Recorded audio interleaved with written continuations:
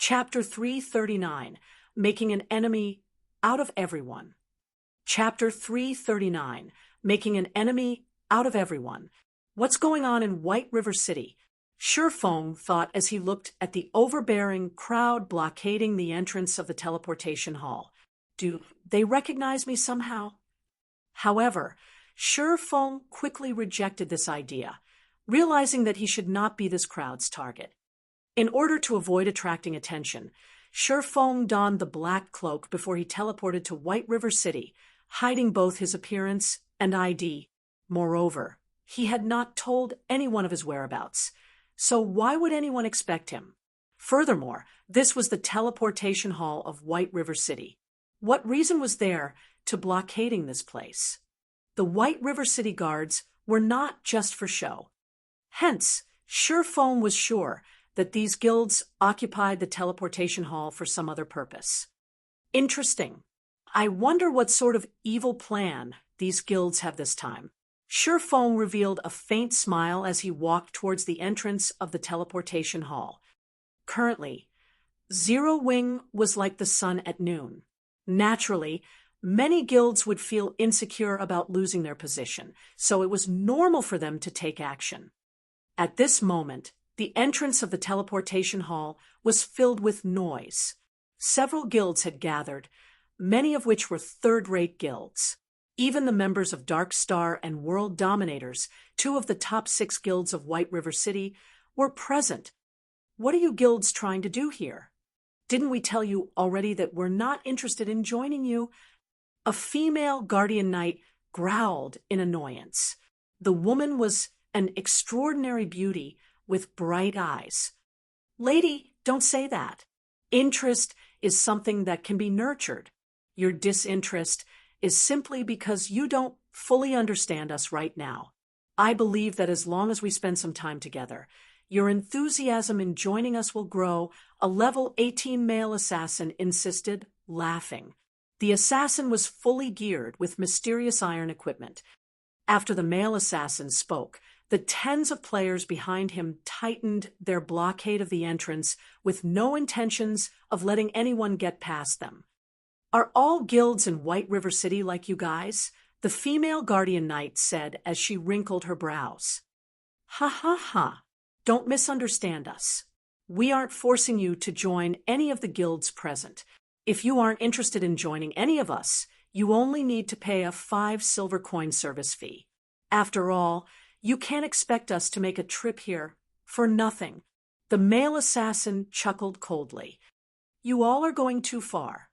In a fit of rage, the female guardian knight unsheathed her saber and shield. Although her equipment was a mix of common and bronze rank, her level of 17 was not to be underestimated. Currently, the majority of players were only level 13, and few among the average players had reached level 14. Those who managed to reach level 15 were all veteran players. As for those who were level 16 or above, such players were usually the elite members of guilds. The fact that an independent player like the female guardian knight had managed to reach level 17 showed that she possessed definite abilities. What? You want to challenge me? Come at me, then. I'll even stand here and let you hit me. Hit me if you can. The male assassin laughed arrogantly. He even took the initiative to move closer towards the female guardian knight's saber. You shameless bastard. Although the female guardian knight was furious, she did not take action. They were in White River City. If she attacked first, the guards would capture or kill her.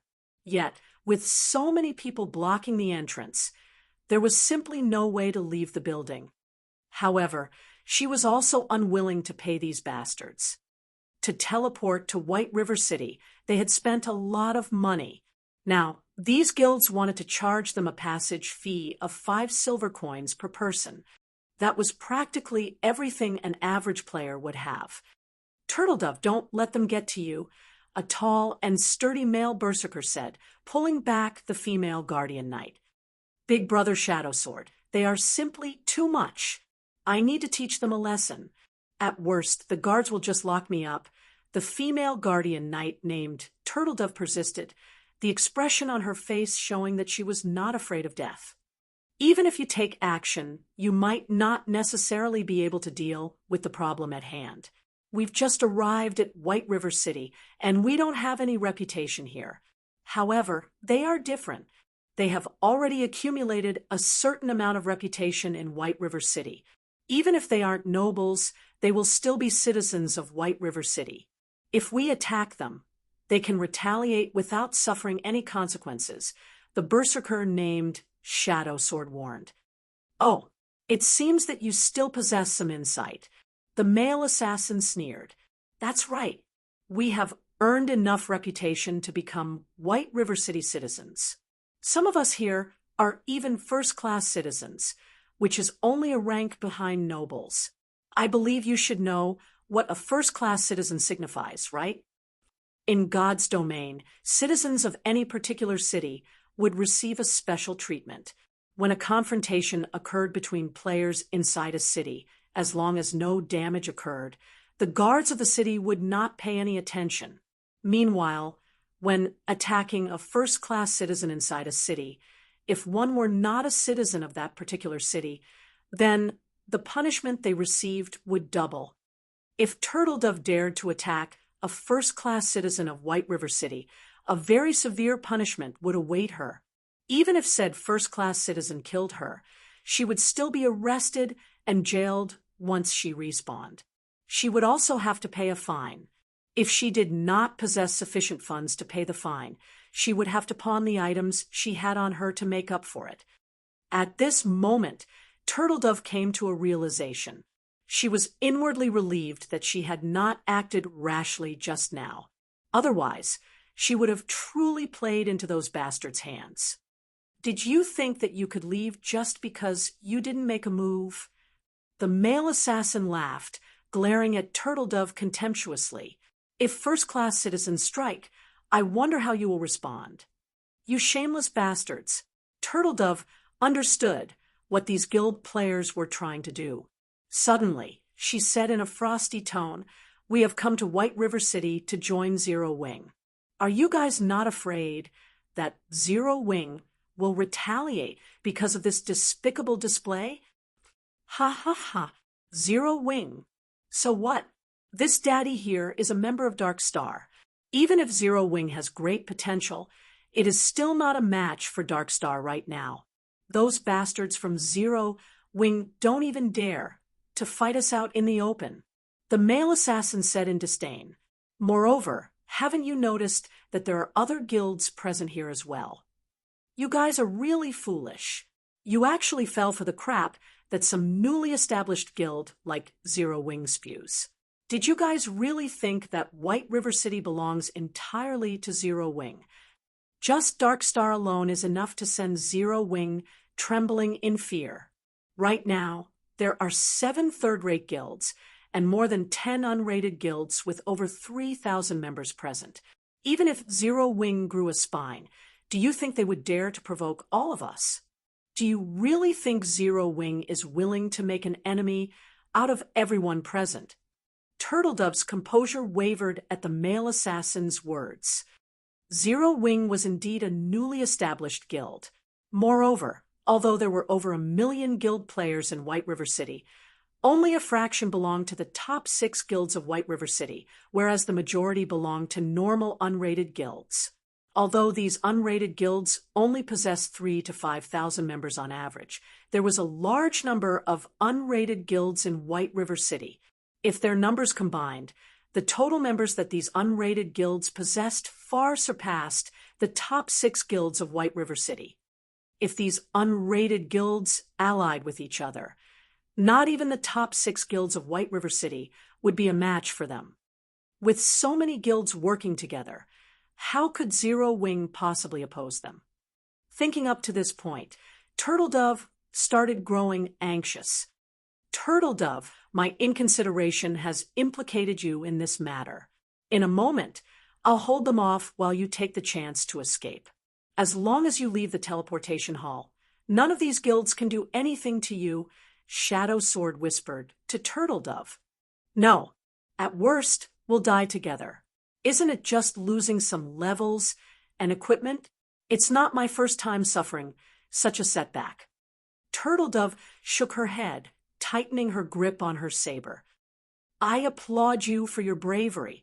Unfortunately, you guys came at the wrong time. Brothers, go. Show these folks our passion. The male assassin's lips curled up into a mocking sneer. He then motioned with his hand. Immediately, 3 players possessing the status of first-class citizens moved. However, before the 3 first-class citizen players arrived in front of Shadow Sword and Turtledove, a black figure suddenly appeared, blocking them. This person hidden under a black cloak was none other than Surefoam, making an enemy of everyone. Such a bold claim. Is Darkstar not afraid of biting its own tongue? Do you really think Darkstar is the overlord of White River City? Chapter 340, Major Noble. Chapter 340, Major Noble. Shurfang's appearance stunned the guild players blocking the entrance. To think there was actually someone so foolish. Brat, you must be a newcomer, right? In White River City, we are the sky. Even Zero Wing, which is in its heyday right now, has to bow before us. Since you are also new, I'll give you a piece of advice. Join us. Why bother with a guild that has no future like Zero Wing? Of course, it's also fine if you don't wish to join us. Just pay 5 silver coins, and we'll let you be on your way. The various guild players laughed maniacally. Surefoam paid no mind to the ridicule and laughter. Instead, he said, So, it turns out that your guilds are such good-for-nothings. Instead of growing the courage to confront Zero Wing, you came here to target the players intending to join them. Don't you think you're ridiculous? Brat, you trying to challenge us? The male assassin from Darkstar sneered disdainfully. As the male assassin spoke, the other guilds sent forward a few of their own first-class citizens. As first-class citizens, as long as they did not damage any players without reputation, even if they manhandled the other party, they would not face any consequences. Hence, they could simply drag Surefoam and the other 2 newcomers out of White River City. Kill them? Cut them? They could do whatever they wanted. It would be even better if the newcomers retaliated. As long as the newcomers retaliated, they could kill them. In other words, regardless of whether Surefoam and the other 2 retaliated or not, they would not have a happy ending. At this moment, Shadow Sword whispered to Surefoam, saying, Fellow brother, thank you for standing up for us. In a moment, I'll charge ahead, so take the chance to escape. As long as you leave the teleportation hall, you should be able to avoid them. If you hide in the high-class area of the city, they can't use force against you. There were differences between the areas in a city. In the common areas of the city, as long as no actual damage occurred, the NPC guards would not pay any attention to the friction between players. However, it was a different story if such a situation occurred in the high-class areas or trade area. The same applied to the restaurants and shops inside the city. Even first-class citizens would be arrested and jailed if they tried to create trouble in these areas. Surefoam smiled in reply to Shadow Sword's words. However, he did not take them to heart as he continued advancing, walking step by step towards Drunken Maniac, the male assassin from Darkstar. What's wrong with this person? Originally, Turtledove had some goodwill towards Surefoam. However, seeing that Surefoam ignored Shadow Sword's words, her impression of him worsened slightly. Turtledove, Shadow Sword chided in a low tone. Humph, I want to see what he's going to do next. Turtledove snorted as she frowned Surefoam's frail back. Shadow Sword remained silent, quietly watching Surefoam. Shadow Sword felt that Surefoam was not as simple as he appeared. Although the black cloak that Surefoam wore hid his appearance, level, and name, it could not hide the air of an expert his body exuded. Moreover, looking at Shifeng's unperturbed appearance, Shadow Sword's certainty that Shifeng was a powerful expert grew. Hence, he hindered Turtledove's actions. However, Shadow Sword had not expected anything to actually happen. After all, they were still within White River City. Even experts were not allowed to take action here. "Oh, since you want to die, we'll play with you." 6 players with statuses of first-class citizens immediately surrounded and grabbed at Shifeng, intending to drag him away and out of the city. "Huh, what's going on?" one of the 6 first-class citizen players asked, astonished. Despite the 6 of them working together, no matter how much strength they used, Shifeng did not even budge a single inch. "What happened to you all? Isn't he just a newcomer? Why haven't you dragged him away yet?" Drunken Maniac demanded, his brows wrinkling. Lone Tyrant had sent him to deal with players that came from other cities to join Zero Wing. Due to Zero Wing's growing popularity, many players on the forums had expressed their intentions to migrate to White River City to join the up-and-coming guild. Faced with such a situation, the various guilds in White River City were unable to sit still. It was especially true for Dark Star and World Dominators. Currently, Zero Wing was a huge headache for them. If they allowed experts from other cities to bolster Zero Wing's ranks, the guild would soon grow to become an unstoppable force in White River City. Hence, many guilds decided to cooperate with each other and sent a few of their members with high reputation to occupy the teleportation hall. With so many guilds working together, even Zero Wing would not dare create conflict casually. By doing so, not only could they reduce the numbers joining Zero Wing, but they could also reduce some of Zero Wing's prestige, killing 2 birds with 1 stone. However, the only reply Drunken Maniac received was the flash of a sword. Earth Splitter. The players surrounding Shifeng were only level 16. Their HP was only slightly over 2,000. They could not endure Shifeng's sword at all. With a single attack, all 6 players surrounding Shifeng fell like puppets who had their strings cut. You actually attacked us." Drunken Maniac gaped Shifeng in disbelief. He could not understand why Shifeng dared to attack them. They were still inside White River City. They also had so many players on their side. So, shouldn't Shifeng be on his knees, begging for mercy and allowing them to trample him? Meanwhile, Turtledove, who stood behind Shifeng, had her mouth open wide in shock. With her eyes fixed on Shifeng's back, she couldn't help but mutter in a low tone, "Who? Just who is he?" At this moment, Shadow Sword's expression turned solemn. He was not surprised by the fact that Shifeng had made a move. However, being able to kill 6 elite guild members with a single hit was simply unbelievable. Shifeng's attack power was practically on the same level as a boss monster. After killing the 6 players who had surrounded him, Shifeng turned to Drunken Maniac. With a faint smile, he asked, "So what if I attacked you?" Shifeng was a Viscount of White River City. He was a bona fide major, noble. Yet, these players had dared to flaunt their slight skill before him. These players simply did not know their own place. First-class citizen was just a nice-sounding title. In reality, they were commoners in White River City. Meanwhile, a commoner that dared to make a move against a major noble was a commoner that did not know the meaning of the word death. Drunken Maniac felt a chill crawl down his body when Shifeng had glanced at him. It was as if Shifeng were a towering giant that could easily stomp him to death. Involuntarily, Drunken Maniac retreated a few steps. However, when he thought of the many allies behind him, courage filled his heart.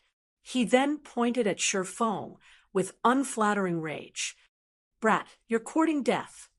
Since you dared to kill us within White River City, nobody in the entire city can save you now.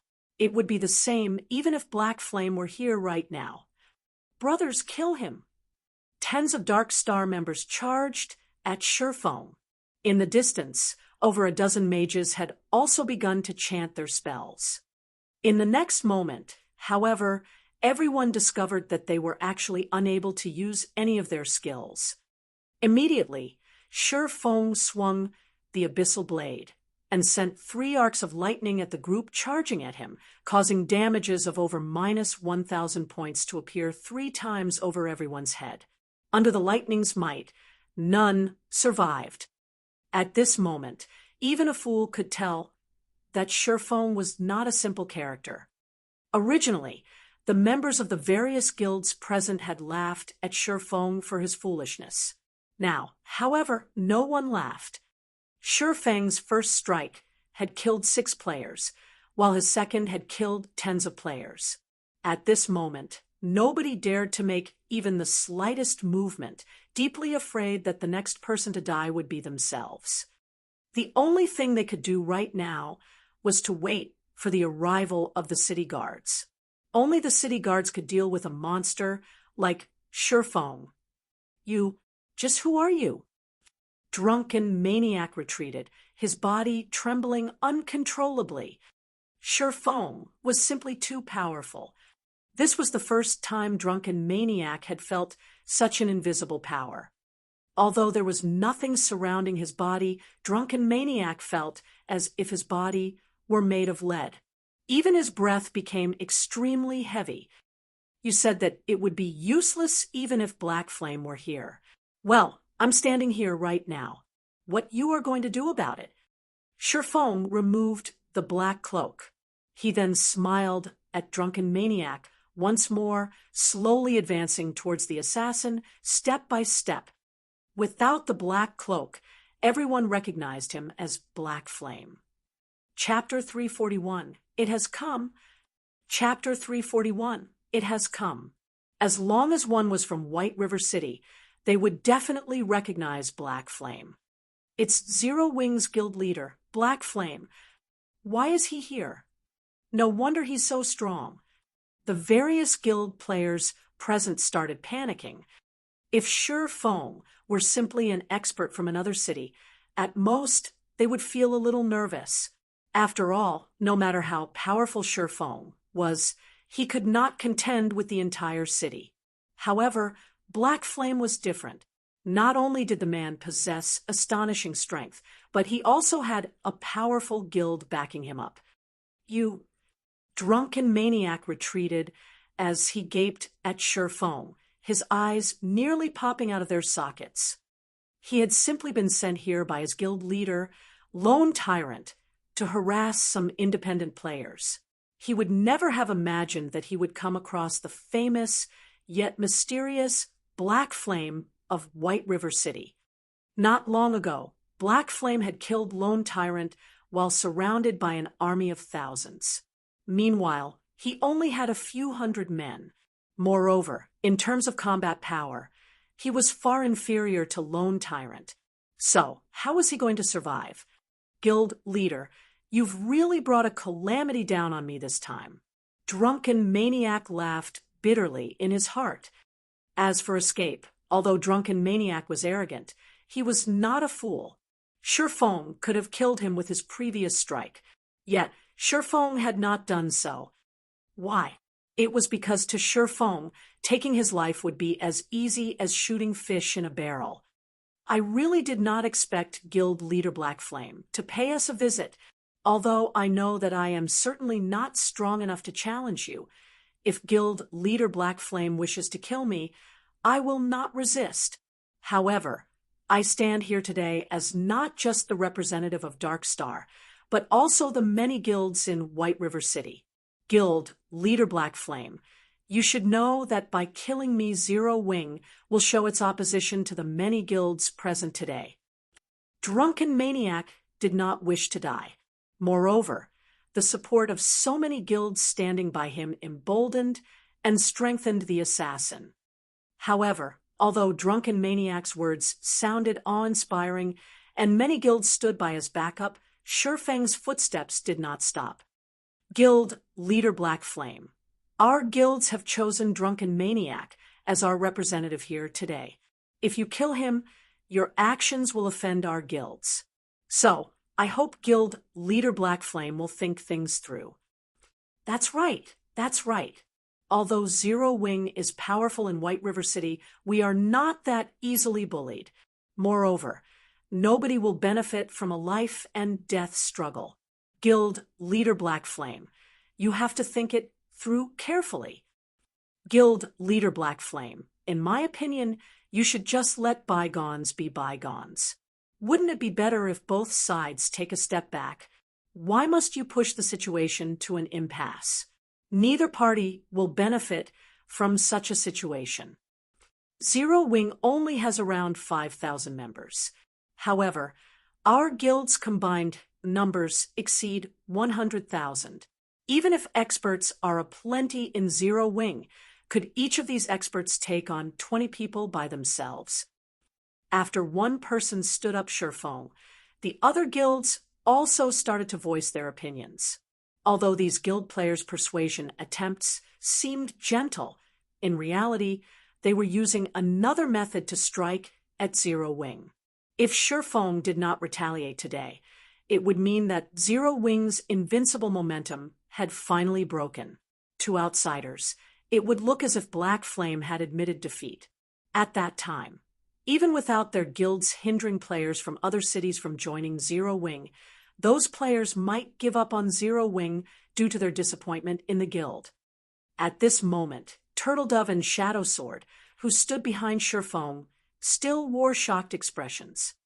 They never thought that the stranger who willingly lent them a hand when they were in trouble would actually be the guild leader of Zero Wing. Meeting the mysterious guild leader of Zero Wing was more difficult than winning the lottery in reality. After all, there was simply too many players in White River City. Yet, they had actually encountered him. However, resentment began to fill their hearts as they listened to the many guilds. These people are just a bunch of trash. Turtledove did not originally have a positive opinion of these guilds. Now, that opinion had only grown worse. Shadow Sword nodded his head in agreement. This was why he did not wish to join these guilds. These guilds only knew how to use underhanded tactics to reap the greatest benefits. To these guilds, today's enemies may be tomorrow's friends. In Shadow Sword's eyes, these guilds were simply despicable. Although they were outsiders, they could easily tell what these guilds were trying to do. These guilds were clearly in the wrong. Hindering players from joining Zero Wing was already an affront to Zero Wing's reputation. Now, they shamelessly accused Shurfeng of bullying. However, Shadow Sword could not help but admit that the current Zero Wing was not so powerful that it could afford to ignore the alliance of all these guilds. What will he do? Shadow Sword paid closer attention to Shurfeng's every move. If Shurfeng allowed this situation, although Zero Wing would retain its current strength, it would become a laughingstock. Yet if Shurfeng acted recklessly, he would have played directly into Dark Star's hands and become these guilds' enemy. However, Shurfeng's next action completely surprised Shadow Sword. Without saying a word, Shurfeng arrived before Drunken Maniac, a calm smile on his face. Guild Leader Black Flame is as wise as expected. Drunken Maniac sighed in relief when he saw Shurfeng's smile. At least he would not die today. In the next second, however, Drunken Maniac saw a silver shimmer flash before his eyes. Suddenly, Drunken Maniac's vision turned gray, his legs turning limp and his body falling to the ground. Why? Drunken Maniac failed to understand. Everyone else was similarly puzzled. Why had Shurfeng dared to take action? Did he not understand how serious the consequences were? It seems that you still don't understand, Zero Wing. Shurfeng chuckled. Although our guild isn't very impressive, it also isn't a guild that stands by in silence while others are bullied. An eye for an eye, a tooth for a tooth. Since you struck first, what's there to fuss about now that I'm striking back? Did you really think I would be so naive as to let you off? Although Shurfeng's voice was soft, Everyone present could hear his words as clear as day. Every word was like a sledgehammer banging at their hearts. Wow! Turtledove was momentarily overwhelmed by the man before her. This was her ideal guild, a guild that would not falter even when surrounded by enemies. Ah, my trip was not wasted. Now that I see him in person, I am even more certain that I must join Zero Wing. Shadow Sword struggled to contain his excitement. Although Shurfeng's actions had delighted Shadow Sword and Turtledove, the various guilds blockading the teleportation hall were not pleased in the least. Lunatic! He's simply a lunatic. He actually dared to kill Drunken Maniac right in front of us. I hear that his entire body is filled with treasure. Now that he's a red name, we'll be rich if we can kill him. Even if his strength is absolute, with so many people on our side, he will not survive. At that time, we'll gain double the profits. Although Shurfeng's words had left the various guild players shaken, now that he had dropped all pretense, they would not let him go. After all, the fame and fortune they could gain by killing Shurfeng were extremely abundant. Not good. These bastards intend to slaughter him. Watching the guild players slowly advance, Turtledove grew worried for Shurfeng. Although Shurfeng had managed to kill Lone Tyrant within an army of thousands the last time, that did not mean Shurfeng was capable of exterminating an army of thousands. Moreover, there was no place for Shurfeng to run, since this place was so crowded. If Shurfeng had to face several hundred players all at the same time, the result was obvious. Only death would await him. Considering the circumstances, Shadow Sword and Turtledove immediately stepped up to Shurfeng's sides. They were both prepared to enter battle, with Shurfeng. Just as the battle was about to start, the sound of an explosion came from the outside of the teleportation hall, the massive boom echoing throughout the entire building. Before anybody realized what had happened, another series of explosions resounded. Moreover, the sounds were getting louder and louder, so much so that everyone in the teleportation hall could feel the ground tremble. It certainly arrived quickly. Shurfeng's lips slightly curled up as he watched the clouds of dust rise from the streets. Standing beside Shurfeng, both Shadow Sword and Turtledove grew curious as they looked at Shurfeng's calm demeanor. It was as if Shurfeng knew the cause of the explosions. However, compared to the turmoil happening outside, they now faced with hundreds of players. How could Shurfeng possibly smile at a moment like this? Chapter 342, Monster Attacking the City. Chapter 342, Monster Attacking the City. Although the explosions from outside the teleportation hall grew increasingly louder, they had not dissuaded any of the various guild players from their opportunity for fame and fortune. Currently, the guild leader of Zero Wing stood before them. As long as they could kill Black Flame, they would become famous overnight. Whether it was for themselves or their guild, they would benefit greatly from killing Black Flame. Black Flame's reputation was simply too powerful. The prestige Zero Wing enjoyed today was largely due to Black Flame. Now that such a fortuitous opportunity lay before them, they simply could not pass it up. Black Flame had already taken the initiative to kill so many players inside the city, violating White River City's laws. Now, he was no longer protected by the city. In a moment, the guards would arrive to kill Black Flame, which was to say, even if they killed Black Flame, the guards of White River City would do nothing to them. Currently, they had the teleportation hall's only exit blocked off. They might never encounter such a godsend opportunity in the future. Ignore what's happening outside for now. Let's get rid of Black Flame first, then talk. If the guards arrive, we won't have the chance to kill him anymore. That's right. We can't let him get away. Black Flame, don't think that you are amazing just because you are an expert. Today you will die. So what if you're an expert? Do you know what strength in numbers means? The various guild players all wore sneers on their faces. Obviously, they no longer held any respect for Shifeng. There was only greed and highly inflated confidence in their eyes right now. Guild leader Black Flame. I'll attract their attention in a moment, so take the chance to escape, Shadow Sword said as he suddenly moved in front of Shifeng. Shifeng looked at Shadow Sword strangely. Previously, Shifeng had not been too concerned about Shadow Sword, as he had focused on the situation itself. Now that he took a closer look at Shadow Sword, he suddenly discovered that this person was not as simple as he seemed. Although Shadow Sword's equipment was nothing special, and he was only level 17, his every movement exuded the unique temperament that only martial arts practitioners possessed. Although I had never heard of an expert named Shadow Sword in the past, this person is still quite interesting. Shifeng revealed a faint smile as he examined Shadow Sword's figure. Although Shifeng had been the guild leader of Shadow in the past, and had played God's Domain for over a decade, it was simply impossible for him to remember the names of every expert in God's Domain. After all, there were simply too many experts in this game. However, what Shifeng admired about Shadow Sword was not his skills. Rather, it was Shadow Sword's behavior. In a situation where most people would hide and cower, Shadow Sword actively rushed forward instead.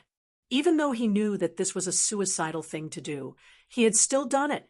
It had been a long time since Shifeng had encountered such a fool.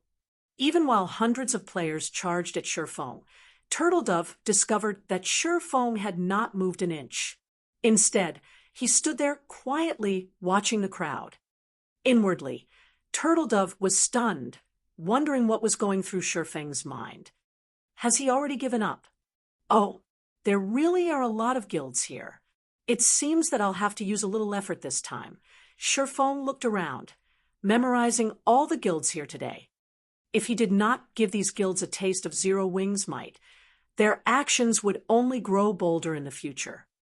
Normally, he would not stand a chance against such a crowd. Now, however, the situation was different. It should be about time. You two, in a moment, distance yourselves. The farther, the better. It would be unfortunate if I mistakenly injured you. Shifeng whispered a reminder to Shadow Sword and Turtledove before slowly advancing on the crowd. At the same time, he activated the aura of space on the 7 luminaries ring, becoming immune to all control and restricting effects. Shifeng's instructions confused the two independent players. Just what was he planning to do? Did he really intend to engage in a death match with these hundreds of players? Presumptuous. Die. One of the level 16 berserkers who led the charge smiled disdainfully, lifting his battle axe. He used charge and took the lead to hack at Shifeng. The giant battle axe carried a strong wind with it as it descended. Originally, the berserker thought he could repel Shifeng with a single attack. In the next moment, however, this level 16 berserker finally realized what true strength was. Making a casual swing with the abyssal blade, Shifeng slashed at the steel battle axe, sending both the axe and the berserker flying. Following which, Shifeng charged towards his incoming opponents like a bullet, crashing into and dispersing the crowd. Is he a monster? Turtledove was dumbfounded. The players from the various large guilds were also momentarily stunned. However, they quickly recovered their wits. Mages kill him. Although the melee players who had charged at Shifeng had scattered, the mages standing in the back had not stopped their chanting. Soon, spells flew at Shifeng, one after another. Not daring to take all of those spells head-on, Shifeng quickly carried out complex footwork, his dance becoming ethereal. Dodging one spell after another, Shifeng charged towards the crowd. Not good. He's going for the healers. All melees, block him. A group of melee players immediately charged forward and blocked Shifeng's path. However, their attempt was futile. Feng was currently level 24, and most of the equipment he wore was fine gold rank or above. All of his attributes far surpassed these level 16 and level 17 melee players. With ease, Feng plowed through all obstacles before him. Sword flashes enveloped these players. Even though these players had skills that could block attacks, their bodies could not keep up and react appropriately. Hence, Feng eliminated them easily. Moreover, as Feng weaved his way through the crowd, the ranged mages were unable to hit the swordsman. There was always someone Feng could use as a shield, taking the hits for him. Even if some players used targeted control skills on him, Feng possessed the aura of space's effect that made him immune to all control effects. You melees are too stupid. Don't you know how to get out of the way? Crap, you mages are the idiots. Why can't you aim properly? Fresh blood splashed through the air. After the death of over a dozen people, the various guild players grew fretful, and they began to bicker amongst themselves. Why are you so anxious? Can't you all see that Black Flame's HP has fallen by quite a bit? He doesn't have a healer. He won't last long. At this time, a sturdy and robust-looking guardian knight stepped out from within the teleportation hall. Several hundred guild players followed him as well. Guild leader Lone Tyrant, why are you here? Everyone present immediately recognized the guardian knight. At this moment, Lone Tyrant no longer possessed his previous calm. Now, as if possessed by a devil, both of his eyes glowed with a crimson light. When Lone Tyrant discovered Feng's appearance in the teleportation hall, he immediately used a return scroll and rushed back to White River City. His previous death at Feng's hands had been an utter disgrace. Afterward, he had been forced out of the ranking list. At this moment, Lone Tyrant's hatred for Feng was deeper than an ocean. Black Flame, today you will die. Everyone, charge! Lone Tyrant laughed madly as he watched Feng fight. Kill! Suddenly, several hundred Dark Star elite members charged at Feng. This Lone Tyrant sure has good timing. Feng could not help but wrinkle his brows. Currently, although he still had over 70% of his HP remaining, he would not last long if he had to face an additional mob of several hundred Dark Star elite members. It seems that I can only retreat for now. Just as Feng charged towards the entrance, a huge explosion occurred in front of the teleportation hall. The hundreds of players blocking the entrance were instantly obliterated, and not even their corpses remained. Only the items these players had dropped were left behind. Shocked, everyone turned to look at the source of the explosion. What is that? Turtledove's eyes widened, a look of disbelief plastered on her face. A steel giant had appeared at the entrance of the teleportation hall. Just by standing there, the steel giant caused those who looked at it to feel chills down their spines. Simultaneously, all players in White River City received a notification. White River City system announcement. Monsters have invaded White River City. Assist the guards of White River City to repel the attack. Players will receive bountiful rewards based on contributions. However, despite this system notification, this steel giant's contemptuous laughter petrified any player who heard it. I finally found you. Chapter 343, Slaughter Time. Chapter 343, Slaughter Time. The players in White River City grew excited when they heard the announcement. It was extremely rare for monsters to attack a city. Furthermore, they could obtain bountiful rewards and witness experts' techniques. These factors alone were reason enough for players to involve themselves. Let's head over to the city gates and have a look. We won't get any rewards if we let the guards wipe out all of the monsters. I heard that a monster has appeared at the teleportation hall. Hopefully, they haven't killed it already. Let's hurry to the teleportation hall, then.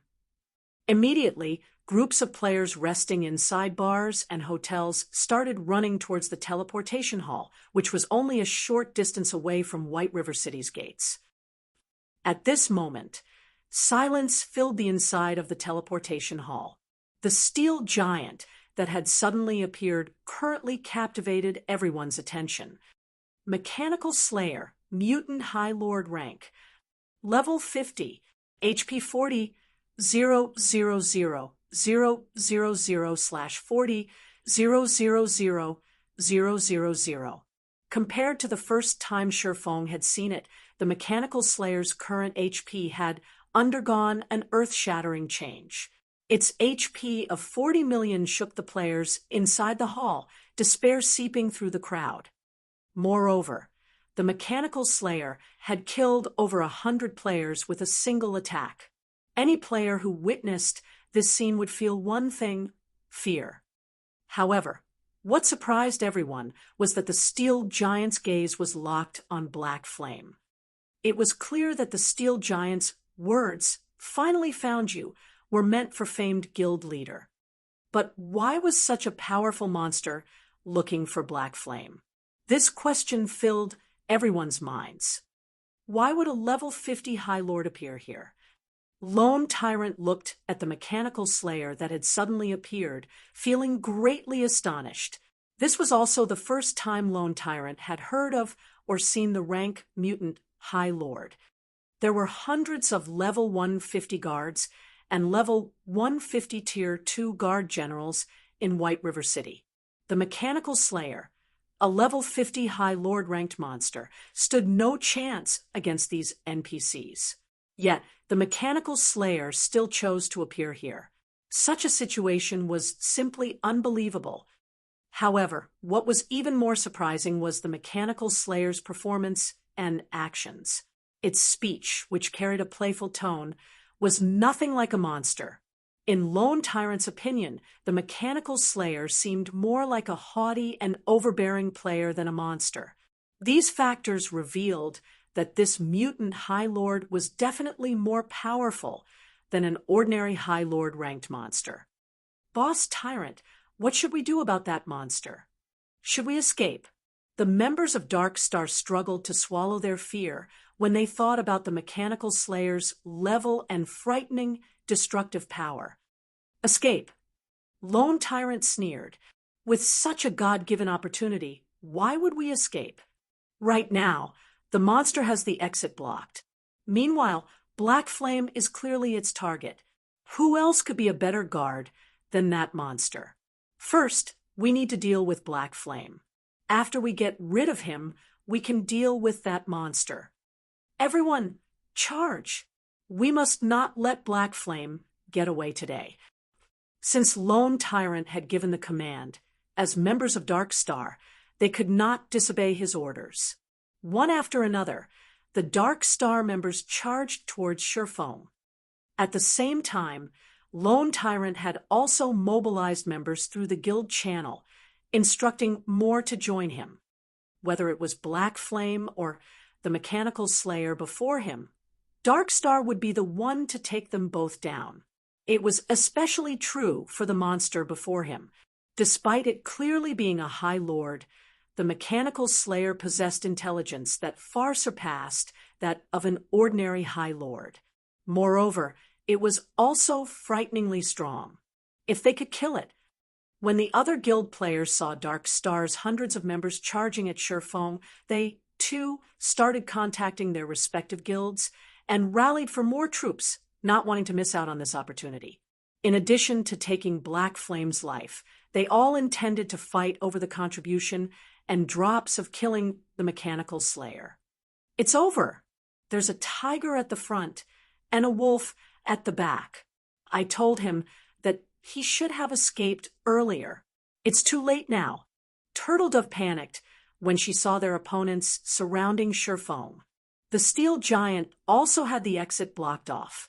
She then suggested, "Why don't we rush over to help him now?" "Hold on." Shadow Sword pulled back Turtledove. Softly, he said, "Let's listen to guild leader Black Flame and think of a way to escape." "Big brother Shadow Sword, the situation has changed.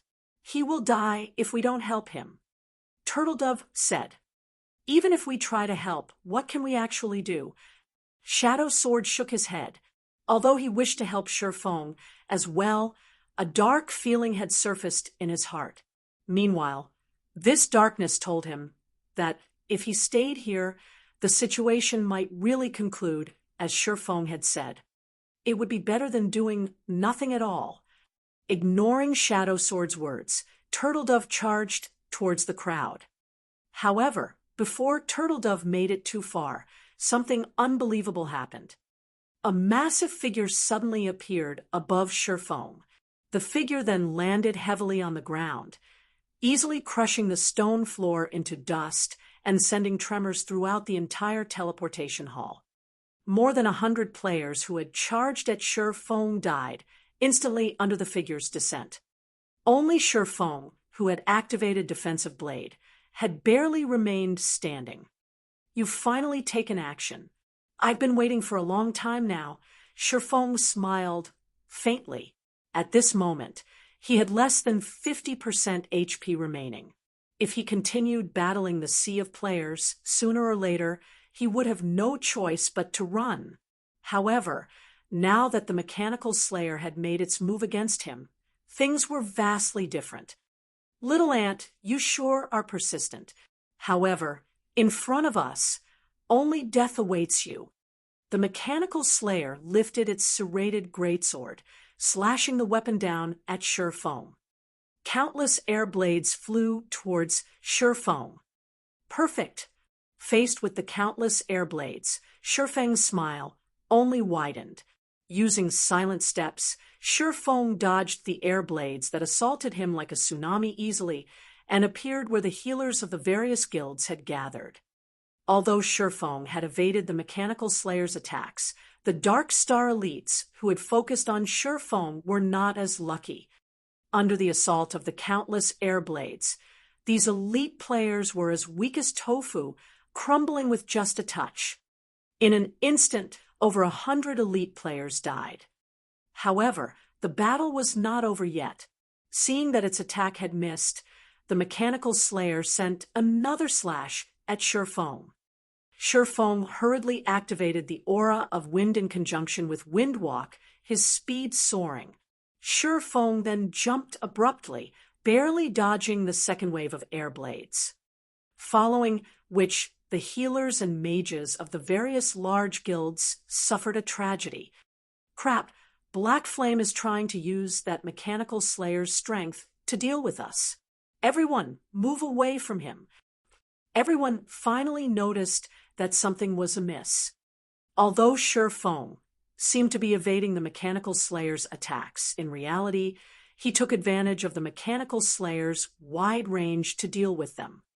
Within a few seconds, the various large guilds had lost over 80% of the elites in the teleportation hall, while Dark Star had lost over half of the elites who had just arrived. If they continued to allow Shifeng to have his way, they would face annihilation in just a moment. Black Flame. Looking at his subordinates that had died, Lone Tyrant clenched his jaw close to the point of shattering his teeth. Change of tactics. All ranged players restrict Black Flame's movements. Lone Tyrant immediately issued new orders. You only now noticed? Shifeng simply smiled. Unfortunately, you're too late. Let me help you host a grand blood fest. If Lone Tyrant and the others had prepared earlier and stolen the aggro of the Mechanical Slayer from Shifeng before it appeared in front of him, Shifeng would have been forced to flee. However, after the Mechanical Slayer had focused on him, it would be meaningless even if Lone Tyrant and the others managed to figure out his plan. Shifeng had already seized control of the Mechanical Slayer's initiative. So long as Shifeng did not die, he would have control of the giant's actions. Fortunately, nobody in White River City could surpass his survivability. Chapter 344, Unstoppable. Chapter 344, Unstoppable. Although Shifeng's survivability was impressive, when faced with a level 50 mutant High Lord, not even he could last long. After all, the gap between them was simply too wide. I have no choice. I have to use it. Feng reluctantly took a frost grenade from his bag.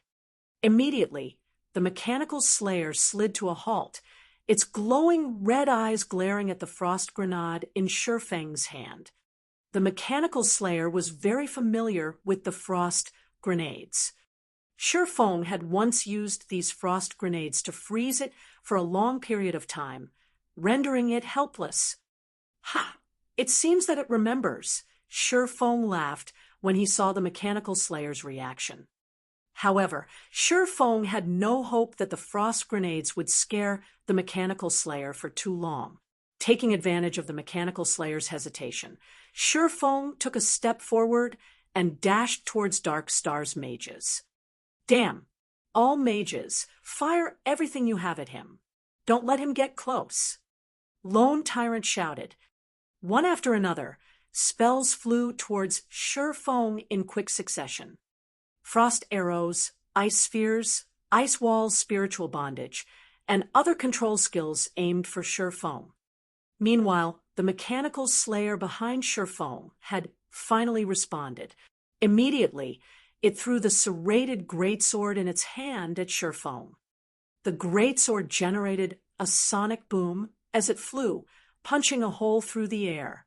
The sword was so fast that it was impossible for anyone to dodge it. On one side, there were the numerous spells players had cast, and on the other, there was the mechanical slayer's greatsword. Feng could not afford to be careless. Immediately, he used Phantom Kill, creating a doppelganger of himself 10 yards away from his main body. Just as the serrated greatsword was about to skewer him by the skin of his teeth, he swapped positions with his doppelganger. Feng's doppelganger was utterly powerless against the serrated greatsword, dying instantly. However, even after killing Feng's doppelganger, the greatsword did not slow and soared towards the Dark Star mages. Before the members of Dark Star could react, the greatsword plunged itself into the crowd. An explosion blossomed as the weapon crashed into the ground, creating a massive hole in the teleportation hall's floor. Following which, with the greatsword as the epicenter, shockwaves radiated throughout the surroundings. A single shockwave had decimated all players within a 30-yard radius. From this, Feng once more witnessed just how terrifying a mutant was. Meanwhile, Shadow Sword and Turtle Dove, who now hid in a corner, were dumbfounded by what they saw. Big Brother Shadow Sword, are all High Lords so powerful? Turtle Dove asked in shock. According to my knowledge, there is not a single High Lord as powerful as this mechanical slayer. It seems that Guild Leader Black Flame's command to withdraw was not without reason. Shadow Sword watched Feng in the distance, a hint of admiration appearing on his face. Although the mechanical slayer's combat power was horrific, it did not possess the techniques to utilize it fully. Feng, on the other hand, was different. Not only did he possess a firm grasp of his surroundings, but he also possessed meticulous dodging techniques. It was precisely what he, Shadow Sword, aimed to learn. If I join Zero Wing, in the future, won't I be able to learn many more techniques from him? An idea suddenly occurred to Shadow Sword, and his determination to attend Zero Wing's next recruitment increased. He must join Zero Wing. While Shadow Sword and Turtle Dove admired Feng, Lone Tyrant's anger grew rampant. With a single attack, the mechanical slayer had slaughtered over 100 Dark Star elites. Damn that Black Flame! Have the others not arrived yet? Lone Tyrant bellowed. Guild Leader, the closest members number around 4,000, and they are rushing to join us. With some time, there should be no problems boosting that number to 10,000, one of Lone Tyrant's subordinate reported. Lone Tyrant nodded, wearing a satisfied smile as he said, "Good. Tell the team to buy us some time. Also, send someone to Zero Wing's side to check for any movements." With so much commotion, they won't stand silently by. By the time everyone had gathered, whether it was Black Flame or the Mechanical Slayer, all would be his for the taking. At this moment, the members of Dark Star and the other guilds began to dart around. Wherever Shifeng appeared, these players would run in the opposite direction, playing the mouse to Shifeng's cat. Just as Shifeng used the frost grenades to pin the Mechanical Slayer down and manipulate the monster's strength to kill the members of Dark Star and the various guilds, the level 150 guards of White River City had finally arrived at the teleportation hall. Over 100 guards stormed the teleportation hall. Among them, there was a level 150 Tier 2 guard general, as well as plenty of Tier 1 guard captains. These NPCs stood neatly in order surrounding the teleportation hall. The guards are here. We're saved. The players present released a sigh of relief at the guards' arrival. Borrowing the Mechanical Slayer's strength, Shifeng had killed countless of their allies. If they had not continuously avoided him, they would have long since died under Shifeng's demonic claws. Good.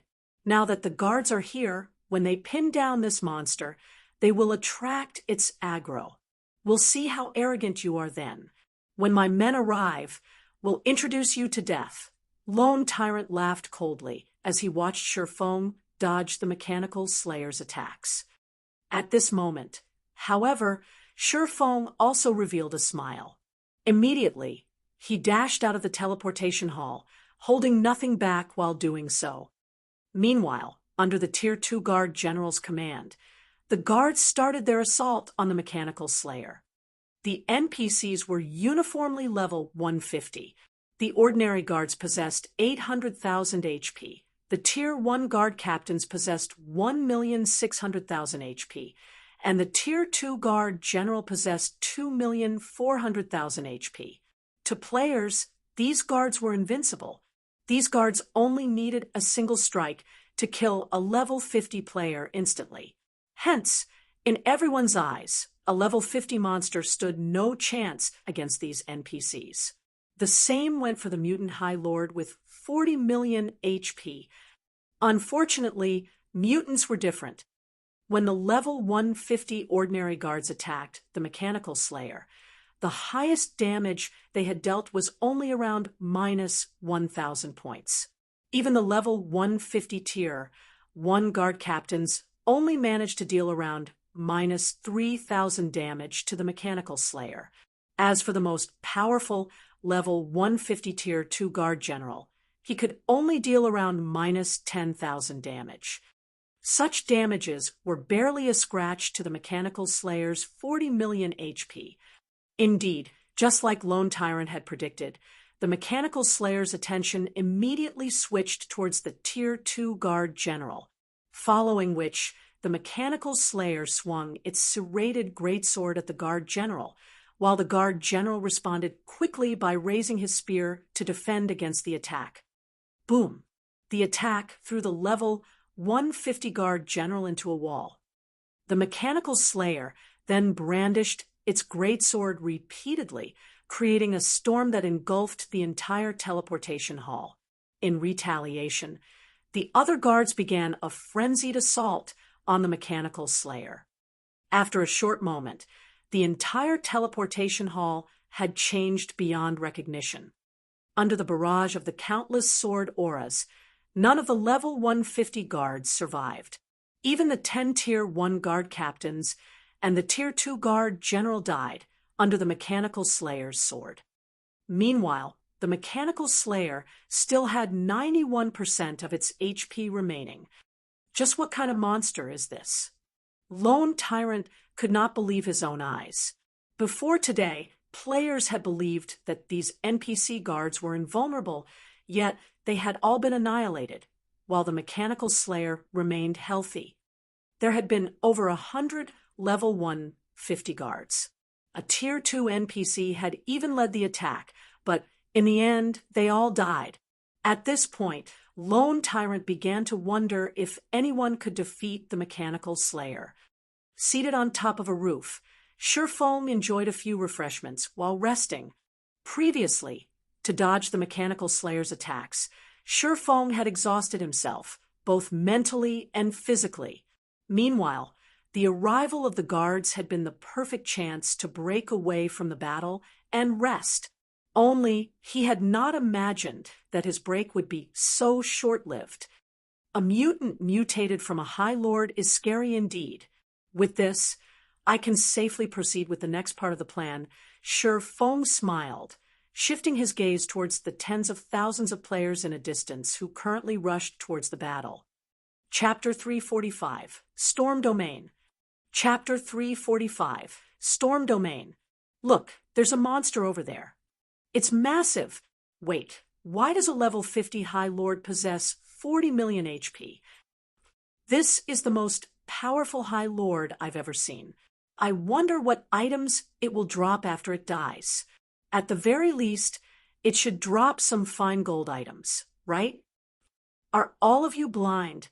That mutant High Lord is clearly stronger than ordinary High Lords. If a High Lord already drops fine gold items, then a mutant High Lord, which is a higher rank, should drop dark gold items. Dark gold items. There should only be a few items of such rank in Starmoon Kingdom, right? At this moment, the many players in White River City had started to gather at the teleportation hall. A sea of players covered the nearby streets, all of them watching the Mechanical Slayer with hungry gazes. These players considered the Mechanical Slayer to be a field boss that could be easily killed. Meanwhile, among this sea of players, there was actually not a single Zero Wing member to be found. Shi Feng had long since informed his guild that they were not allowed to participate in this battle. Shi Feng's reason was not due to lack of interest in the loot of the Mechanical Slayer. Instead, he understood that they would only throw away their lives by joining this battle. Guild Leader Tyrant, our men have arrived. Good. The Mechanical Slayer belongs to us. Tell everyone to spread out and take positions. None of the melees are allowed to approach the Mechanical Slayer. Ranged players should distance themselves from the Mechanical Slayer and attack from maximum range. Let the other players draw the aggro and die for us. As for the melee players, have them aim for Black Flame. We must not let him escape. Although Lone Tyrant was shocked by how powerful the Mechanical Slayer was, such a powerful monster also represented a ridiculous amount of valuable loot. Despite the fact that Dark Star only had several thousand members present, its main army was on its way. In addition to the other guilds and independent players of White River City, the final number of players they could gather would exceed 200,000. Currently, if the players present attacked the Mechanical Slayer, most of their attacks would either deal -1 damage or Mississippi. Even so, this Mechanical Slayer with 40 million HP would not survive for long under the continuous assault of 200,000 players.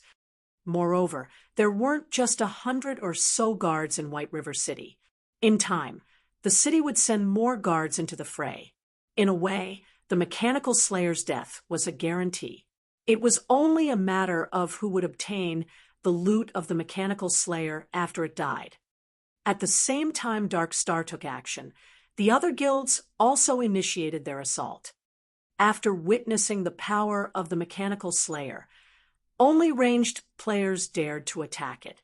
As for those remaining, they all swarmed after Shi Feng.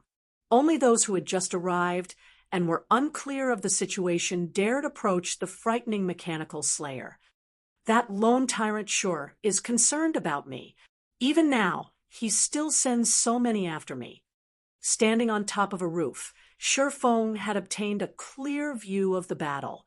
Since they wish to come, let's increase the violence. Immediately, Shi Feng dashed towards Dark Star's army.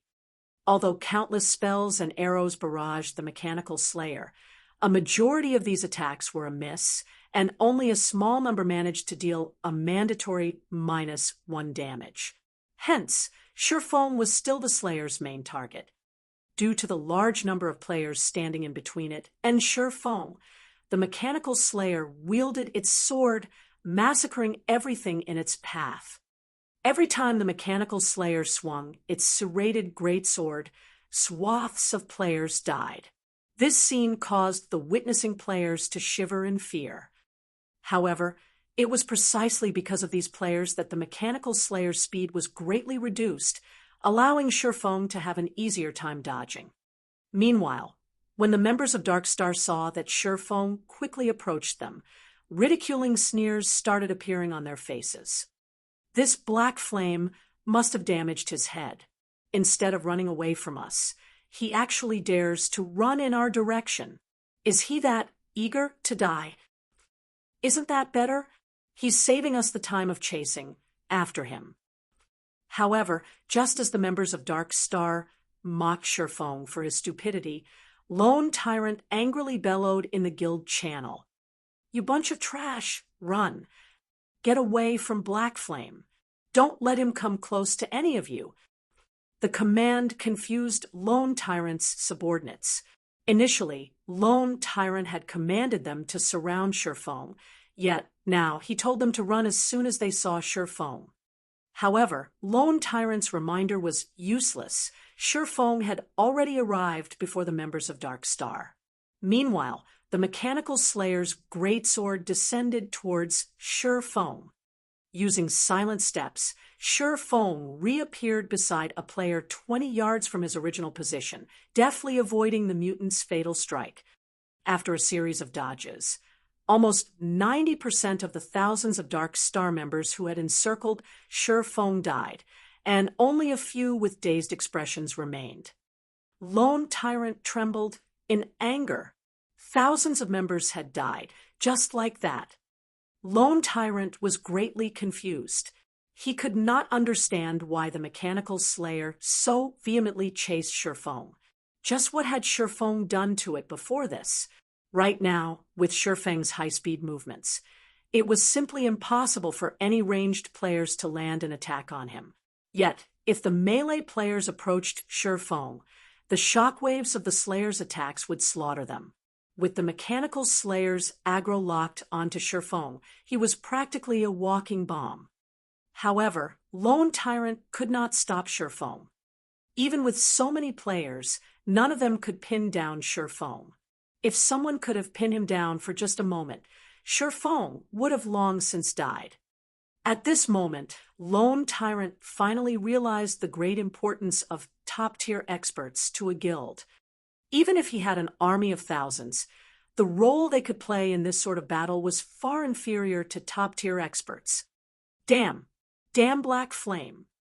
Lone Tyrant cursed loudly as he watched his guild members die in waves. At this moment, Lone Tyrant no longer looked like the guild leader of a powerful guild. Instead, he looked more like a shrew shouting abuse on the street.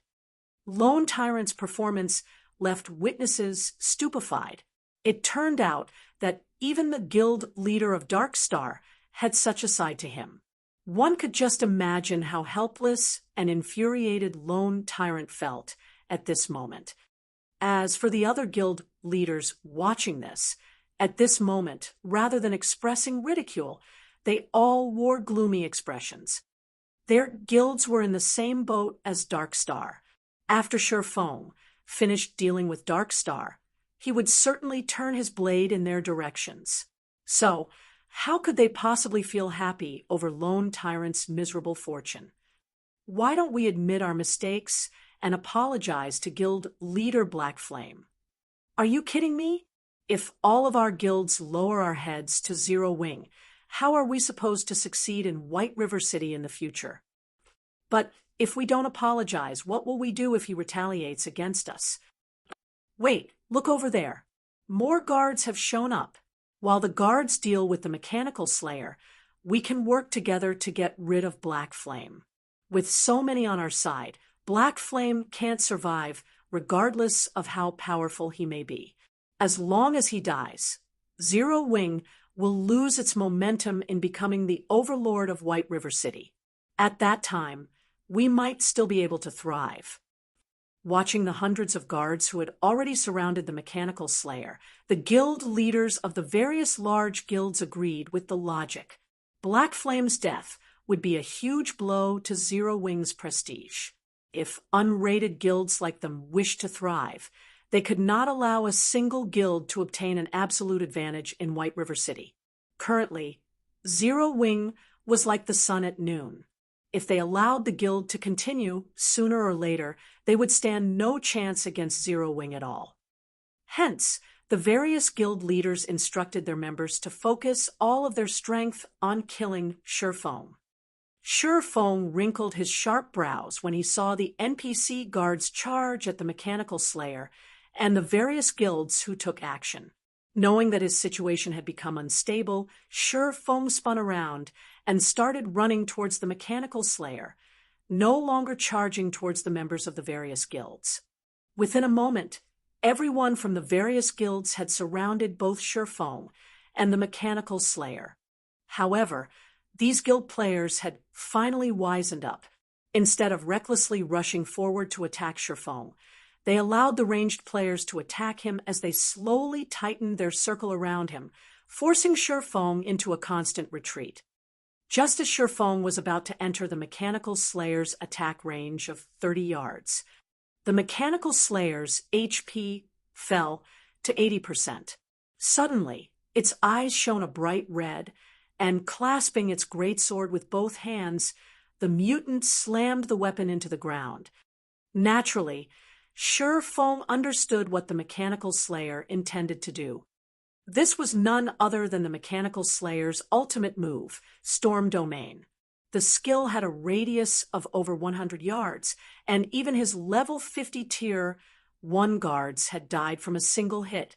Back then, if Shurfeng had not used Wind Rider, his speed skyrocketing, the consequences would have been unimaginable. At this moment, Shurfeng immediately switched to the Seven Luminaries' Ring's Aura of Illusion, activating Fantasy World. Chapter 346, Great Wizard. Chapter 346, Great Wizard. As Shurfeng activated Fantasy World, a faint barrier of light formed around his body. Fantasy World. Immunity to all magic damage, and 10% of magic damage received will be converted to healing to recover players' HP for 10 seconds. Cooldown, 3 minutes. At this moment, the players surrounding Shurfeng had not yet noticed the mechanical slayer preparing its attack. They still foolishly charged at Shurfeng. Before anyone could react, cracks started appearing on the stone-paved road as the land trembled. In the next moment, countless blades of air shot up from the cracks. Regardless of whether it was a player or an NPC, all those struck by the air blades died. After the turbulent storm ended, the street outside the teleportation hall was beyond recognition. At this moment, this small section of the city had become a ruin. The players observing the battle from a distance fell silent.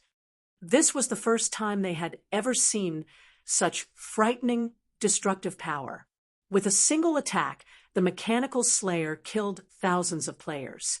A large, empty patch suddenly appeared on the previously crowded street.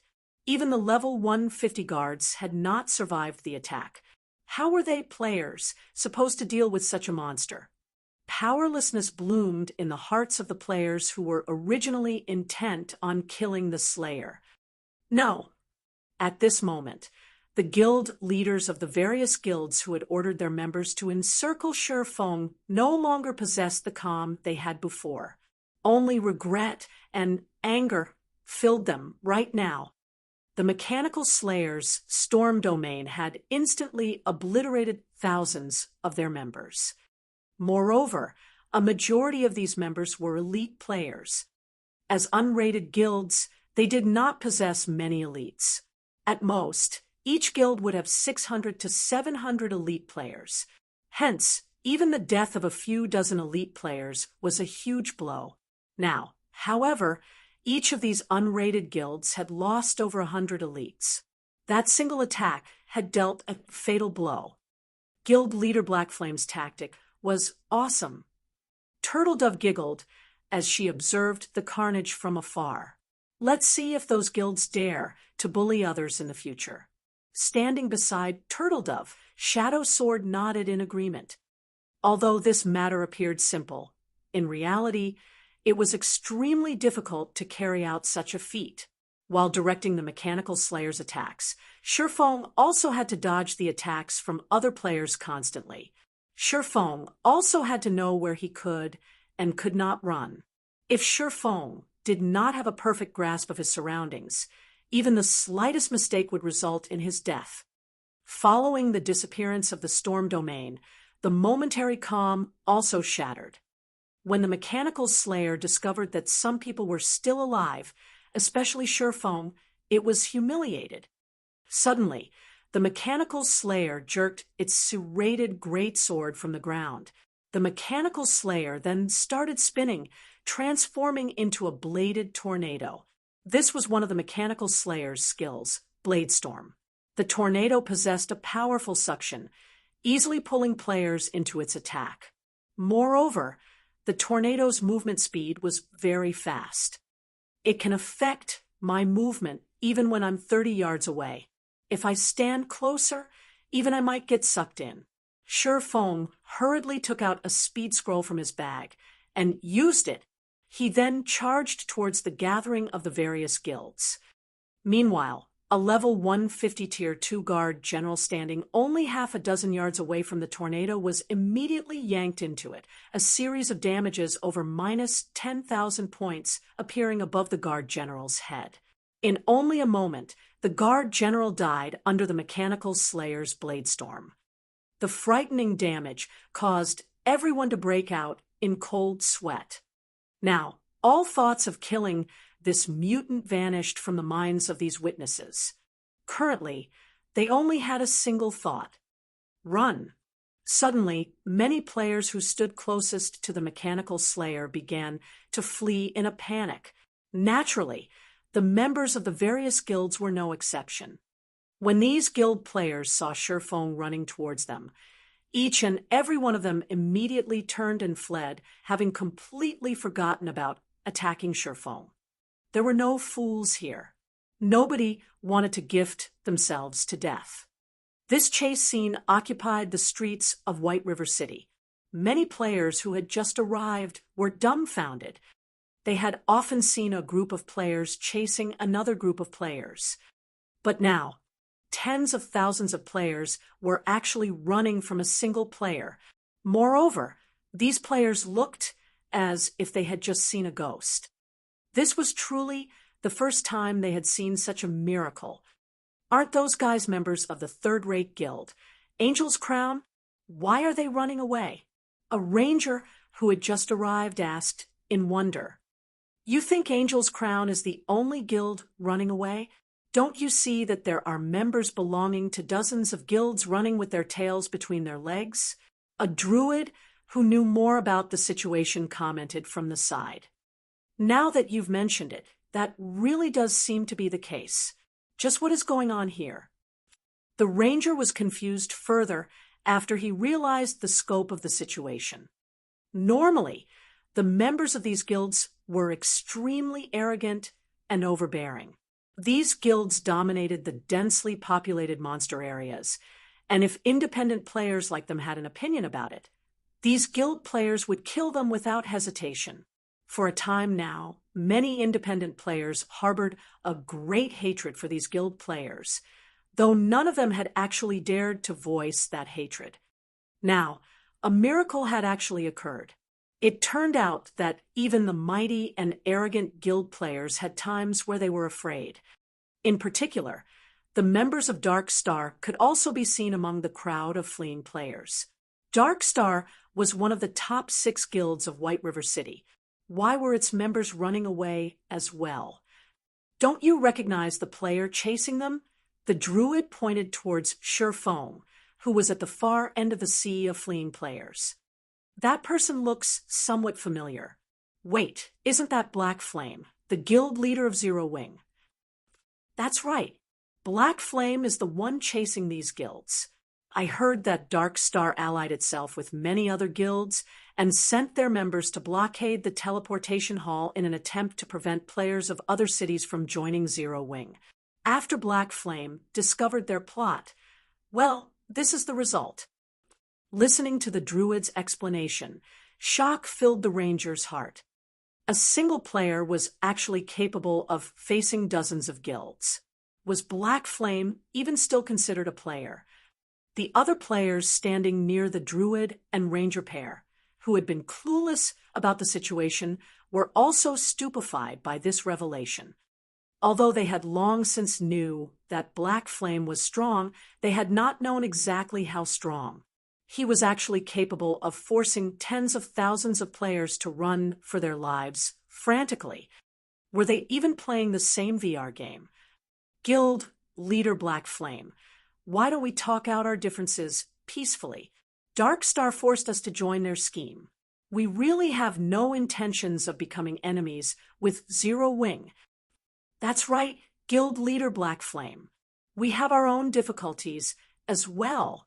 If you stop chasing us, we are willing to offer you an apology and compensate you for all your losses. Please forgive us. We won't cause Zero Wing trouble ever again. The fleeing guild leaders started yelling their offers of reconciliation. At this moment, they were truly afraid. In order to deal with the mechanical slayer, they had ordered most of their guild members to rush to the battle. If they all died here, the damage it would cause their guilds would be unimaginable. It was highly possible that they would never recover from this loss and would be forced to dissolve their guilds. Since you all have spoken, I'll forgive you. Shifeng smiled. However, all of you need to die, once first. Black Flame, we are sincerely trying to apologize. Judgment Hand, the guild leader of Angel's Crown, bellowed. Guild leader, Judgment Hand, must be joking. I, too, am sincere. I want you to die once. Shifeng smiled faintly as he increased his speed once more. Shifeng's speed was much faster than the elite members of the various guilds. In just a moment, he had caught up with the fleeing crowd. As Shifeng dove into the crowd, the mechanical slayer was like a meat grinder as it pulled one player after another with its powerful suction force, instantly turning these players into scattered light particles. In a short moment, the various guilds had already lost over 1,000 players. With the passage of time, the number of deaths soared. Even though there was a constant stream of NPC guards arriving at the scene of the battle, none of them could hinder the mechanical slayer. Instead, they all became a delicious meal for the mutant. Before a minute had passed since Shifeng caught up with the fleeing crowd, the death count had exceeded 10,000. Among them, Dark Star's losses were the greatest, as Shifeng's main target was the members of Dark Star. This horrifying scene caused all observers to grow cold. If these tens of thousands of players had not scattered and escaped from the very beginning, the number of deaths would be several times higher by now. However, after more than half of the guild players and over 1,000 NPC guards had died, a man in white robes suddenly appeared in the sky. This man's appearance immediately attracted the attention of many people, including Shifeng's. This man was no ordinary NPC. He was the magistrate of White River City, Weissman, a Tier 4 Great Wizard. Chapter 347, Tier 4 Magic. Chapter 347, Tier 4 Magic. Many players sighed in relief at Weissman's arrival. The mechanical slayer was too strong. Even though so many guards had attempted to slow its assault, over 50,000 players had died. Moreover, turned several White River City streets into ruins. If given more time, the slayer would have slaughtered every player in White River City. Meanwhile, the city itself would become nothing more than rubble. Despite being only a level 50 mutant High Lord, the mechanical slayer had caused so much damage. If dozens of such powerful monsters appeared, wouldn't they obliterate White River City? However, among all of the players present, Only Feng understood how powerful a mutant was. An ordinary High Lord could never be so strong. Mutants were considered natural disasters. I wonder which is stronger, a great wizard or a mutant. At this moment, Feng stood far from the commotion, quietly observing Weissman and the Slayer's every action. Great Wizard was a Tier 4 class. Even in Star Moon Kingdom, Weissman was one of the heavyweights. Such a powerhouse would only offer protection to a major city like White River City. Smaller cities would only be guarded by Tier 3 NPCs at best. Meanwhile, the Mechanical Slayer was also unique. It was a mutant that had transformed from a High Lord. If classified as a tier, Feng's initial judgment placed the Mechanical Slayer at Tier 3 upper rank. Otherwise, it could not have defeated a Tier 2 guard general so effortlessly. At this moment, the level 200 Weissman and the level 50 Mechanical Slayer were only 30 yards apart, staring each other down. The level gap between the two was very wide. No matter how one looked at it, they were not equals. Yet, when Weissman and the Slayer stood together, nobody felt any sense of disharmony from looking at them. A mutant? No wonder the guards could not defeat it. Weissman did not rush to attack the Mechanical Slayer. Instead, he carefully observed the mutant. He then shifted his gaze towards his surroundings. The spacious streets around him no longer possessed the splendor they had in the past. There were collapsed buildings everywhere, and this caused Weissman's gentle gaze to chill with anger. Suddenly, Weissman's body exuded an intimidating authority. Even while standing hundreds of yards away, everyone could feel their bodies grow heavy, their breath quickening. As this authority grew increasingly powerful, some ordinary players who had withstood the pressure suddenly crouched, their faces filled with fear, while their bodies trembled. Authority was intangible, and it could not physically influence substantial change. This was closer to spiritual pressure. It was an instinctual warning for when living creatures faced an enemy that was far superior, altering them to the danger. Humans had long since detached themselves from the various threats of Mother Nature, so their instincts were extremely weak. However, due to God's domain, players began to recover these instincts gradually. Although players had recovered these senses, they still sorely lacked spiritual training. As a result, many were unable to withstand Weissman's authority and had crouched in fear. Aside from exuding his frightening authority, Weissman had also enveloped an area 100 yards around him as his magic domain. As long as one were within this domain, the magic would suppress their strength unless they possessed equal or stronger magic. Simultaneously, this magic domain also strengthened Weissman. This was a frightening aspect of Tier 4 classes. As soon as a Tier 4 class used their domain, Tier 3 classes and below would be sheep for the slaughter. At this time, the Mechanical Slayer also began to move.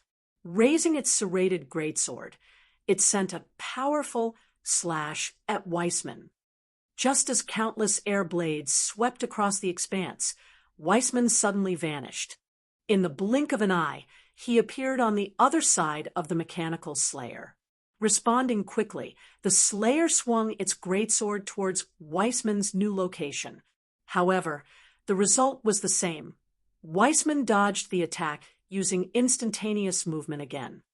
After over a dozen consecutive slashes, Weissman had yet to receive a single point of damage. Meanwhile, Weissman's consecutive usage of instantaneous movement stunned the watching players. It was common knowledge that the instantaneous movement that elementalists possessed had a cooldown of 25 seconds with a maximum moving distance of 20 yards. However, Weissman's instantaneous movement looked like it did not have a cooldown. Moreover, every time Weissman used instantaneous movement, he moved over 40 yards from his original position. It's as expected of a Tier 4 class. Even instantaneous movement has become far more powerful. If a Tier 4 assassin grasped this skill, the Slayer would have suffered over 100 attacks by now. Feng had fought his fair share of Tier 4 classes in the past, so he knew just how powerful they were. Among the many Tier 4 classes he had fought, quite a few were Great Wizards. So, Feng had a general understanding of Great Wizards. From his knowledge, Feng knew that there were differences between Tier 4 Great Wizards. As for Weissman, a Great Wizard capable of using instantaneous movement effortlessly over a dozen times in quick succession, at the very least, he should be an upper-rank Great Wizard. After a frenzied assault, scars around 4 meters deep and 40 meters long were visible throughout the street. However, no matter how the mechanical Slayer attacked, it could not land a single hit on Weissman. The Slayer had also started to panic. Gripping its serrated greatsword with both hands tightly, it stabbed its weapon into the ground. It was obvious that the mechanical Slayer intended to use Storm Domain once more. However, Weissman, who had continuously dodged the Slayer's attacks, had begun his attack. One of his hands currently held up his white jade staff, gathering a horrifying amount of magic power around it, while his mouth chanted complex incantations and his other hand swiftly traced lines of runes. Such quick writing and complex runes. The incantation for an ordinary Tier 3 spell normally only has around a dozen lines or so, yet Weissman has already written at least 20. At the very least, he should be casting a Tier 4 spell. Feng was shocked as he watched Weissman's casting. Ordinary, Great Wizards would need at least 6 to 7 seconds to write over 20 lines of runes. Meanwhile, Weissman had only needed 4 seconds. This is bad. This distance is still too dangerous. Feng knew how powerful a Tier 4 spell was. Such a spell possessed the destructive force of a missile. With his distance of 150 yards, he could easily be caught in the crossfire. Hence, Feng turned and ran. As the ground started to fragment, blades of air shot up from the ground. Weissman suddenly flew upward and hovered in midair. The air blades exploded forth, shooting towards Weissman. At this moment, Weissman had also finished chanting his spell. He pointed the finger he had used to write the runes with towards the sky, and in the next instant, a gigantic blue magic array appeared above the city. Tier 4 magic, Sky Piercer. Weissman lightly waved his white jade staff, pointing it at the mechanical Slayer. Blue-colored gas flowed out of the magic array, transforming into a sharp blue spear that came crashing down. When the air blades and blue spear collided, a violent shockwave swept through the area. Even houses over 100 yards away were blown away. Players who stood within a 200-yard radius died instantly, while players who stood 200 yards to 300 yards away suffered varying degrees of damage. After the brief collision between the two skills, blue spear pierced through the air blades and struck the mechanical Slayer's body. The spear was like a meteorite crashing into the ground. In the wake of the impact, strong winds blew and dust rolled. A shock wave far more powerful than the one before also spread from the site of impact. It was as if a huge earthquake had just occurred. After the dust settled, everyone's gazes shifted towards where the Sky Piercer had fallen. Immediately, everyone's jaws dropped in shock. The spear's landing site had become a massive crater that was over 30 meters deep. Chapter 348, Stealing Food from the Tiger's Mouth. Chapter 348, Stealing Food from the Tiger's Mouth. The Sky Piercer's destructive power had far surpassed everyone's imaginations. The entire street had been destroyed, and other than Weissman and the mechanical Slayer, nothing remained. It was simply a spell, yet it carried the power to decimate the heaven and earth. Many of the players present even began to wonder whether they were still inside a game. The heavy air, the chilling wind, the pungent smell of blood, the vibrations from the ground, and the pain they felt were constant reminders of where they were. Suddenly, everyone realized that God's domain was completely different from the virtual reality games they had played in the past. In their opinion, a virtual reality game was merely an accumulation of numbers and data. Even if they grew powerful inside a game, at most, they would deal higher amounts of damage. It wouldn't be surprising for a player to deal damage in the millions or tens of millions. After all, it was just a bunch of data. No matter how realistic God's domain was, at the end of the day, it was still only a virtual reality game. Nothing inside the game was real. At this day and age, this belief was well rooted in players' minds, and they never strayed from it. However, they suddenly realized that they were wrong. So strong. Is this the strength of a Tier 4 class? If we can become Tier 4 classes, will we be that strong as well? Everyone gazed at Weissman, who was still hovering in midair. At this moment, excitement, fear, and longing filled their minds. There were no superheroes or espers in real life. No human was capable of flying freely in the sky. However, such feats could actually be achieved in this incomparably realistic world known as God's domain. It was as if everyone had arrived in a world of miracles. Considering the current situation, people no longer thought of God's domain as just another virtual reality game. Instead, God's domain was a world where they could start their second life. I have underestimated Weissman to think he could actually cast Tier 4 magic with such ease. Relying on his astonishing speed, Feng had managed to escape the effective range of Weissman's Skypiercer, so he had not received any damage from the resulting shockwave. Normally, high-tiered spells required a very long casting time. During this period, others could easily interrupt the caster and inflict significant amounts of damage. Normally, when one fought an opponent of the same tier, very rarely did they have the chance to cast high-tiered spells. Instead, they would use low-tiered spells with shorter cast times. It was extremely difficult to cast a Tier 4 spell in the midst of battle like Weissman had when faced with an equal opponent. Yet, even when facing a mutant like the Mechanical Slayer, Weissman had still managed to cast a Tier 4 destructive spell effortlessly. It was apparent just how powerful Weissman was. While Feng had focused on Weissman, the Mechanical Slayer had flown out from the crater the Skypiercer had created. What? It's still alive, even after taking a hit from a Tier 4 spell? Feng was slightly surprised when he saw the wounded Slayer. The effects of high-level magic weren't limited to HP damage alone. It could also damage the enemy's physical condition. In battles, HP only served as a reference.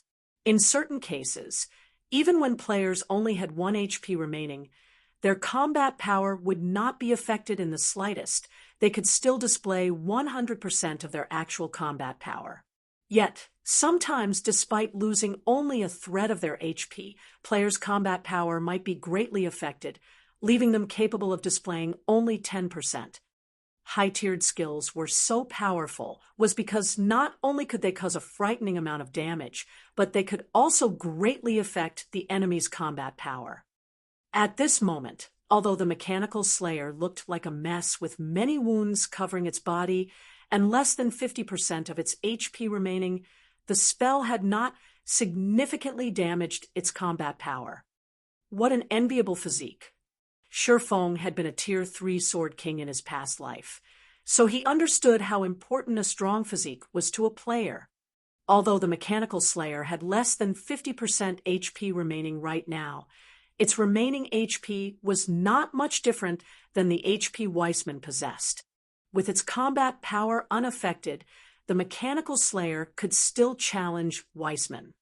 However, the Mechanical Slayer's next action had completely surpassed Feng's imagination.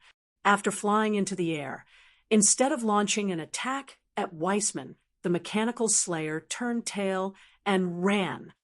This seemed stupefied. every player present. Nobody could have imagined that the mechanical slayer would actually flee after realizing that it could not win against Weissman. The mechanical slayer's intelligence far surpassed any ordinary monster.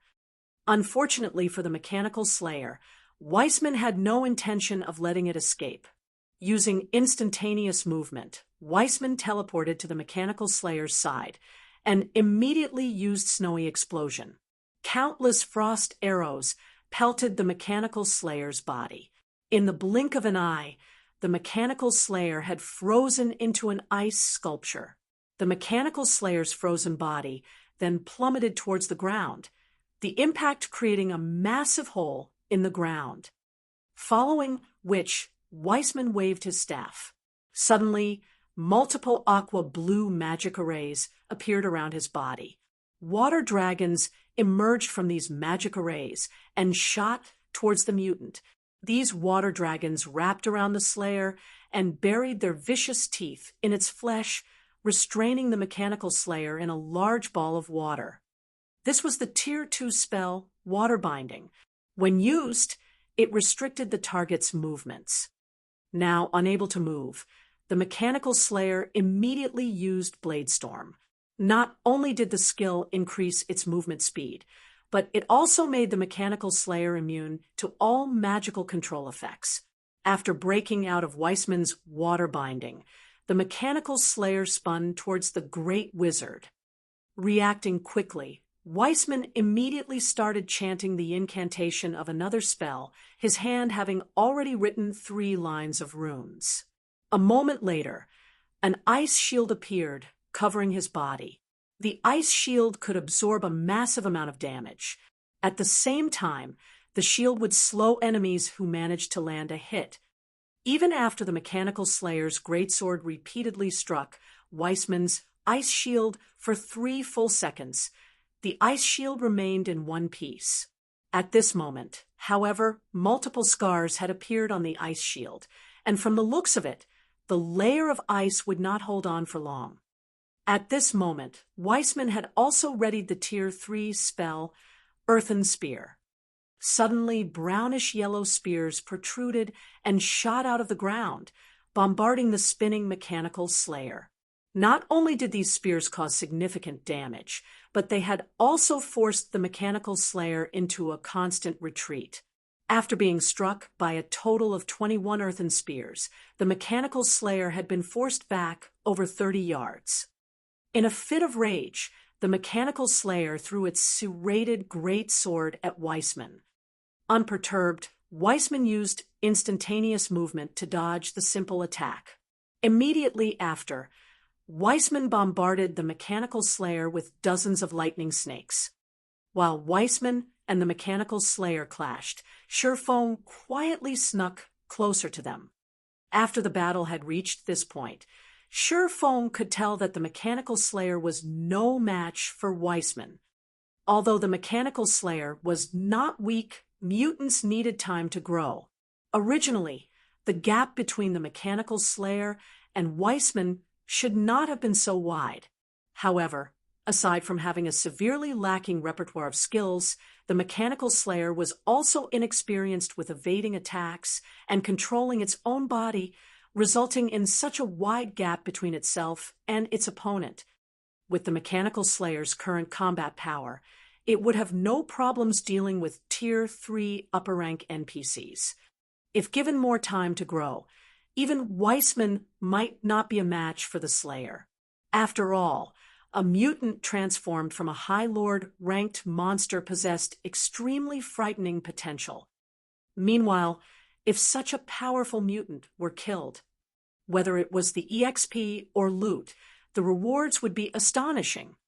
Now that everyone had witnessed how powerful both the mechanical slayer and Weissman were, unless they wished to die, nobody would be so stupid as to move closer as these powerhouses faced off.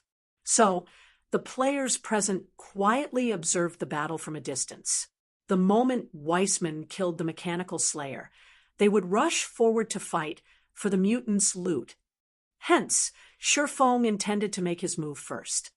If he waited until after the battle ended to make his move, he would not stand a chance against tens of thousands of players. Moreover, Surefoam was not interested in the mechanical slayer's loot alone. He also desired the EXP the mechanical slayer would provide. Both the 7 Luminaries ring and the skill flame burst were of great use to Surefoam. However, if he wanted to upgrade and increase their might, he needed a large amount of EXP. If he could steal the last hit of the mechanical slayer, he could obtain 60% of the slayer's EXP for himself. This would not be a small number. Chapter 349, Skyrocketing Experience. Chapter 349, Skyrocketing Experience. While Surefoam slowly approached the battlefield, the other players stared intently at the mechanical slayer's HP. As the battle grew more intense, the mechanical slayer's HP fell at an increasing rate. If they were a step ahead of others, they would have a higher chance of obtaining some of the slayer's loot for themselves. Naturally, they all watched the mutant's HP intently, prepared to dash forward when it dropped to 0. At the same time, various guild leaders began issuing commands to surround the battlefield. Although Surefoam had killed many of their members with the aid of the mechanical slayer, many were still alive. At this time, these guilds no longer paid attention to Surefoam, including Lone Tyrant, who hated Surefoam down to the bone. They all focused on the mechanical slayer. Guild Leader Tyrant, we have people stationed as close to the mechanical slayer as possible. Our men will charge forward as soon as the slayer dies. An assassin standing beside Lone Tyrant reported. Good. If someone steals the loot, kill them, Lone Tyrant ordered. According to his estimation, the loot of such a powerful monster like the mechanical slayer, at the very least, would be dark gold items. It might even drop epic items. As long as they could obtain these items, they could make up for some of the losses they had previously suffered. Right. Have there been any movements from Zero Wing and Ouroboros? Lone Tyrant asked. None at the moment. I don't know what happened with Zero Wing, but none of their members have arrived. It seems they're not interested in this situation. As for Ouroboros, they are still focused on raiding the 3 great dungeons. They only sent a small contingent. On the other hand, Emperor's Light and Assassin's Alliance have sent quite a few members, the assassin reported. He then added, if we had not lost so many members because of Black Flame, we could have contended with these guilds evenly. Ha ha ha. Gentle Snow, in your eagerness to conquer the 3 great dungeons, you have missed out on the chance to conquer the 3 great dungeons.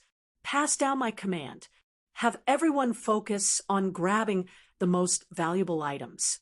Don't let any dark gold items or epic items fall into other guilds' hands. Lone Tyrant's excitement grew as he thought about the bountiful loot of the mechanical slayer. Before, Dark Star had lost many of their members and suffered massive losses due to Black Flame. It would take a long time for the guild to recover. Lone Tyrant swore that he would personally avenge his guild sooner or later. However, if they could obtain some dark gold and possibly epic items, it would massively assist the guild's recovery. It was especially true for dungeon raiding. If they could use dark gold and epic ranked weapons and equipment to fight the bosses in the 3 great dungeons, they would have a much easier time conquering these dungeons. By the time they obtained the first clear of the 3 great dungeons, Dark Star would take its place in the public eye once more, restoring its past glory. Time passed gradually, while everyone focused on the mechanical slayer's HP. The number of players in White River City who had gathered continuously increased.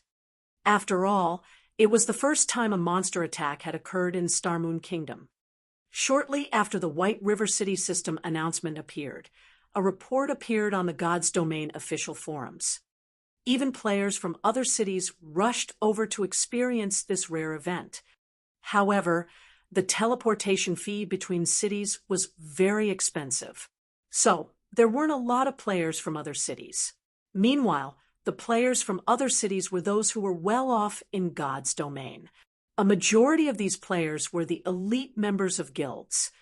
At one point, over 500,000 players had gathered around the battlefield between Weissman and the Mechanical Slayer. That was practically a third of the total population of White River City. I'm relieved to see such a powerful monster. We have not wasted the trip. Only a few of us teleported here, and we haven't occupied any strategic locations. In a moment, if any of you manage to snatch some loot, escape immediately. Understood? Don't stay behind to throw away your lives. A handsome man in black robes told the people standing around him. If Sherfong could see this man's name, he would be shocked. This man was a famous expert in the virtual gaming world.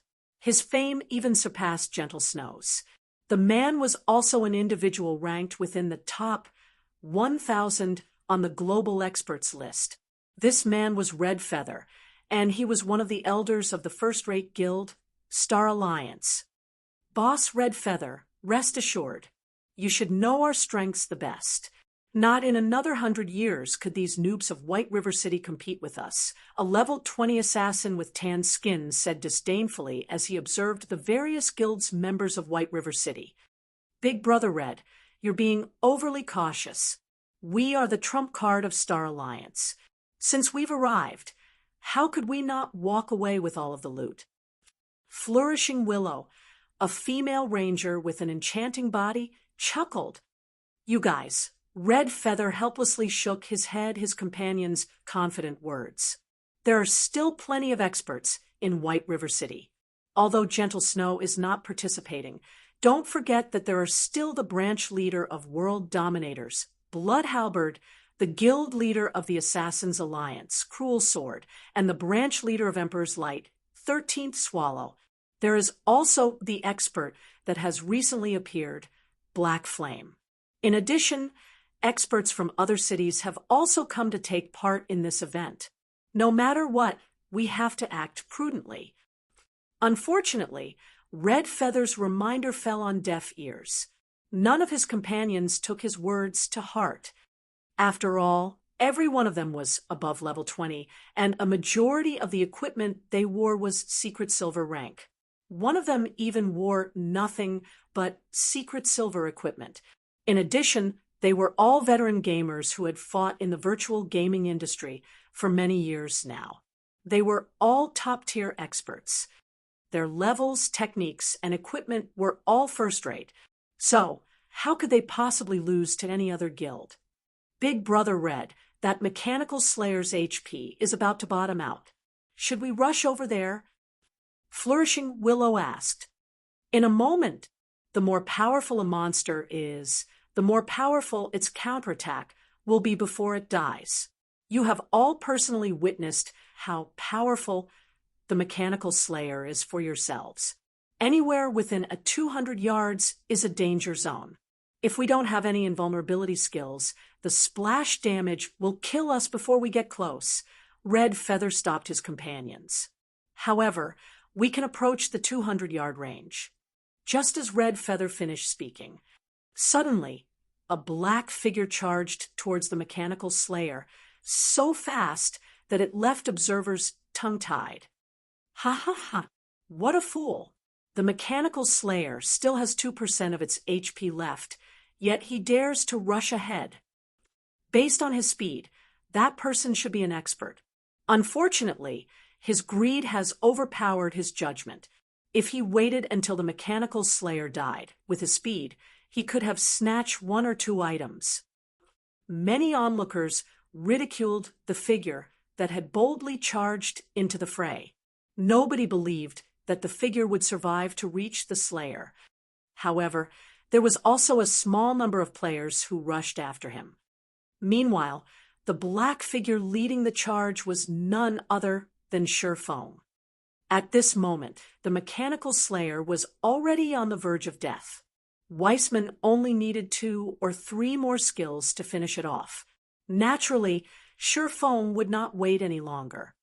However, when Sherfong was 100 yards from the battlefield, the mechanical slayer erupted. The mechanical slayer's body suddenly turned crimson, shrinking by half. The serrated greatsword also transformed into a blood-red scythe.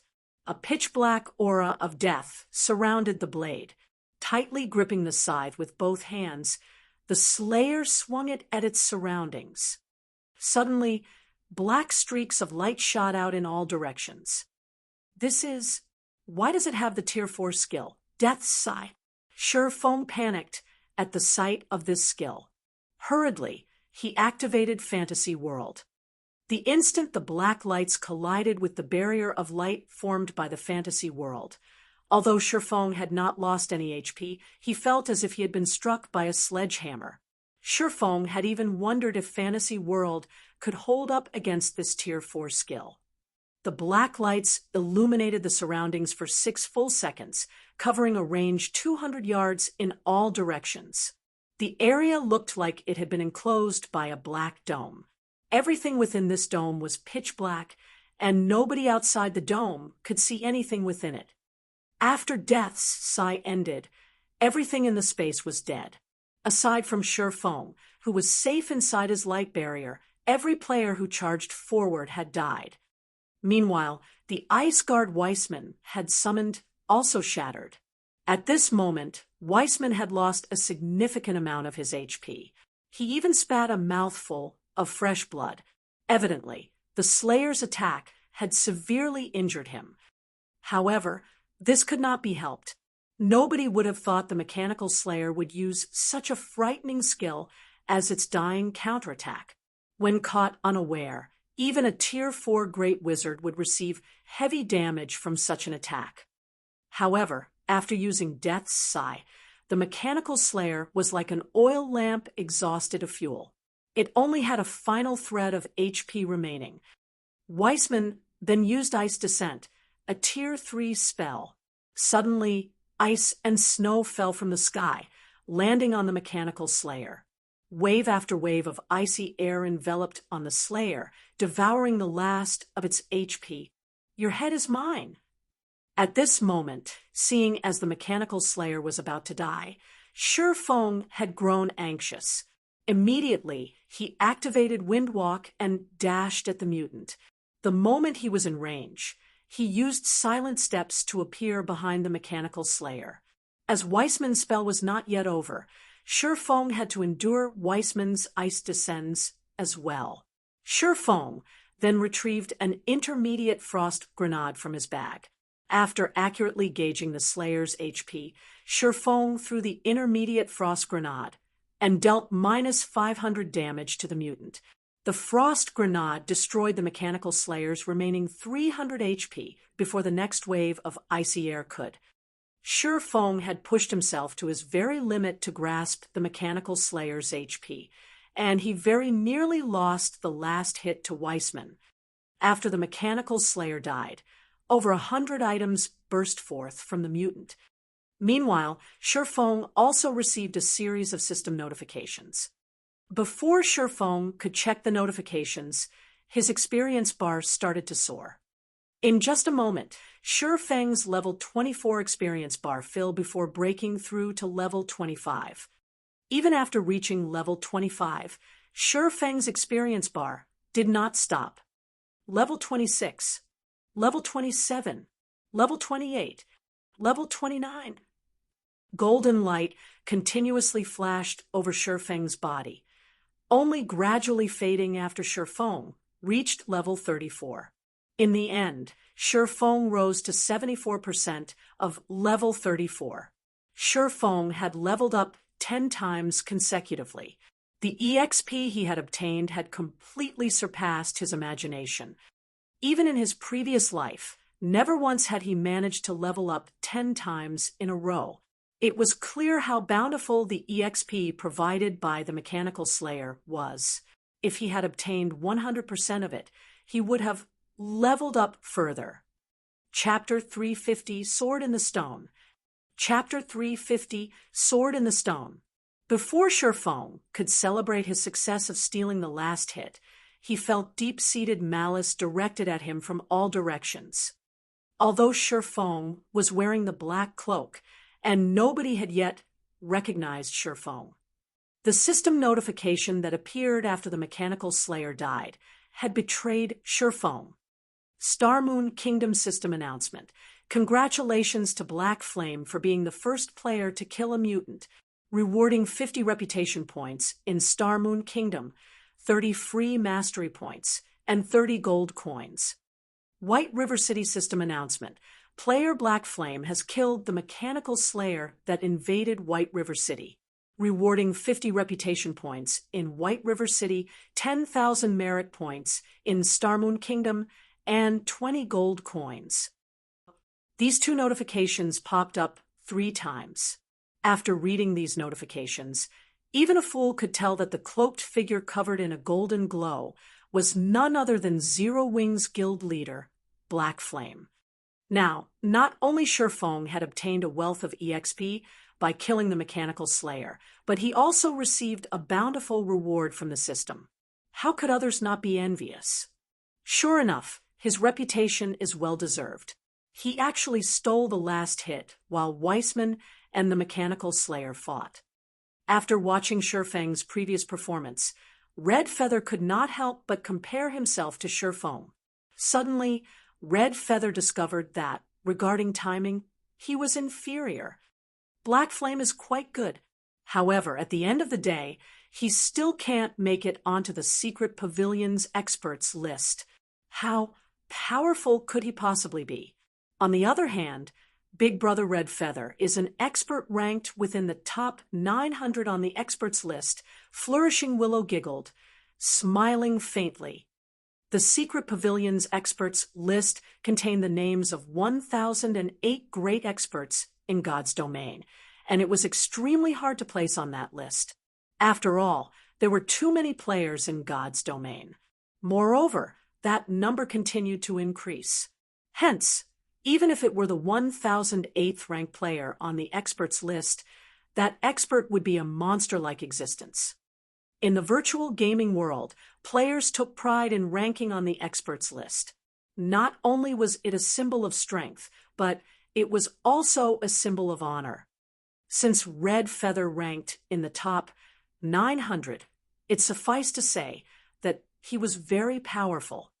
On the other hand, Black Flame's absence from the experts list showed that the Secret Pavilion judged him as inferior to Red Feather. However, Shifeng did not care what others thought about him. Without hesitation, he started picking up the items the mechanical slayer had dropped. After the mechanical slayer died, over 100 items had scattered around its body. Needless to say, everyone present knew that if one could take all of these items for themselves, it would massively assist Guild's development. Seeing as the mechanical slayer had been such a powerful monster, even the worst items it dropped should be fine gold rank. At this stage of the game, fine gold ranked weapons and equipment were extremely rare. With over 100 weapons and equipment of such quality, they could either fully arm a 20-man team, qualitative improve a 50-man team, or significantly upgrade a 100-man team. Damn, all of you go. Those drops are mine. Lone Tyrant shouted in rage. Clenching his fists, Lone Tyrant's eyes resembled a poisonous snake's as he glared at Shifeng. The Dark Star members, who had been on standby all this time, charged forward. Naturally, the players from other guilds did not lag behind. They all simultaneously dashed towards the dropped items. Of course, Shifeng would not let anyone have any of the drops. However, due to time constraints, he could only take a limited number before the tide of players crashed down on him. 1, 2, 5 pieces. The moment Shifeng's hands reached an item, he would immediately throw the item into his bag, not even bothering to look at what he had picked up. No, get rid of him. All mages, bombard him with AoE spells. Lone Tyrant's heart bled as he watched Shifeng claim items, one after another. This was his biggest chance to recuperate Dark Star's losses. At this moment, however, Sure Feng was destroying that chance right before his very eyes. As for the others, they, too, realized that they could not leave Sure Feng alone. They needed to kill him immediately. Otherwise, there wouldn't even be scraps left. They sure are fast. Sure Feng wrinkled his brows, his hands moving even faster than before. Unlike the items dropped by dungeon bosses, there was an additional rule for the loot from field bosses. Even if a player obtained an item from field boss, if someone killed them within 2 hours, that item would drop from their dead body with 100% certainty. It was the same for players who picked up the item later on. Only after 2 hours would this item not fall from the player's bag. Due to this reason, even if it was at the cost of their lives, the players charging forward wanted to destroy Sure Feng. After all, Sure Feng had already picked up over 30 items. The Mechanical Slayer had dropped over 100 items. Yet, Sure Feng had already claimed over 1/5 of them for himself. How could anybody accept such a situation? Sure Feng's anxiety grew at the sight of the approaching crowd. Suddenly, however, he noticed an inconspicuous-looking item among the many drops. To be precise, this item was a sword fully encased in a crystal. Although this sword appeared ordinary, Sure Feng could not help his attention shifting towards this ordinary-looking sword. At the moment, Sure Feng was 8 yards away from this sword. If he used the time to run there instead of picking up the items around him, he could still claim at least 2 or 3 items. Moreover, the approaching players were only 40 yards away right now. Some rangers had even begun to aim and fire at Sure Feng. Should I go for it or not? Sure Feng hesitated. If he went for the sword, he would definitely lose the other items. Moreover, before the item was firmly in his hands, he could not confirm the quality of the sword. If he darted for it only to find out that he had picked up a common item, he would have missed out on obtaining items of better quality. As Sure Feng hesitated, an arrow flew towards his head. Sure Feng responded quickly. With the wave of the abyssal blade, he slashed this arrow in half. In the next moment, however, dozens more flew at him. After Sure Feng reached level 34, his various attributes had improved immensely. Taking a step forward, he brandished his 2 swords. While dodging the incoming arrows, Sure Feng sliced apart those that he could not dodge. I'm running out of time. Sure Feng decided to make the gamble. Immediately, he charged towards the sword in the stone. Even with so many items surrounding him, only this sword attracted his attention. There must definitely be a reason for this. Thus, Sure Feng decided to trust his instincts this time. After Sure Feng picked up the sword in the stone, the crowd arrived and surrounded him. Every one of them was like a hungry wolf as they glowered at Sure Feng, malice flashing in their eyes. They only wished they could swallow Sure Feng whole. Black Flame, don't even think about escaping this time. Know your place and hand over the drops and all of your equipment. Lone Tyrant laughed as he smirked at Sure Feng. The encirclement around Sure Feng was different this time. There was no forest for him to hide in. Moreover, players had him surrounded. Sure Feng had no hope of escape. At this moment, Red Feather, who swiftly approached the scene, sent a whisper to Sure Feng. Guild Leader Black Flame, you are a red name at the moment. You have killed so many players inside White River City. If you die, the penalty you will receive will be extremely heavy. Why don't you hand all the drops over to me, and I'll help you leave safely. Sure Feng sent a contemptuous gaze at Red Feather, looking at Red Feather as if he was a fool. Now that there were thousands of players simultaneously casting their skills at Sure Feng, only a fool would believe that Red Feather could help Sure Feng escape safely. Red Feather only made such an offer to convince Sure Feng to approach him before taking the opportunity to end his life, obtaining an easier time collecting the drops. This sort of trickery might deceive a child, but to deceive him, maybe in another decade. Chapter 351, Original Sin. Chapter 351, Original Sin. He didn't fall for the bait.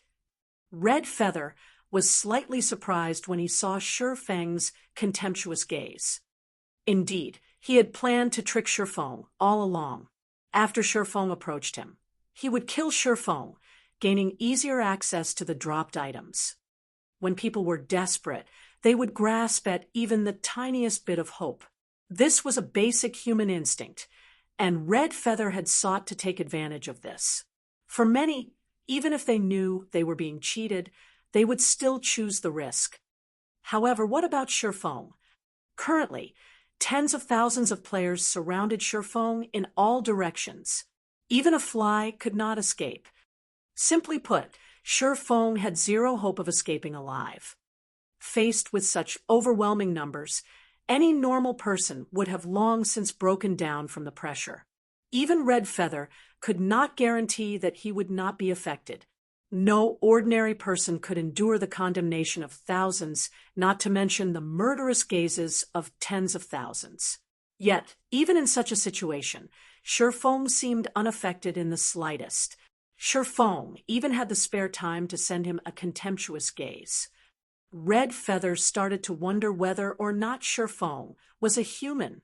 Sure Feng could actually maintain such calm.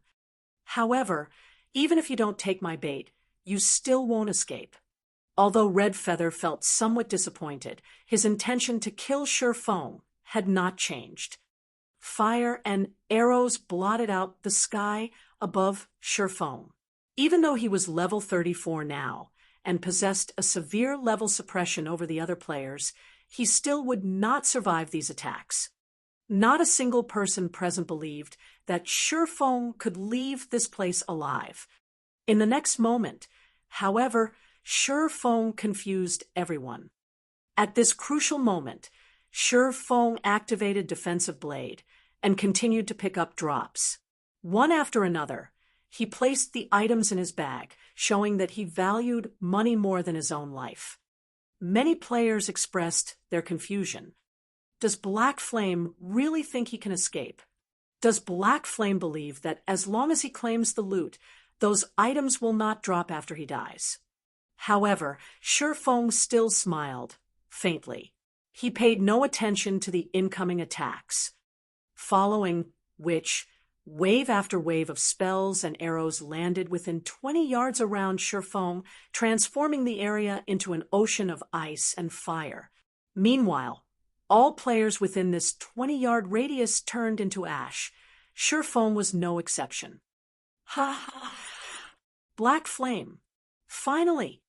Lone Tyrant laughed psychotically as he watched Sure Feng turn into particles of light.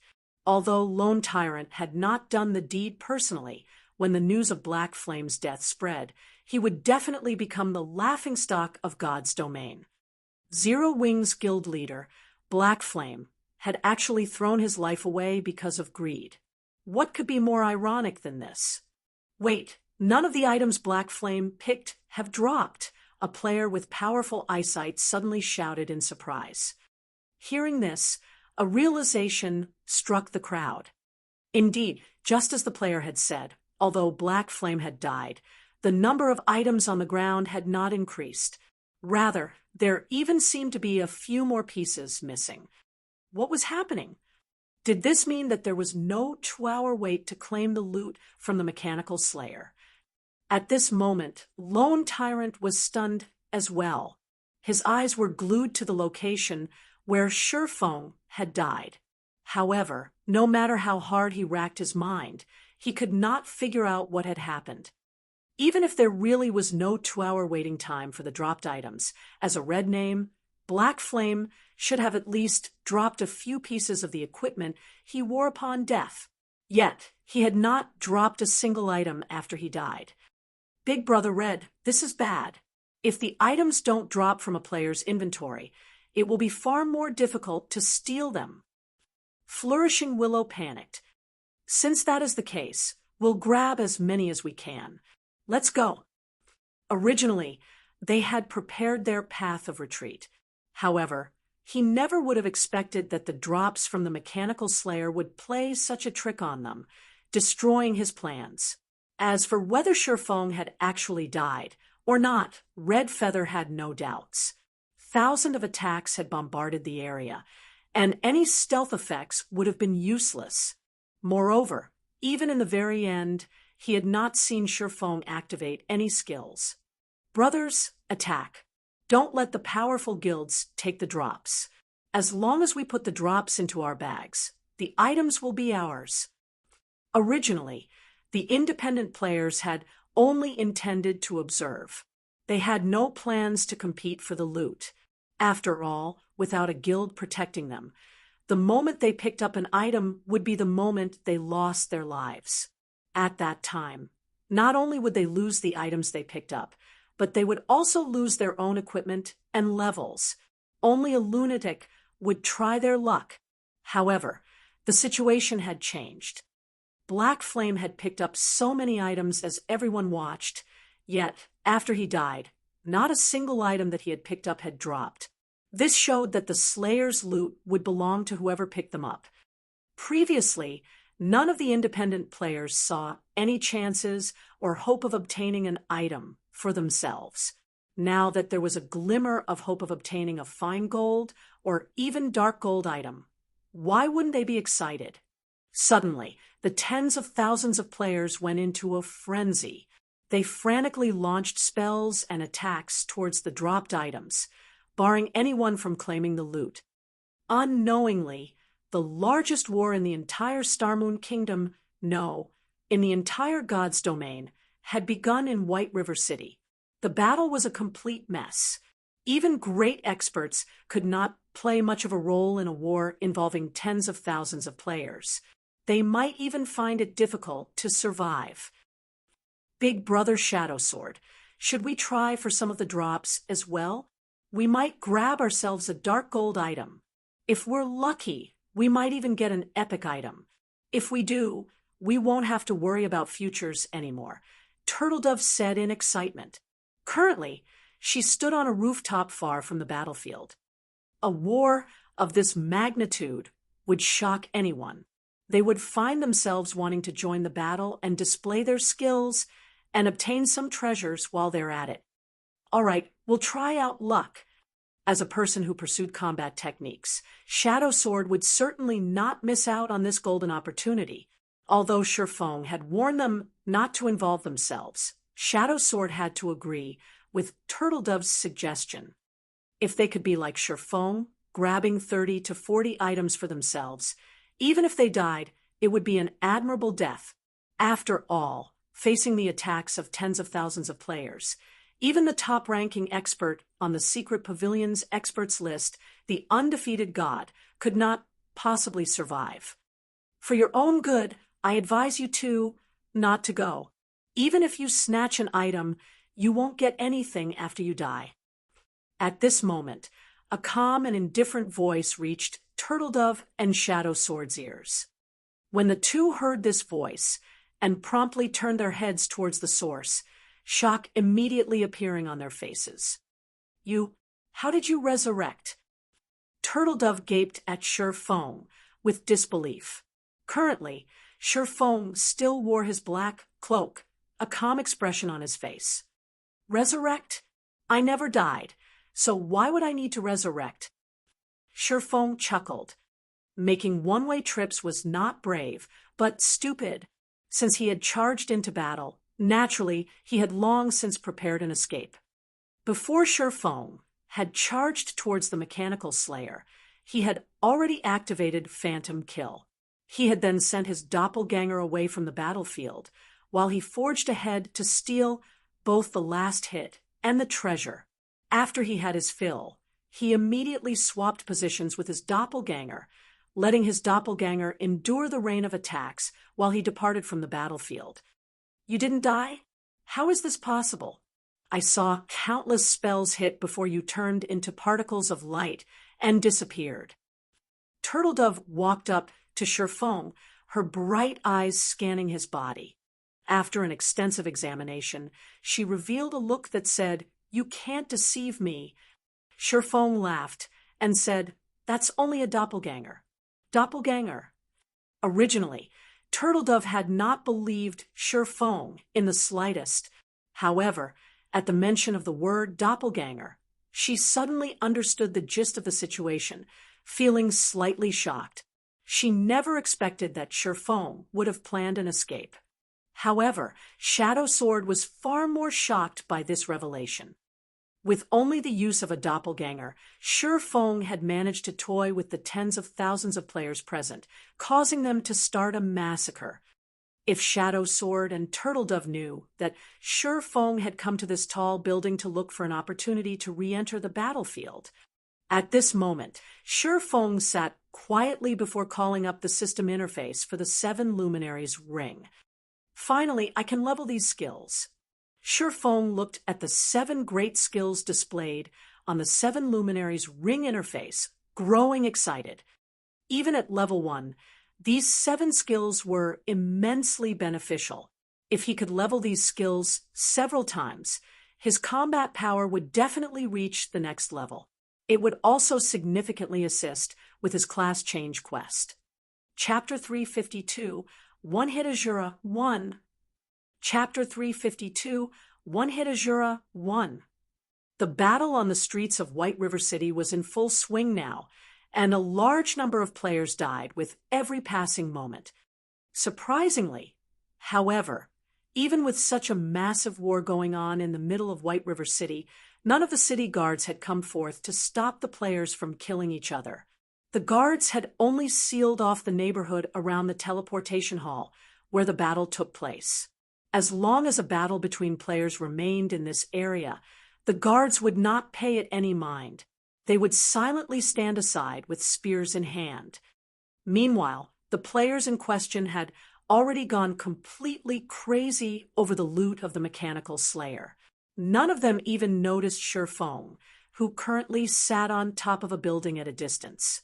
All of their attention was directed towards the items scattered across the ground. However, when the female guardian knight, Turtledove, who stood beside Shifeng, used an identification skill on him, she abruptly jumped in shock. Level 34. How is his level so high? Currently, a majority of the players in God's domain had yet to reach level 20, yet Shifeng was level 34. The sight of Shifeng's level of 34 was enough to cause any player to despair. In God's domain, the suppression of 5 levels was detrimental, let alone a suppression of over 10 levels. However, Turtledove had quickly discovered Shifeng's level falling by 1. She was confused. Shifeng had obviously not died, yet his level had fallen. Turtledove did not know that at this moment, Shifeng had assigned a large amount of EXP to the 7 great skills of the 7 Luminaries ring. The amount of EXP that Shifeng possessed at level 34 was extremely abundant, and with the EXP of a single level, he had managed to upgrade all of the 7 great skills of the 7 Luminaries ring to level 3. Aura of Earth. Level 3 requires 6 million EXP to upgrade to level 4. Defense increased by 40%. Damage taken reduced by 25%. Activatable skill dash. Absolute defense provides immunity to 12 attacks. Cooldown 1 minute 20 seconds. Aura of Water. Level 3 requires 6 million EXP to upgrade to level 4. Received healing increased by 40%. Cast consumption reduced by 20%. Activatable skill dash. Life Bloom. Heals selected target for 15% HP every second for 30 seconds. Cooldown 1 minute 30 seconds. Aura of Wind. Level 3 requires 6 million EXP to upgrade to level 4. Movement speed increased by 30%. Attack speed increased by 30%. Agility increased by 20%. Activatable skill dash. Wind Rider. Enables temporary flight and movement speed increase of 120% for 15 seconds. Cooldown 2 minutes. Aura of Fire. Level 3 requires 6 million EXP to upgrade to Level 4. Defense increased by 35%. Target's defense reduced by 30%. Activatable skill dash. Firestorm. Inflicts 600% damage within a range of 15 by 15 yards for 5 seconds. Cooldown, 5 minutes. Aura of time. Level 3 requires 10 million EXP to upgrade to Level 4. Cooldown of all skills reduced by 25%. Enemies within a 100-yard radius will have their movement speed and attack speed reduced by 25% and cooldown of skills increased by 30%. Activatable skill dash. Absolute time. Prevents enemies within a radius of 60 yards from using any skills or tools for 20 seconds. Cooldown, 2 minutes 30 seconds. Aura of illusion. Level 3 requires 10 million EXP to upgrade to Level 4. All attributes increased by 25%. Enemies within a 100-yard radius will have all their attributes reduced by 30%. Activatable skill dash. Fantasy world. Immunity to all magic damage and 15% of magic damage received will be converted to healing to recover players' HP for 15 seconds. Cooldown, 3 minutes. Aura of space. Level 3 requires 10 million EXP to upgrade to Level 4.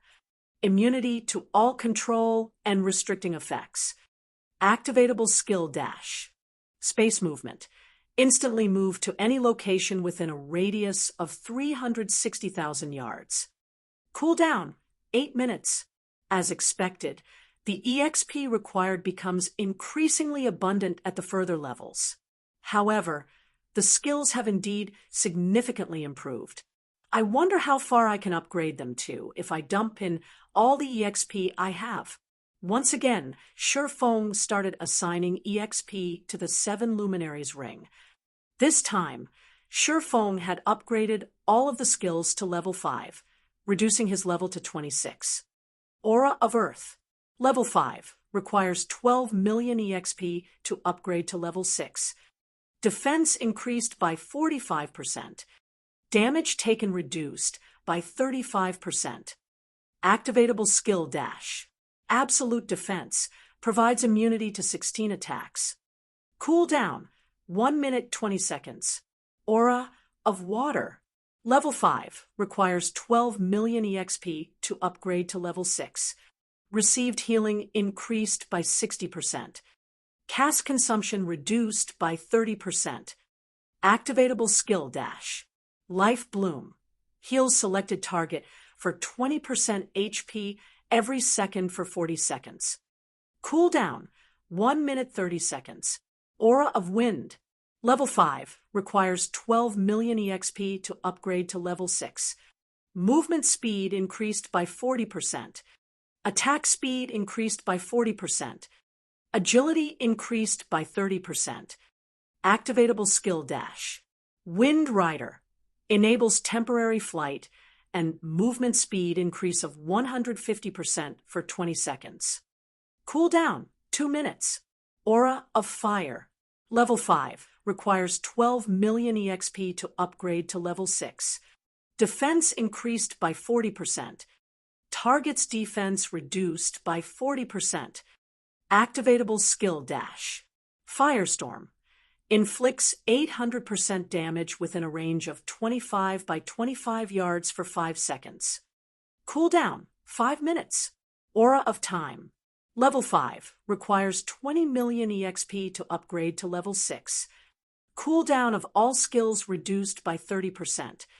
Enemies within a 150-yard radius will have their movement speed and attack speed reduced by 30%, and cooldown of skills increased by 40%. Activatable skill dash. Absolute time. Prevents enemies within a radius of 75 yards from using any skills or tools for 24 seconds.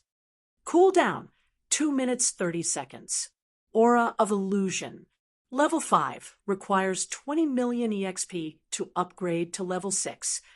All attributes increased by 30%. Enemies within a 150-yard radius will have all their attributes reduced by 30%. Activatable skill dash. Fantasy world.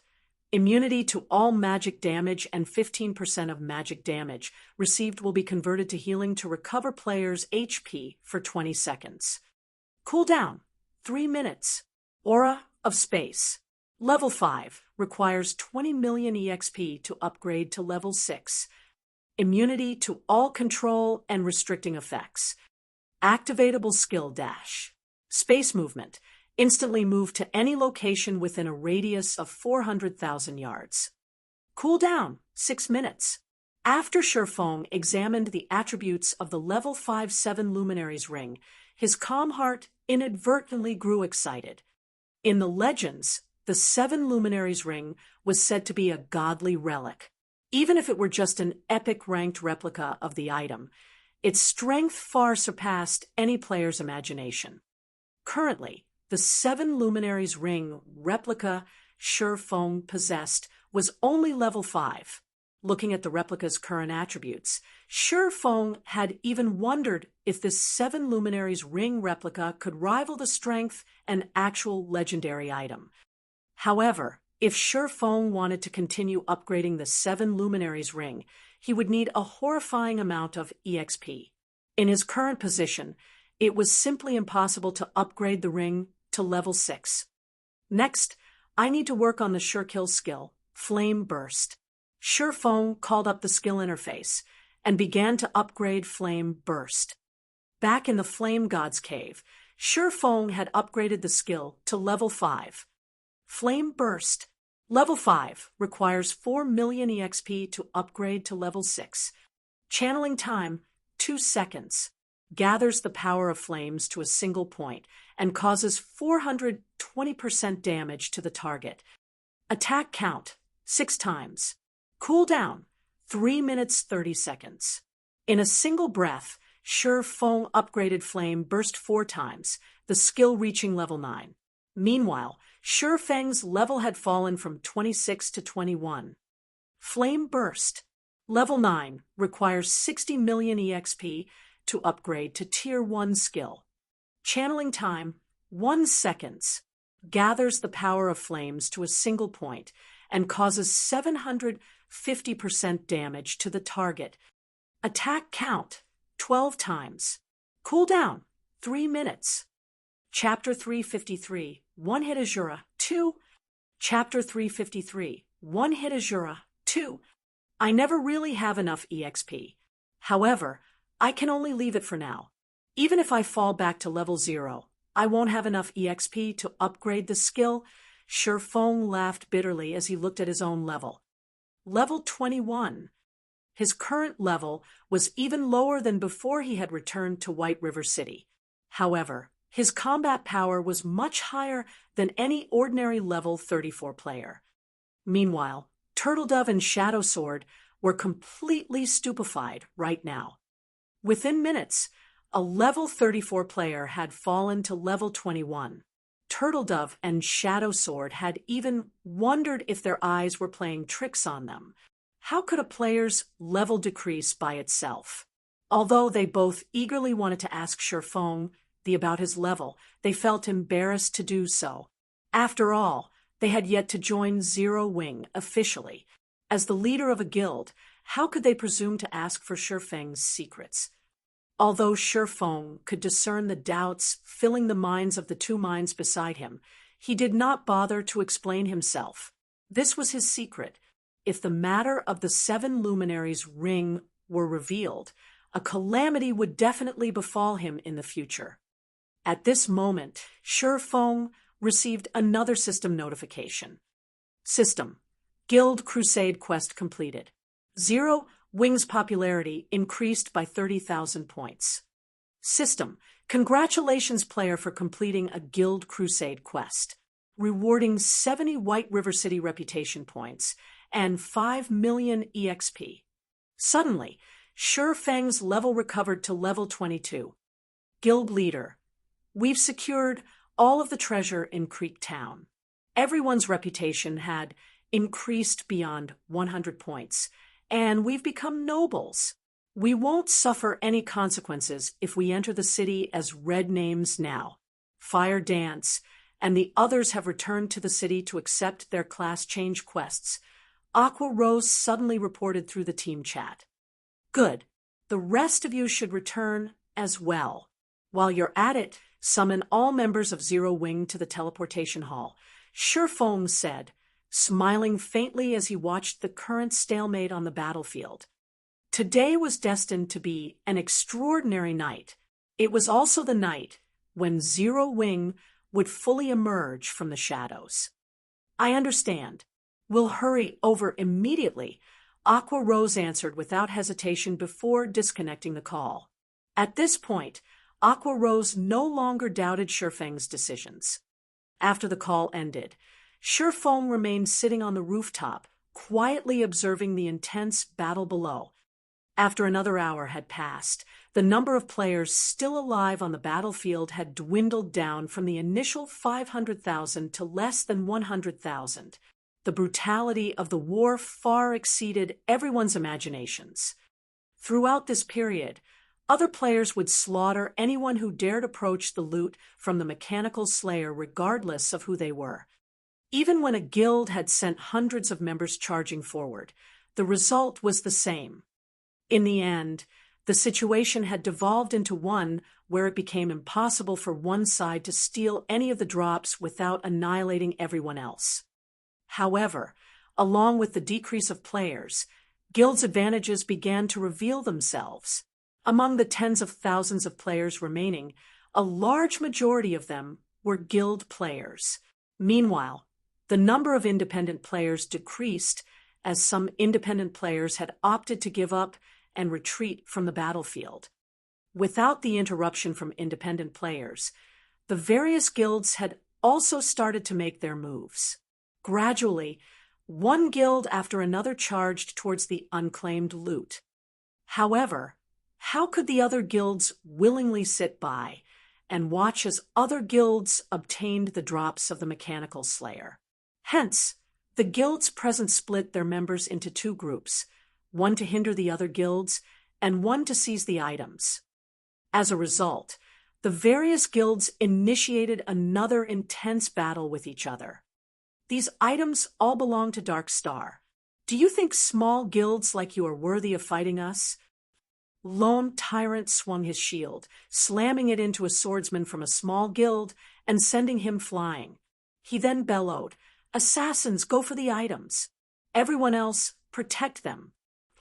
Immediately, dozens of assassins from Dark Star sped forward, while the other members of Dark Star opened a path for these assassins. You wish to take those items? Have you sought my permission to do so yet? Red Feather led his subordinates forward, gradually approaching the drops while hindering Dark Star. Simultaneously, Emperor's Light, the Assassins' Alliance, and World Dominators also began to fight their way forward. Although these powerful guilds were very strong, the small guilds were no fools. These powerful guilds' main target would be the highest concentration of loot. Hence, as unrated guilds, rather than competing over these locations, it would be far wiser for them to compete over locations with fewer items. That way, they would have fewer challengers. Meanwhile, seeing the various guilds picking up drops one after another, the independent players watching from the outskirts of the battlefield could not help but grow envious. At this moment, however, the guilds that had managed to secure some drops for themselves also displayed grim expressions. Originally, they had been fighting vigorously while ignoring all costs in order to secure the loot. After all, as long as they put these items into their bag, even if they died, these items would not drop. However, now that they had gotten their hands on these items, the result was completely different from what they expected. Any players holding the dropped items had to stay alive and hold said items for 2 hours. If killed during this time, the dropped items would automatically fall from the player's bag. What the hell is going on here? Lone Tyrant looked at the dropped item inside his bag, his brows wrinkled. To secure the dropped items, they had not held anything back while slaughtering their way forward, even at the expense of sacrificing their own companions. Meanwhile, the only reason Lone Tyrant Willing made such a huge sacrifice was because he knew that they could take ownership of the dropped items the moment they got their hands on them. At this moment, out of the 10,000 plus Dark Star members who had arrived, less than 1,000 remained. Yet, Lone Tyrant had made all those sacrifices only to find out that the battle was not over yet. The dropped items they had obtained could switch ownership at any given moment. At this moment, all those who managed to obtain a dropped item felt their blood rush to their heads. Due to this sudden change, another change also swept through the battlefield. The various guilds immediately started relocating their members who had managed to obtain a drop. Simultaneously, they had also sent more people to kill the members of other guilds who held items. Suddenly, the battlefield became even more fierce than before. At this point, the more members a guild possessed, the greater the advantage it had. Meanwhile, as the guild with the most members remaining at this moment, Dark Star was also the guild that had looted the most items. Very quickly, Dark Star looted another dozen or so items. In addition to the ones they had previously obtained, the number of dropped items now in Dark Star's possession totaled 24. At this moment, aside from Shurfeng, Dark Star had the largest harvest. Just as the escort Lone Tyrant personally led was about to enter White River City's safe zone. Suddenly, a black figure appeared before Lone Tyrant. Black Flame, should I commend you for your bravery or stupidity, despite managing to escape? Rather than going into hiding with the items you obtained, you actually dare appear before me once again. Very well. Today, I will finish you off. As for the items in your possession, they will all belong to Dark Star. Lone Tyrant recognized Shurfeng almost instantly. With a sneer, he waved his hand. Over 100 melee players surrounded Shurfeng, while the mages at the rear lines started chanting their spells. The healers also began to back off. This time, however, they stood sparsely apart from each other. Obviously, they had done so to avoid getting caught by Shurfeng's large-scale AoE magic and that silencing field, which prevented them from using any of their skills or tools. Black Flame, you must feel so helpless when you see this formation. No, you will definitely die this time. If you have to blame someone, blame yourself for showing up in front of me, Lone Tyrant boasted. Shurfeng simply smiled at Dark Star's formation. If this had happened before he had upgraded the 7 Luminaries ring, this formation would have caused him a headache.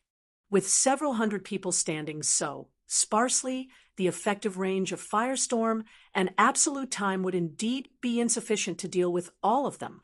Without the silencing field, as the battle drew on, he would have no choice but to escape. However, circumstances had changed. Looking at the hundreds of level 16 and level 17 melee players charging at him from all directions, Shurfeng activated Absolute Time. At level 5, Absolute Time had an effective radius of 75 yards, so it covered a large majority of the scattered players. As for those that were outside the range of Absolute Time, they were no threat to Shurfeng. Following which, Shurfeng switched out the Aura of Time for the Aura of Fire on the 7 Luminaries ring, increasing his damage dealt by 40%, while reducing his target's defense by 40%. However, Shurfeng was not done yet. Shurfeng then activated the additional skill of Purgatory's Shadow, Purgatory Power, increasing his attack speed by 100% and damage by 30% for 15 seconds. Immediately after, Shurfeng used Windwalk and advanced, abruptly charging towards the members of Dark Star. Shurfeng's first target was a level 17 shield warrior. Raising the Abyssal Blade, Shurfeng lightly slashed at the shield warrior. The silvery gray Abyssal Blade transformed into a streak of silvery gray light. Before the shield warrior could lift his shield against Shi Feng's attack, a deep slash appeared on his mysterious iron-ranked breastplate.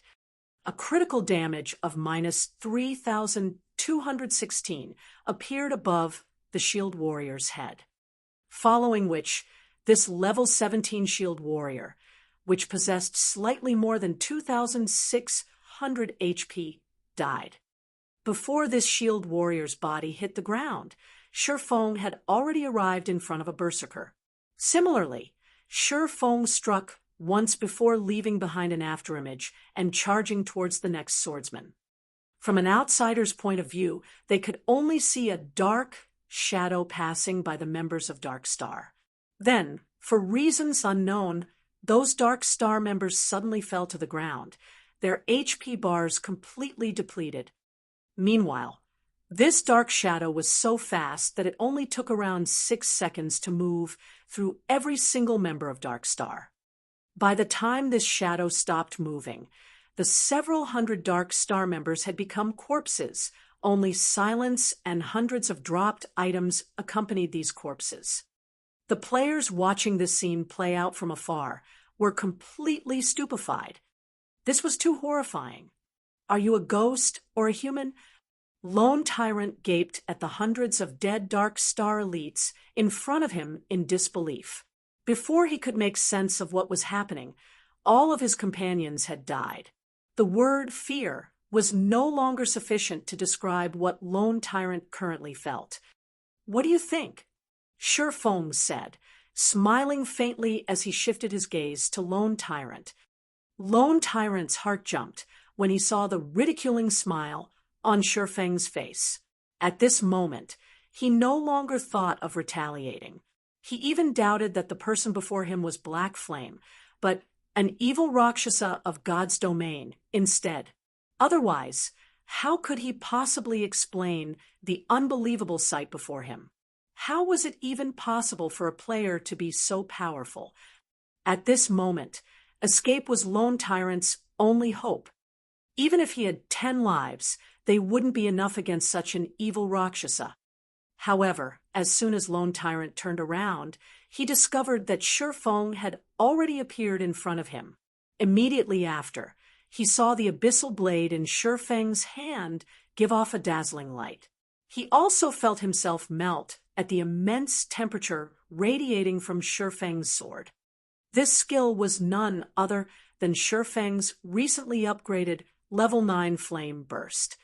Before Lone Tyrant could react, the scorching abyssal blade had run through his heart. The hell-like flames incinerated his body. At the same time, a massive damage of over minus 10,000 appeared above Lone Tyrant's head, following which, as if struck by a meteorite, Lone Tyrant was sent flying backward. However, before his body made contact with a solid surface, he had become nothing more than ash in the wind. Chapter 354, Hunter and Prey. Chapter 354, Hunter and Prey. After killing Lone Tyrant, Shi Feng turned to face the remaining Dark Star members behind him. At this point, Shi Feng had thoroughly frightened these players. He only required 1 strike per person, 100 strikes to bring about annihilation. In the blink of an eye, hundreds of players had died, just like that. Moreover, even their guild leader, Lone Tyrant, could not withstand a single hit before the evil Rakshasa burned him to ash. The remaining Dark Star members felt a chill crawl down their spines when Shi Feng glanced at them. Their limbs felt like lead, incomparably heavy. At this moment, none of them had any courage to continue fighting. Meanwhile, many players watching from afar immediately uploaded the videos they had recorded to the official forums, creating a huge sensation. As a result, the name Black Flame became even more popular than before. Run! No one knew who had shouted this single word. However, all of the remaining Dark Star members expressed their unanimous agreement as they scattered and ran in all directions. With hundreds of players running away from him in all directions, even Shi Feng, as fast as he was, could not possibly kill all of them. Hence, Shi Feng decided to target the 9 assassins and rangers who were being protected by a group of their companions. These players bore the dropped items from the Mechanical Slayer. Shi Feng might be able to ignore killing everyone else, but he could not ignore these 9. Damn, why is my luck so rotten? One of the escaping assassins paled with fright when he saw Shi Feng dart towards his group. Seeing as escape was no longer an option, the assassin spun around and prepared for a desperate battle. Face me if you can. However, by the time this assassin turned to face Shi Feng, the blazing abyssal blade had already penetrated his chest. The assassin's HP quickly bottomed out, and 3 items dropped from his lifeless body. Among them, 2 were items dropped by the Mechanical Slayer. Shi Feng immediately grabbed the loot from the Mechanical Slayer and tossed them into his bag. He then charged towards his next target. By the time everyone from Dark Star had run out of absolute time's effective radius, Shi Feng had killed 6 people in quick succession, obtaining a total of 15 dropped items. As for the remaining 3, they had escaped. Not a bad harvest. Shi Feng smiled satisfactorily as he looked at the new additions to his bag. Including these 15 items, he had obtained a total of 52 dropped items. That was practically half of the Mechanical Slayer's drops. Just as Shi Feng prepared to leave, he suddenly discovered the players from other guilds all barreling towards him.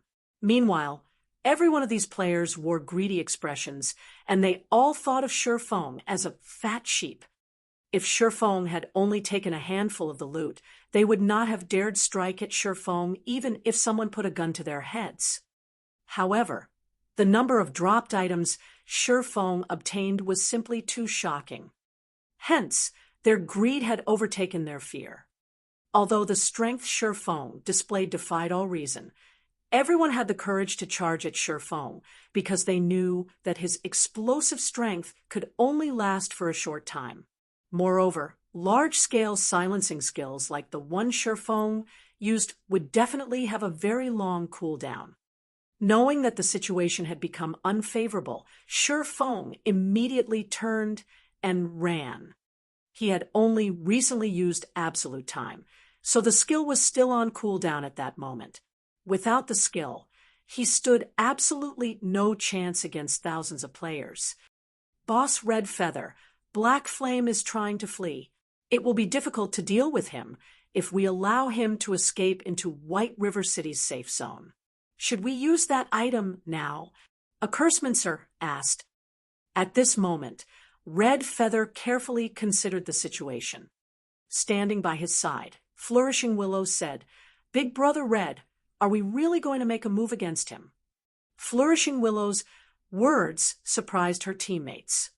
Normally, Flourishing Willow was the most bloodthirsty out of any of them. How could her change of heart not surprise them? "Willow, I thought you said that you wanted to teach Black Flame a lesson. What's changed? Don't tell me you're afraid." An assassin on the same team joked. "Huh, who's afraid? Are you itching for a beating? Why don't we have a private spar once we return?" Flourishing Willow glared at the assassin. No, I was just joking.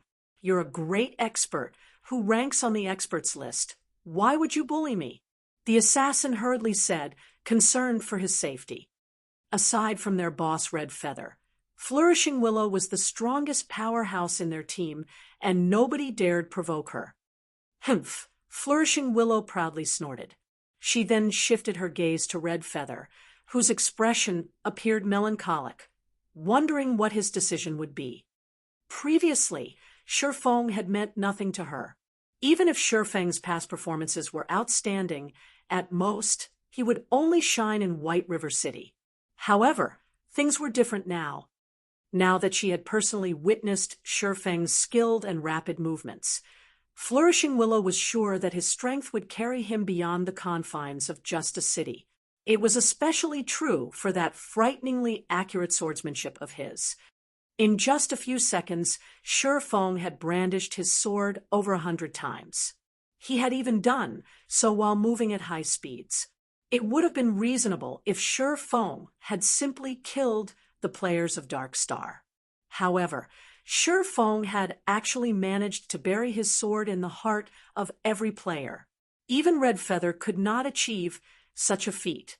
In addition to being so highly skilled, Black Flame was also the guild leader of Zero Wing. His status was not low. Even if they discarded all pretenses and killed Black Flame, it would not benefit the Star Alliance. Move out. In the end, Red Feather still made his decision. They had an opportunity of obtaining a large number of fine gold and dark gold items. So what if they had to offend Zero Wing? Moreover, the Star Alliance was a first-rate guild. Even Ouroboros did not dare disrespect them, much less Zero Wing. Okay, the several assassins in the team replied, excitedly, each of them promptly retrieving a purple gold crystal ball from their bag. Activating wind steps and stealth, these assassins swiftly dashed towards Shi Feng. Shi Feng's movement speed was extremely fast, and ordinary players had no chance of catching up to him. Even rangers, assassins, and swordsmen, who all boasted high movement speeds, could not catch up to Shi Feng. Surprisingly, however, the distance between Shi Feng and the players chasing him gradually shortened. Initially, there had been a span of 100 yards between them. Now, there were only 30 yards. If the distance shortened by just another step, the shield warriors and berserkers could use charge to pin down Shi Feng. However, no matter how hard the warriors tried, none of them could reduce this distance of 30 yards any further. It drove them all mad. That sure is a lot of people. Shi Feng turned to look at the crowd chasing him, his lips curling upwards. At this moment, none of the players pursuing Shi Feng had discovered that, instead of moving closer to White River City's safe zone, they were actually moving farther from it. Soon, Shi Feng would reach the entrance of the teleportation hall. Crap! He's trying to escape through the teleportation array. The crowd started growing anxious. If they allowed Shi Feng to teleport from White River City, it would be extremely difficult for them to catch him. Look, there seems to be a group of people coming out from the teleportation hall. Hey, help us stop that person. That person has dark gold ranked treasures on him. Those treasures will fall off his body as long as we kill him. Seeing that the group walking out of the teleportation hall consisted of over 100 players, the crowd's hopes rekindled. They tried thinking of how they could convince that group of players to hinder Shi Feng's escape. As long as those players could pin him down for a moment, they could surround him once more. When the players emerging from the teleportation hall heard these words, they immediately took action. Without hesitation, they blocked off the entrance of the teleportation hall. Seeing this, the crowd celebrated. Wait, why do those people look somewhat familiar? Aren't the two great beauties standing at the front Zero Wing's fire dance and Aqua Rose? Why would they be here? As the distance between them and the teleportation hall shortened, the crowd could gradually see more details of those hundreds of players. Suddenly, they realized that something was wrong. The gaze Aqua Rose and the others shot them was the same gazes that they had used to look at Shi Feng.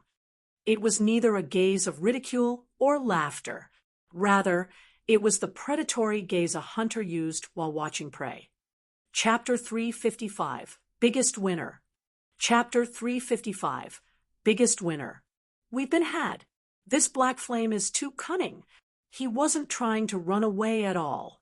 Instead, he was luring us over here. Everyone, be careful. What's there to be afraid of? They only have over 100 people. We have over 10,000 on our side. Do they think they can really turn the tide? Although the crowd had discovered that something was wrong, they couldn't care less. An arrow fitted on the bowstring couldn't avoid being fired. Shi Feng had simply obtained too many dropped items. They might not get another opportunity to find such a fat sheep in the future.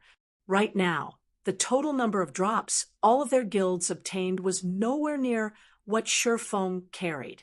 Hence, they would not hesitate, even if they had to start a war with these hundreds of players from Zero Wing. Ha ha ha. Excellent. We could only play the role of side characters back in Creek Town. Now, I can finally exercise my hands. Blackie said joyfully as he watched the incoming crowd. Blackie, don't kill too many. Let the others get some practice as well. It isn't very often we get to participate in such a large-scale battle.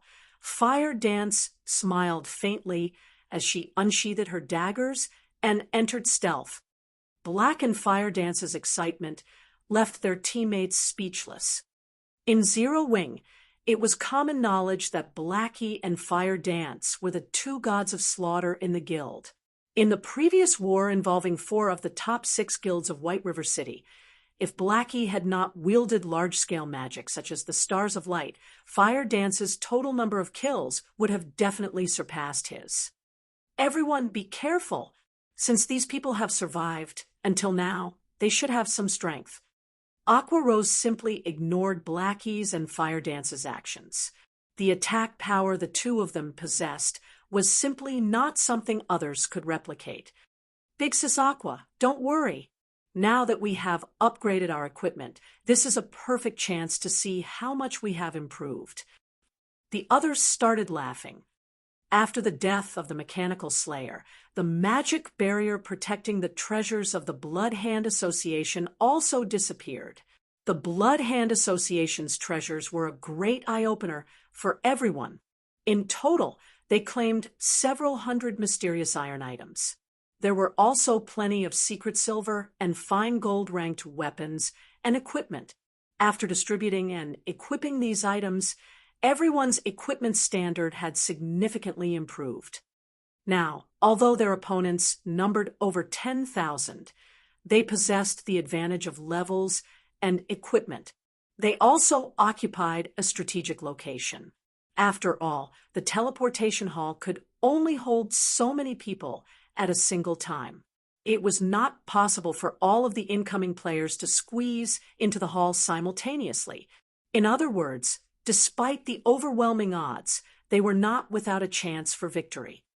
At this moment, Shifeng stopped right before the entrance of the teleportation hall.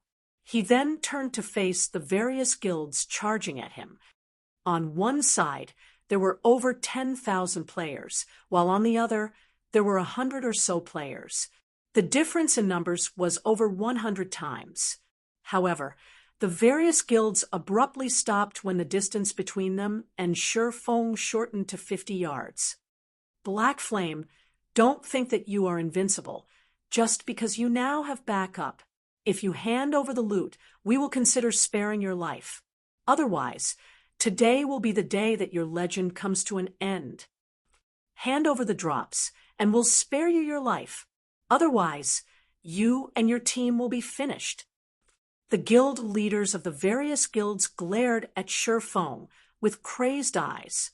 They wanted nothing more than to murder Shifeng right now. Previously, the massacre the Mechanical Slayer carried out under Shifeng's lead severely wounded their guilds. Afterward, due to Shifeng faking his own death, they even began to slaughter each other indiscriminately, decreasing their numbers once more. Now, so many reinforcements suddenly appeared. Who knew if Shifeng had anything else prepared? Now that Shifeng had suddenly turned to smile at them, how could they not feel worried? Hence, they all decided to halt their steps rather than continuing to charge forward. What if they recklessly rushed again, only to find themselves caught by another one of Shifeng's traps? Thus, nobody dared to be the first to charge over. What's the point of talking so much trash? You've chased me for so long, so shouldn't it be my turn now?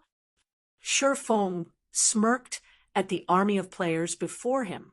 Revealing a faint smile, he slowly unsheathed the abyssal blade. Shifeng's calm reaction began to unnerve some of the guilds present. Facing an army of over 10,000, even a first-rate expert would react anxiously. However, Even after observing Feng for so long, they could not detect the slightest hint of panic on his face. Did Feng truly possess another card that could allow his small team to defeat them? Big Brother Red, there is definitely something suspicious going on. Now that Black Flame has reached the teleportation hall, he can escape at any time. Yet instead of doing so, he actually plans to take a stand. Flourishing Willow said, her brows tightening. Red Feather nodded in agreement, feeling that something was indeed wrong with this situation. Before, Feng could have simply escaped into White River City's safe zone. At that time, with the protection of the city guards, it would not be so easy to steal the mechanical slayer's loot from him anymore. Yet, instead of doing so, Feng had gradually lured everyone to the teleportation hall. Why would Feng do such a thing? Crap, we've been tricked. Black Flame is trying to buy time. Red Feather suddenly panicked. Hurriedly, he opened the team member display to check whether or not his team members inside the White River City safe zone were safe. Big Brother Red, what's going on? Flourishing Willow looked at Red Feather, confused. Black Flame is trying to lure the tiger away from the mountain. Zero Wing has over 5,000 members, yet only 100 or so are here. Since he could call over these 100 or so members, why didn't he send for even more reinforcements? Red Feather explained. The only reason he did not send for more reinforcements was that he had sent the rest to hunt the transport teams who are safeguarding the loot. Moreover, by blocking the teleportation hall, he can choose to attack or retreat anytime he wants. As soon as the other members of Zero Wing obtain the drops, they can leave immediately. Red Feather had not used the team chat when he spoke. Moreover, he had not kept his voice down, so the other guilds had heard his words very clearly. Suddenly, the guild leaders of the various guilds turned pale. Immediately, they started contacting the players that were transporting the dropped items. However, none of their calls connected. The results were the same when they tried contacting the other team members of the transport team. You've only realized it now? Unfortunately, it's too late. Feng laughed, shaking his head as he watched the various guilds' actions. Indeed, just as Red Feather had guessed, even before he had slaughtered the members of Dark Star, he had arranged for Zero Wing's army to keep an eye on the transport teams of the other guilds. When Feng started his battle with Dark Star, Zero Wing's army took action. As the various guilds had lusted after the items on Feng, they had not allocated many members to escort the transport team. Some guilds only allocated a few dozen members, while some had only allocated a dozen or so. Meanwhile, each of Zero Wing's groups consisted of at least more than 100. Some even possessed up to 400 members. There was no way they would fail. Moreover, in order to prevent these transport teams from reporting back to their respective guilds about the ambush, Feng had purchased a large number of information sealing scrolls from the magic shop. The information sealing scroll was extremely expensive, with each one costing 50 silver coins. This scroll could neither attack nor defend. It was also not a support item. In addition, the scroll could only target players. This scroll's only function was to prevent players from using the game's communication system for a certain amount of time. During this period, players could not receive or send any messages. The only form of communication they could use was ordinary speech. Hence, all this time, the information sealing scroll was an item that the player populace of God's domain had ignored. During the ambush, although these transport teams were just a short distance away from the battlefield, they could not contact their respective guilds to request reinforcements. Faced with troops several times their number, these transport teams had no chance of protecting the loot they carried. Also, even though these transport teams were inside the city's safe zone, the city guards needed time to come to their rescue. During this time, unless the transport team of a guild possessed only top-tier experts, their deaths were all but certain. even if the city guards arrived later. The dropped items of the Mechanical Slayer could simply be passed on and claimed by the Zero Wing members who had not participated in the battle. At this moment, Red Feather was livid. Although he did not know how Shifeng had sealed off their communication, when he saw the HP bars of his team members decreasing, he could guess what had happened. Without a doubt, his team members were definitely caught in an intense battle. At this moment, Red Feather finally realized that he had massively underestimated Shifeng. He had been thoroughly fooled by Shifeng's facade of a first-rate expert. Compared to Shifeng's combat techniques, his cunning was far more terrifying. Despite the price so many players and guilds had paid, in the end, Zero Wing became the biggest, no, the only winner of this war. Rather than calling Shifeng a fledgling fox, it would be more appropriate to consider him an old demon fox that has lived for countless years. Chapter 356, One Man Holding Out Against 10,000. Chapter 356, One Man Holding Out Against 10,000. Big Brother Red, their HPs aren't declining that rapidly. They should have started fighting not that long ago. Also, they're only a short distance away from us. If we run back there right now, we might still be able to save them, Flourishing Willow said hurriedly. However, the moment Flourishing Willow finished speaking, one of the members on their transport team suddenly died. What?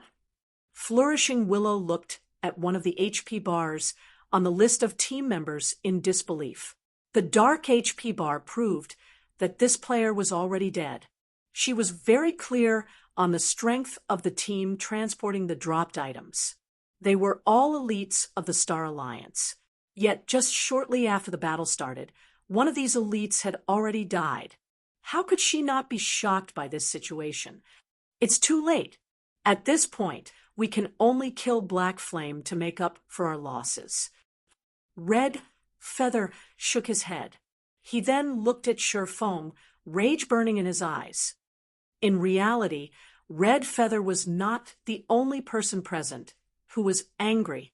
The other guilds were similarly enraged. Shifeng had so easily taken away the dropped items they had paid such a large price to obtain. This also meant that, at this moment, Shifeng had obtained all the drops of the Mechanical Slayer. So, how could they not feel angry? They had far underestimated Shifeng's ambitions.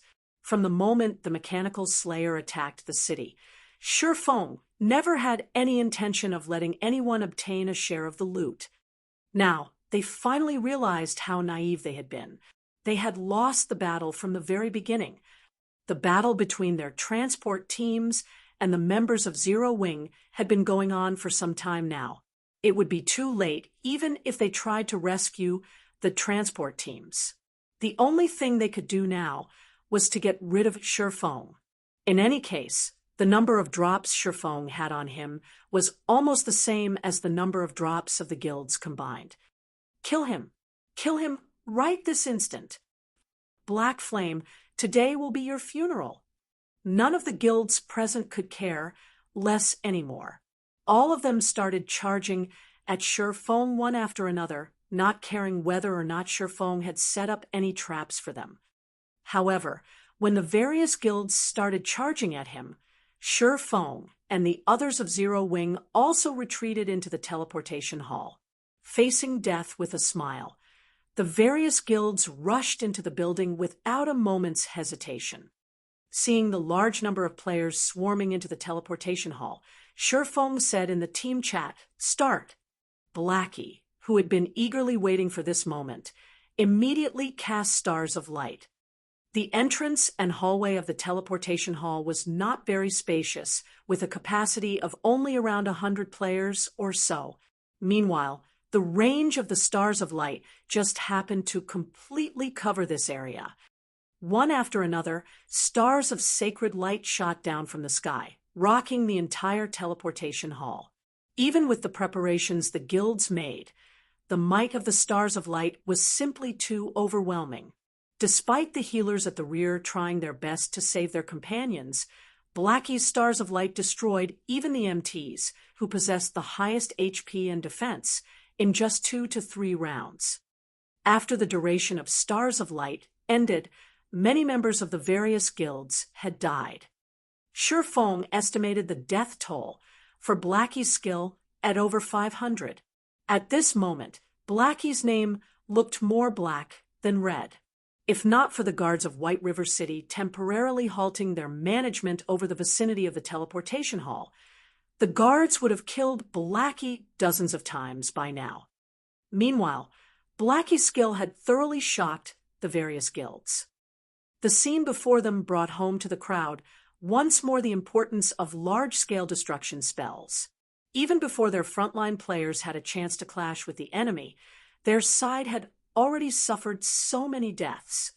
This was just like the battlefields of ancient times when archers would already fire their bows before the two sides could even clash. In this case, however, since their side did not possess any archers, they would naturally suffer a one-sided beating. The only thing they could do in this situation was to endure and hope they survived. Fortunately, large-scale destruction spells like this definitely had a very long cooldown time. After all, if such powerful skills could be used constantly, would there even be a need for them to fight? They might as well stand still and await their deaths. Don't be afraid. Charge. They should have used up their skills already. Red Feather calmly shouted a reminder to everyone, following which the members of the various guilds charged at Shi Feng once more. In addition, the number of players that charged into the teleportation hall this time was even greater than before. At this moment, the members of Zero Wing were also ready for battle. Just in time. Let's see how powerful my newly improved skill is. Then, at this moment, Shi Feng finally utilized the 7 Luminaries ring and activated Firestorm. The level 5 Firestorm was even more powerful than Blackie's Stars of Light. Towering flames brightly illuminated the entire teleportation hall. The temperature inside the building rose by tens of degrees as well. Numerous butterflies formed by flames fluttered gracefully around the teleportation hall, creating a beautiful scene to behold. However, all the players touched by these flame butterflies instantly combusted, their bodies turning into ash shortly after. Before the healers standing at the back could react, countless players had already died. The number of deaths caused by Shi Feng's Firestorm far surpassed Blackie's Stars of Light. Why do they still possess large-scale destruction spells? The various guilds present had long since known about Blackie's Stars of Light. After all, the scene of Blackie using this skill had appeared on video recordings many times by now. Since they had been prepared for it, they had not sent their full force in the initial charge. For their second charge, however, they had held nothing back. Yet, now, Zero Wing had revealed a second and even more powerful large-scale destruction spell. This situation greatly confused everyone. Just where did Zero Wing manage to obtain so many large-scale destruction spells? Just having one of such spells was already a near impossible feat at this stage of the game. Not even first-rate guilds possessed a single one of such powerful spells. Yet, Zero Wing actually laid claim to 2. After Firestorm ended, the members of the various guilds turned silent. No longer did anybody dare to rush forward. After seeing this second large-scale destruction spell unleashed, the various guilds present started hesitating. Instead of letting their blood rush to their heads, they started calmly observing the situation. Looking at Shi Feng's leisurely behavior as he stood inside the teleportation hall, they could not help but wonder whether Shi Feng still had another card hidden up his sleeves. From beginning to end, Shi Feng had never considered the army before him a threat. The expression Shi Feng had, in particular, made it seem as if everything was under his control. If there were still members among Zero Wing capable of using large-scale destruction spells, wouldn't they just be seeking their own deaths by recklessly charging ahead? Before arriving at the teleportation hall, the various guilds present had already suffered immense losses. Now, the 2 spells they suffered were like fuel added to the fire. If they were to take another 1 or 2 of such blows, just how were they supposed to cope with the losses? Why aren't you guys charging? It is impossible for Zero Wing to possess any more of such large-scale destruction spells. Red Feather shouted anxiously as he looked at the various guilds. Brother Red Feather, it's not that we are unwilling to charge. However, our manpower is limited. What if they reveal another large-scale destruction spell? My guild can't hope to endure another blow like that. Brother Red Feather, why don't you lead the charge for us? If Zero Wing has indeed run out of large-scale destruction spells, we'll then follow you in your charge. Red Feather nearly spat out a mouthful of blood at these guild leaders when he heard their words. He had brought only a small number of members with him on this expedition to White River City. After going through the 2 great wars earlier, he had lost over half the members he had brought. Just moments ago, Zero Wing had also killed his transport team. In the end, the only thing he gained from this trip was losses. If he were to send his few remaining members at Zero Wing right now, wouldn't he just be seeking his own death? At this time, the various guild leaders present were also unwilling to let their own subordinates act as cannon fodder. Every death was a loss of money to them. As of this moment, they had yet to gain a single thing, so how would they be willing to continue throwing lives away? Previously, they had gotten caught in Shurfeng's plots one after another. Now, Zero Wing's performance had even surpassed their expectations. After suffering successive blows, they were truly afraid now. What? Not gonna charge at us anymore. If you guys aren't coming, then we'll be leaving. Shurfeng stood at the stairs of the teleportation hall, looking at the various guilds that did not dare to enter the building. The calm and easygoing smile Shurfeng wore made it impossible for anyone to guess at his thoughts. Looking at Shurfeng's relaxed and indifferent attitude, as well as the low-grade provocation he used, the various guilds present became even more certain that Shurfeng still possessed a hidden trump card. As long as they dared to charge at him, what awaited them would be an even greater loss. At this moment, the independent players observing from afar were completely stupefied by this scene. An army of tens of thousands. Shurfeng actually intimidated such a force all by himself, such that they didn't dare to set even a single foot inside the teleportation hall. This scene was truly one man holding out against 10,000. Before today, nobody present would have believed such a nonsensical feat was actually possible. Now, however, they believed it. After all, Shurfeng was the best proof. It would be an honor to die to such a player. After a stalemate of more than 10 seconds, Red Feather suddenly stepped forward. Everyone, don't be fooled by Black Flame. Do you think large-scale destruction spells can be obtained so easily? He is simply buying time. As long as we charge at him, once more, the drops Black Flame obtained will be ours. Red Feather did not believe that Shurfeng still possessed a third large-scale destruction spell. Shurfeng was definitely tricking them. Emphatically, Red Feather advised, if anyone doesn't believe me, then our Star Alliance will compensate you with 5 times the losses you will suffer. Chapter 357, 6-Star Extermination Magic Array. Chapter 357, 6-Star Extermination Magic Array. Red Feather's offer of compensating 5 times the losses had they suffered was very tempting, and many guild leaders present hesitated at the offer.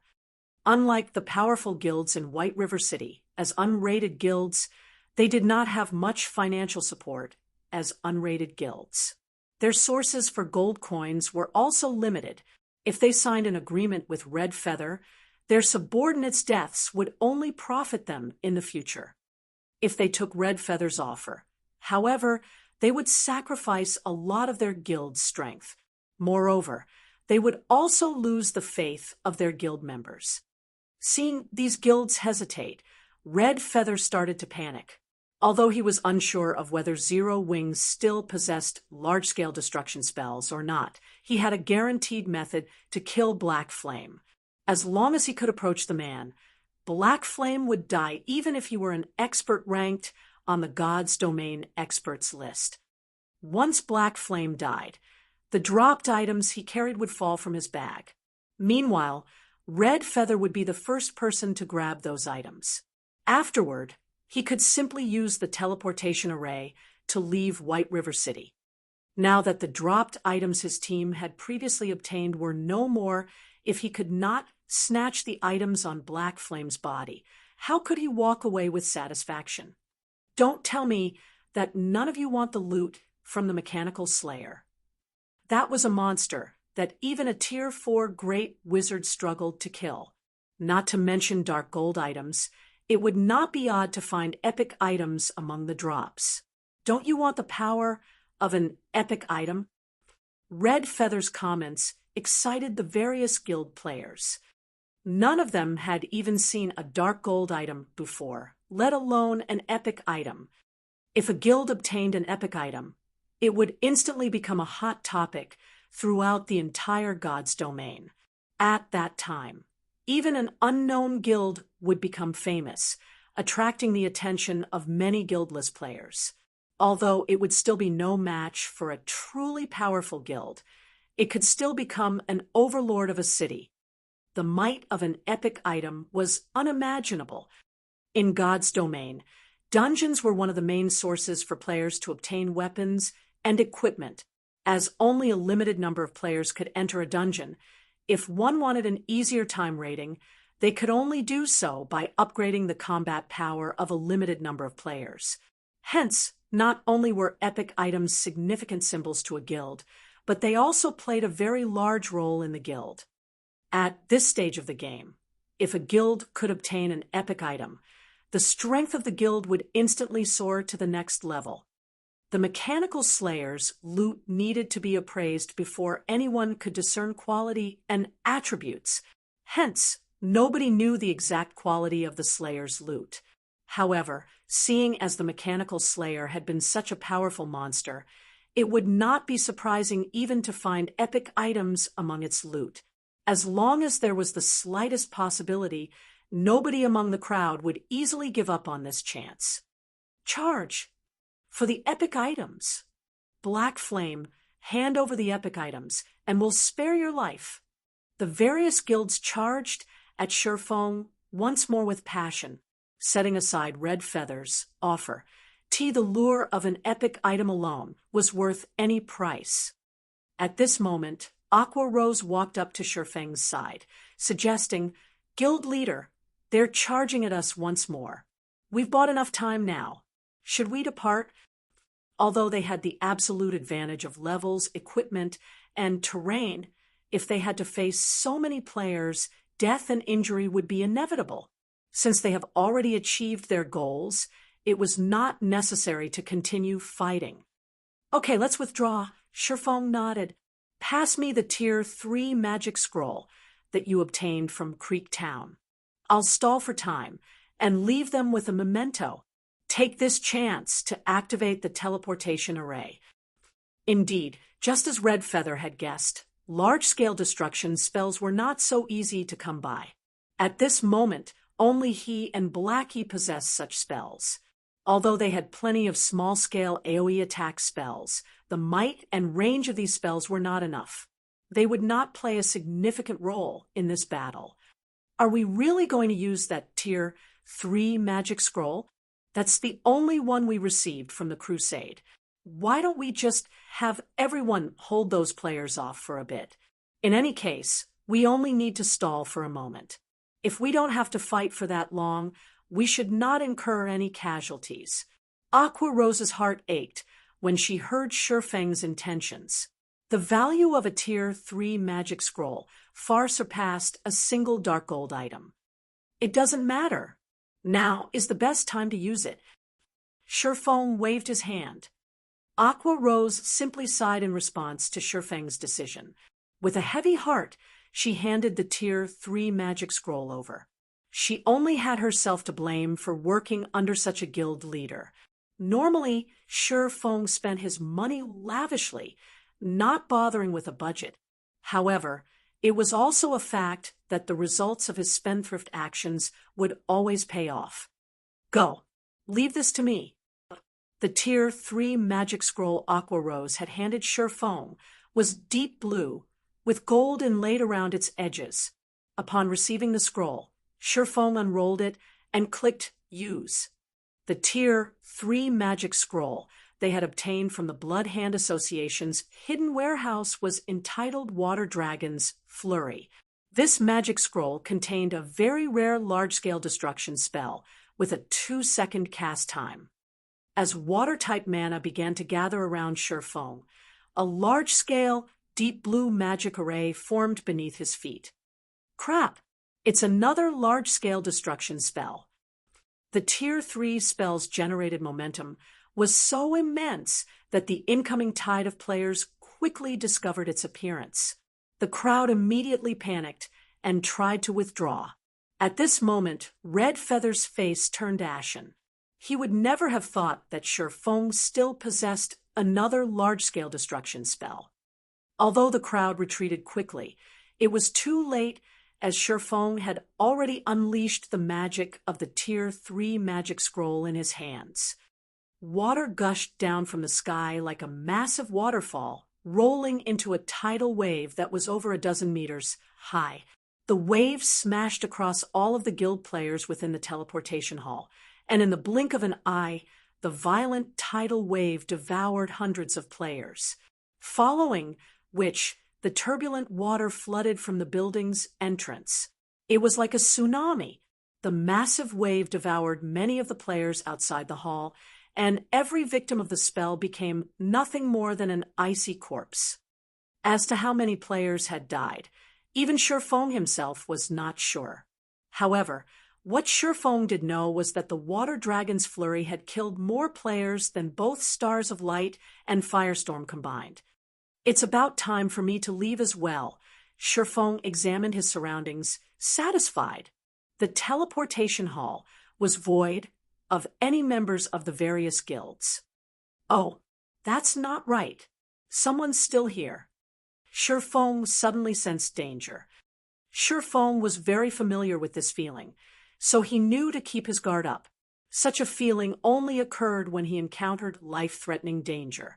Hence, Shi Feng immediately activated Omniscient Eyes. Since he had not seen anyone inside the hall, the only possibility left was assassins. Omniscient Eyes allowed Shi Feng to perceive any invisible or stealth units within 100 yards. After activating the skill, a golden glow enveloped both of his eyes. He then observed his surroundings. Like a god overlooking all life forms, nothing could hide from his vision. 6 people, is it? Shi Feng quickly discovered 6 obscure figures slowly approaching him from 30 yards away. These 6 assassins felt a chill down their backs the moment Shi Feng's gaze landed on them. Damn it! We've been discovered. Forget about it. This distances should be enough. We can't disappoint Boss Red Feather. The 6 assassins were all experts.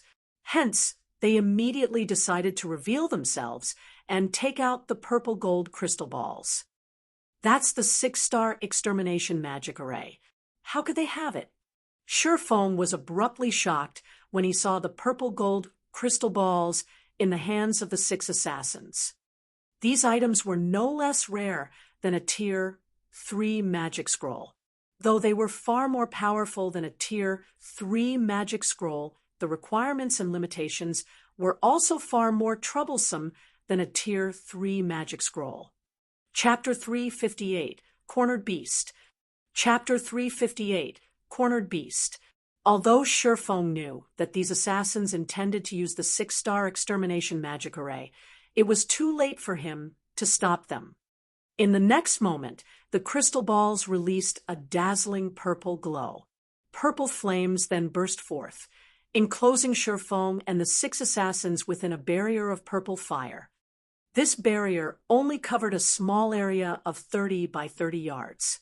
With their levels, it would only take a few steps to cross this distance. Guild Leader Black Flame, since you so arrogantly offended the Star Alliance, we've come to teach you some manners. Tiger, what's the point of talking to him? He is merely a frog at the bottom of a well.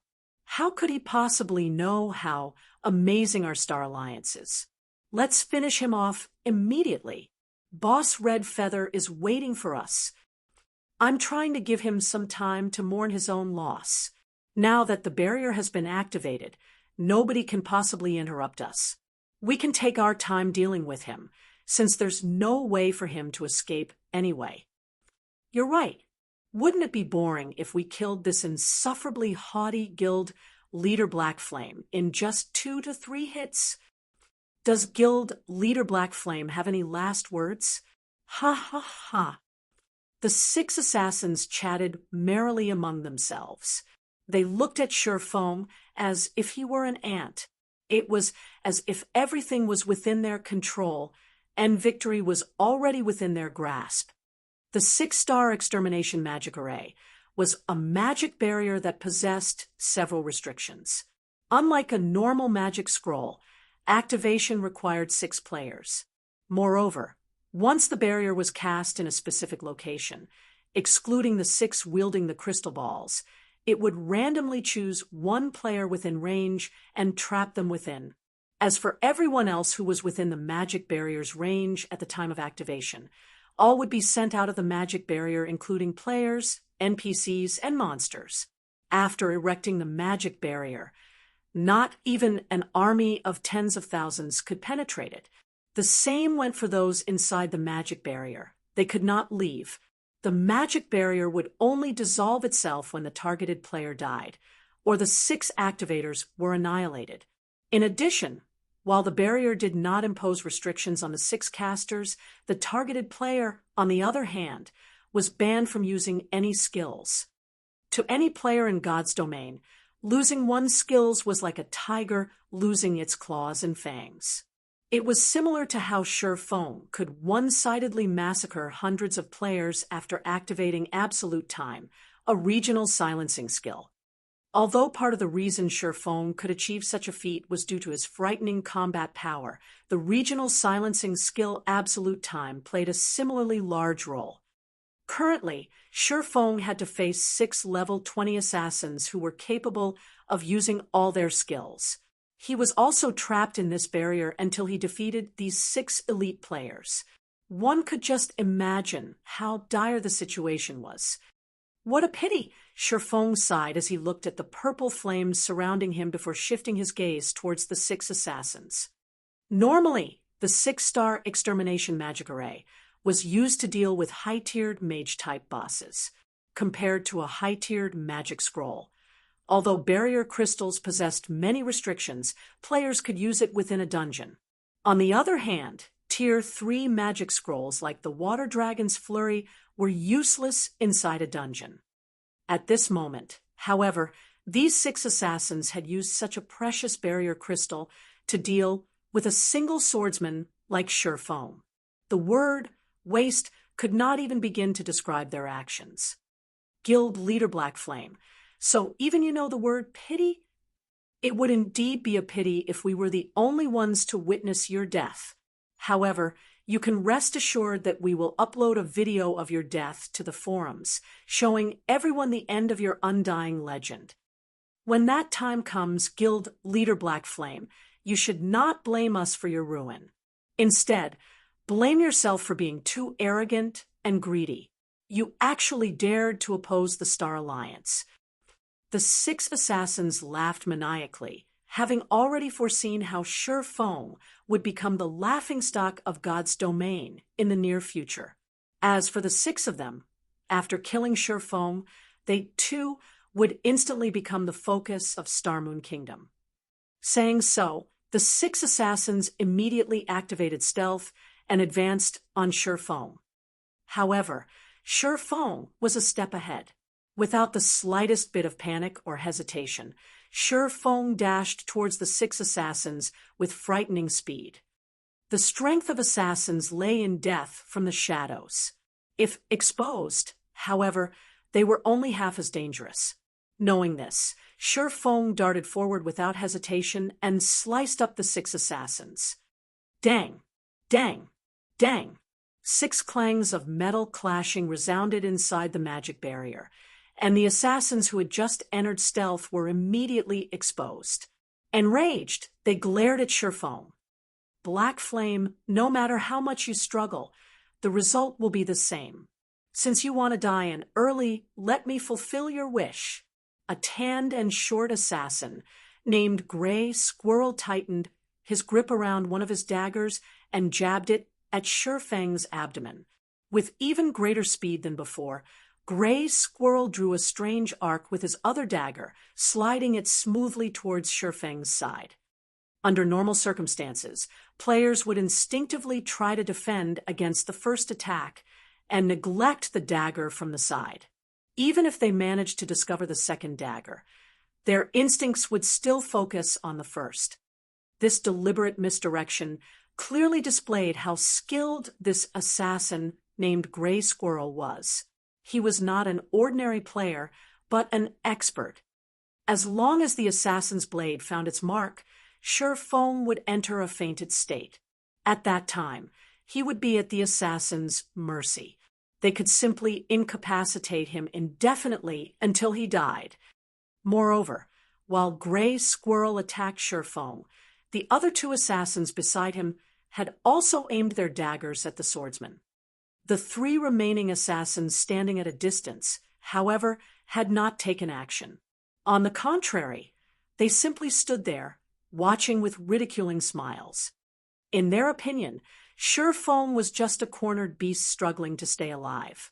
His initial charge was simply his last-ditch effort at survival. Just when the 2 daggers from Gray Squirrel were about to penetrate into Shi Feng's body, Shi Feng shifted his footsteps slightly and retreated half a step, effortlessly evading the 2 daggers. Immediately, he spun sideways, escaping the pincer attack of the 2 assassins behind him. The entire process was as smooth as flowing water, without any excess movement. The assassins were inwardly startled. Shi Feng had actually evaded their perfect joint attack with such simple motions. Shi Feng's quick-witted response left the 6 assassins shivering slightly. However, he couldn't care less about his enemy's thoughts. Without a pause, Shi Feng brandished the abyssal blade and the purgatory's shadow, sending over a dozen afterimages, slashing at the 3 assassins. Shi Feng's swords moved with lightning speed, the 3 assassins emitting ear-piercing screeches as the blades found their vital points. The 3 attacking assassins were greatly shocked by this counterattack. In a panic, they hurriedly used their daggers to defend themselves, even going as far as using block.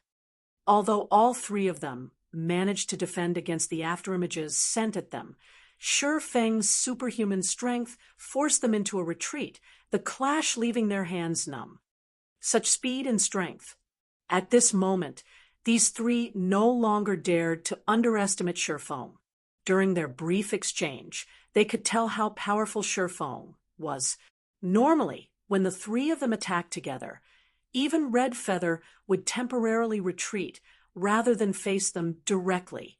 However, Shi Feng had done the exact opposite and fought them head-on. Surprisingly, he even forced them into a retreat. If they had not combined their strengths to block Shi Feng's attacks, just now they might have joined the many souls who had died under Shi Feng's swords. All 6 of the assassins instantly came to a conclusion. Although the Shi Feng before them had lost his fangs and claws, he was no tiger. He was a monstrous beast clad in human skin. He could easily suppress them by only relying on his strength. Faced with Shi Feng, only death awaited them. Suddenly, the assassins realized that they had made a massive mistake. They had actually chosen to lock themselves up with such a monstrous beast. As expected, it isn't possible to get rid of them quickly without the 100% speed boost from purgatory power. Shi Feng's onslaught had failed to achieve its intended purpose, though it did allow him to gain a general understanding of his attacker's strengths. In conclusion, these assassins were definitely experts. The three assassins had exposed many holes in their defenses after Shi Feng shook them off.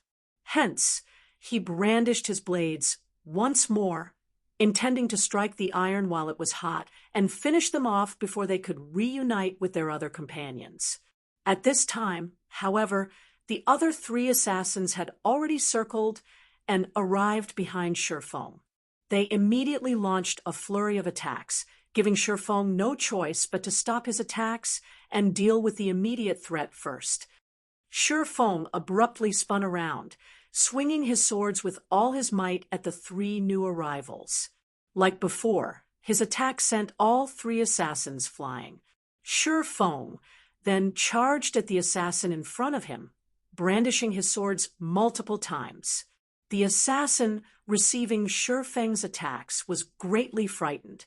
Immediately, the assassin used silent steps, hoping to take advantage of the short period of invulnerability the skill provided to defend against all these sword flashes. By doing so, he could also gain some precious time to allow his companions to come to his rescue. Otherwise, only death awaited him.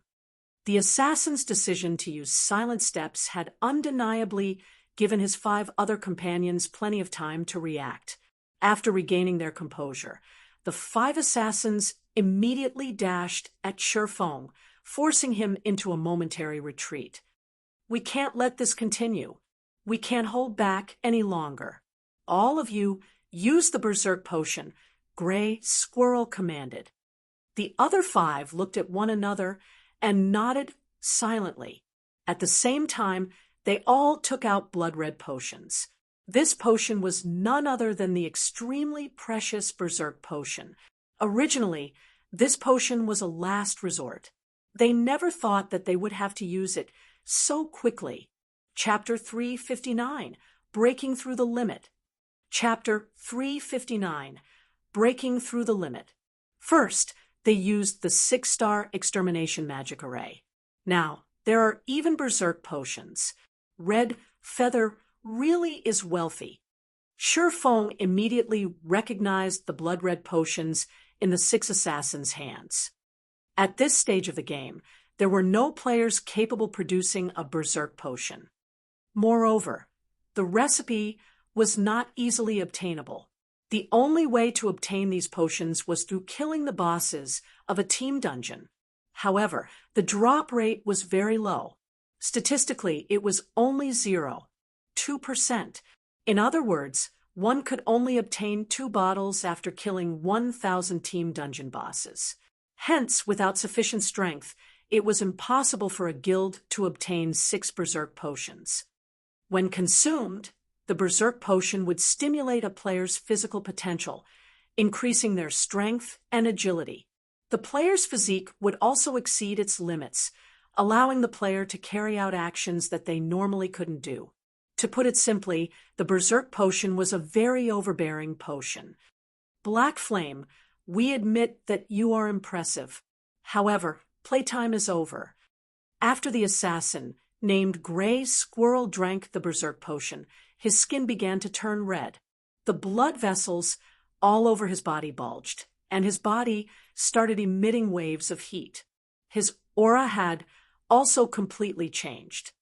The moment Gray Squirrel finished speaking, his body flickered, and the ground under his feet cracked. Leaving behind an afterimage, Gray Squirrel instantly appeared behind Shi Feng. His bright, snowy dagger transformed into a white flash that flew towards Shi Feng's back, his speed reaching far beyond that of his previous attacks.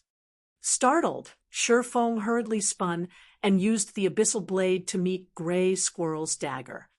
Pung! Sparks flew in all directions as metal clashed.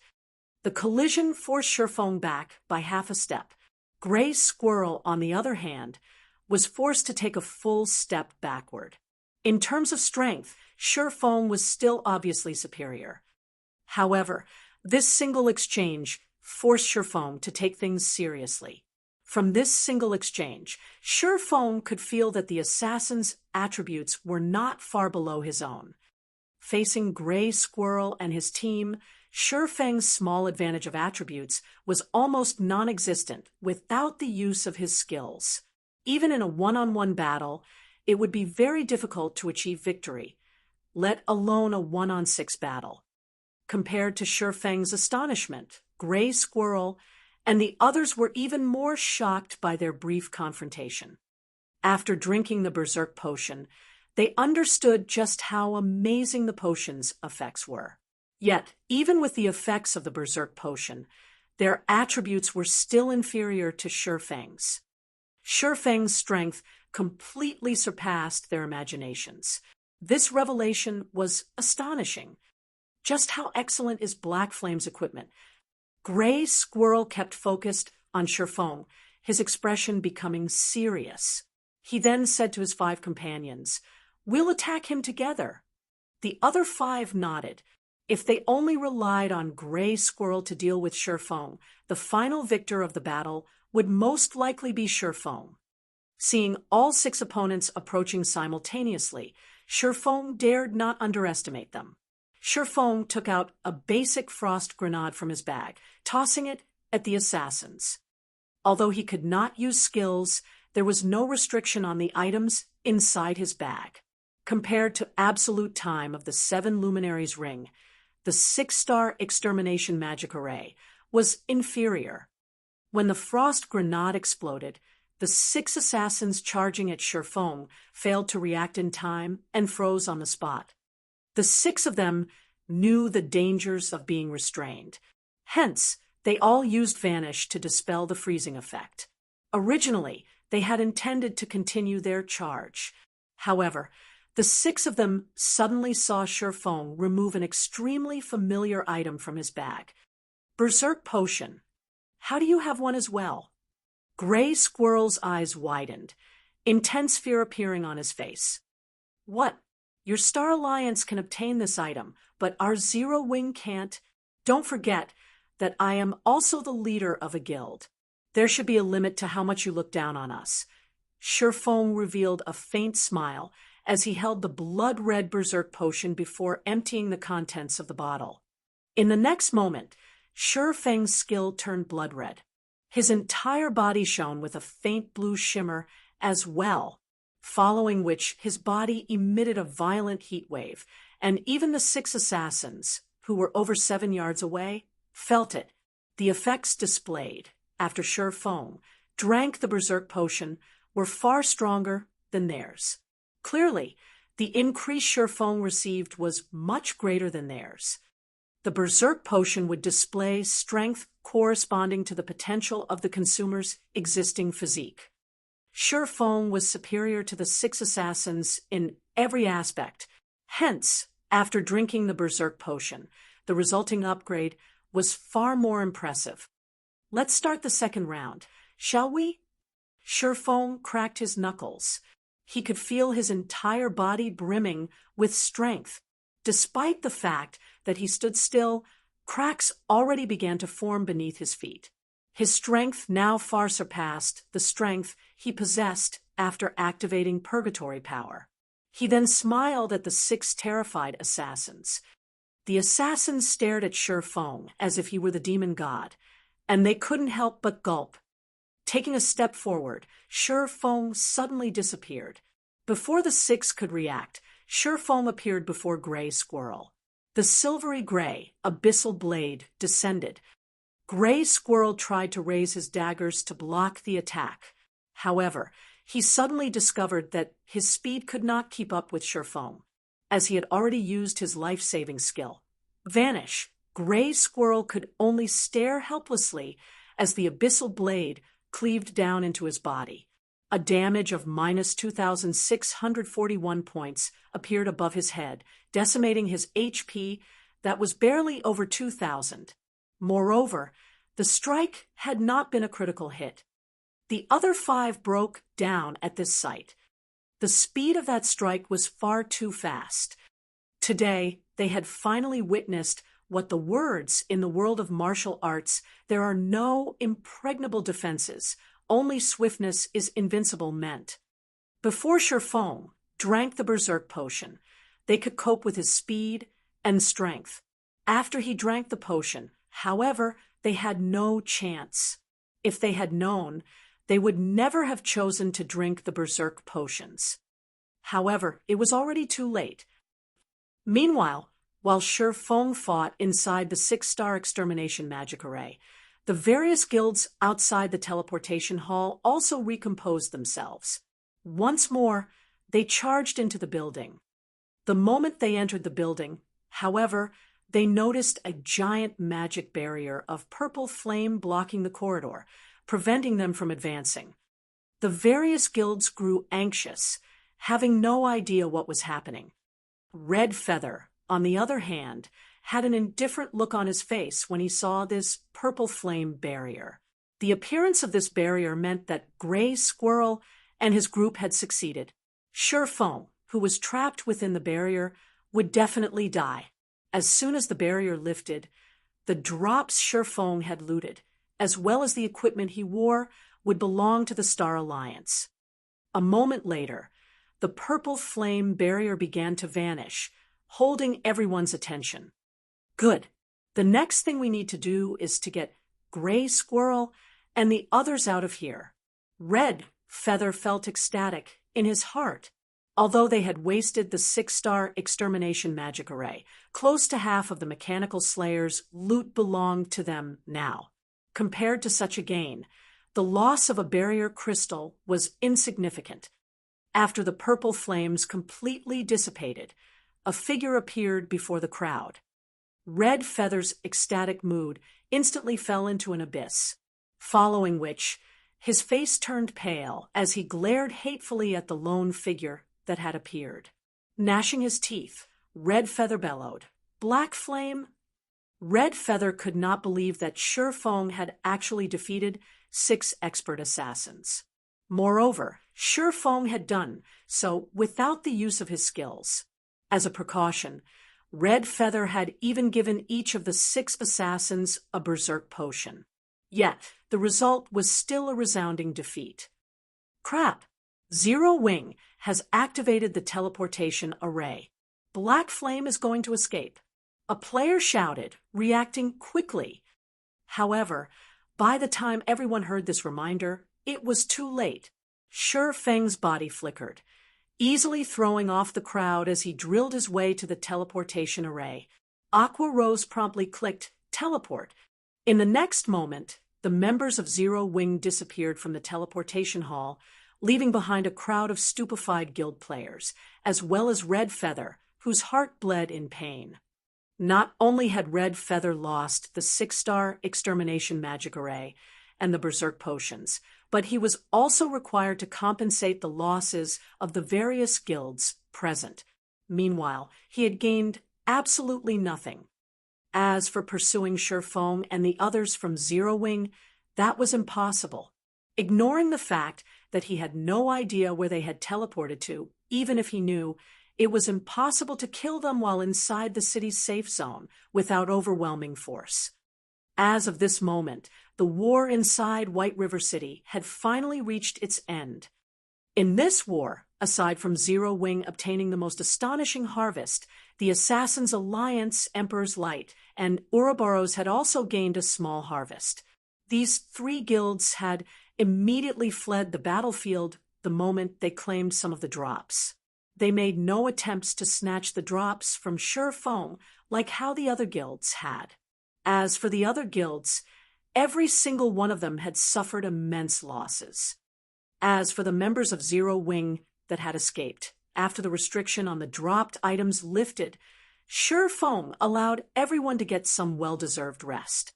After all, long battles were very taxing on one's spirit.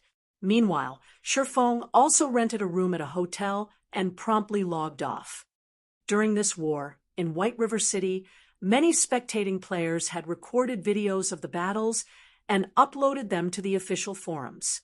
The videos caused a huge sensation throughout the entire Starmoon Kingdom. It was especially true when everyone watched Black Flame's battle. He only required 1 strike per person, 100 strikes to bring about annihilation. Moreover, with his strength alone, he had managed to shake an army of tens of thousands. Everyone watching the video trembled with excitement. Suddenly, every player throughout the Star Moon Kingdom knew the name Black Flame. Say, do you guys think that Black Flame will make it onto the Secret Pavilion's experts list this time? What are you talking about? Of course, he will. If he doesn't make it, then the Secret Pavilion is blind. I'm just wondering what rank Black Flame will get. Won't we know once the Secret Pavilion publishes the new experts list tomorrow? After the war in White River City ended, the Star Moon Kingdom official forums exploded with activity. Many people discussed Black Flame and the Secret Pavilion's experts list. Meanwhile, Shi Feng simply chuckled as he read through these forum discussions. After drinking a bottle of nutrient fluids, he began his physical training. The Secret Pavilion was indeed a well-known existence in the virtual gaming world.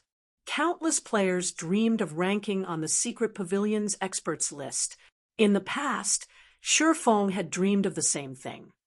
However, there were simply too many players in God's domain.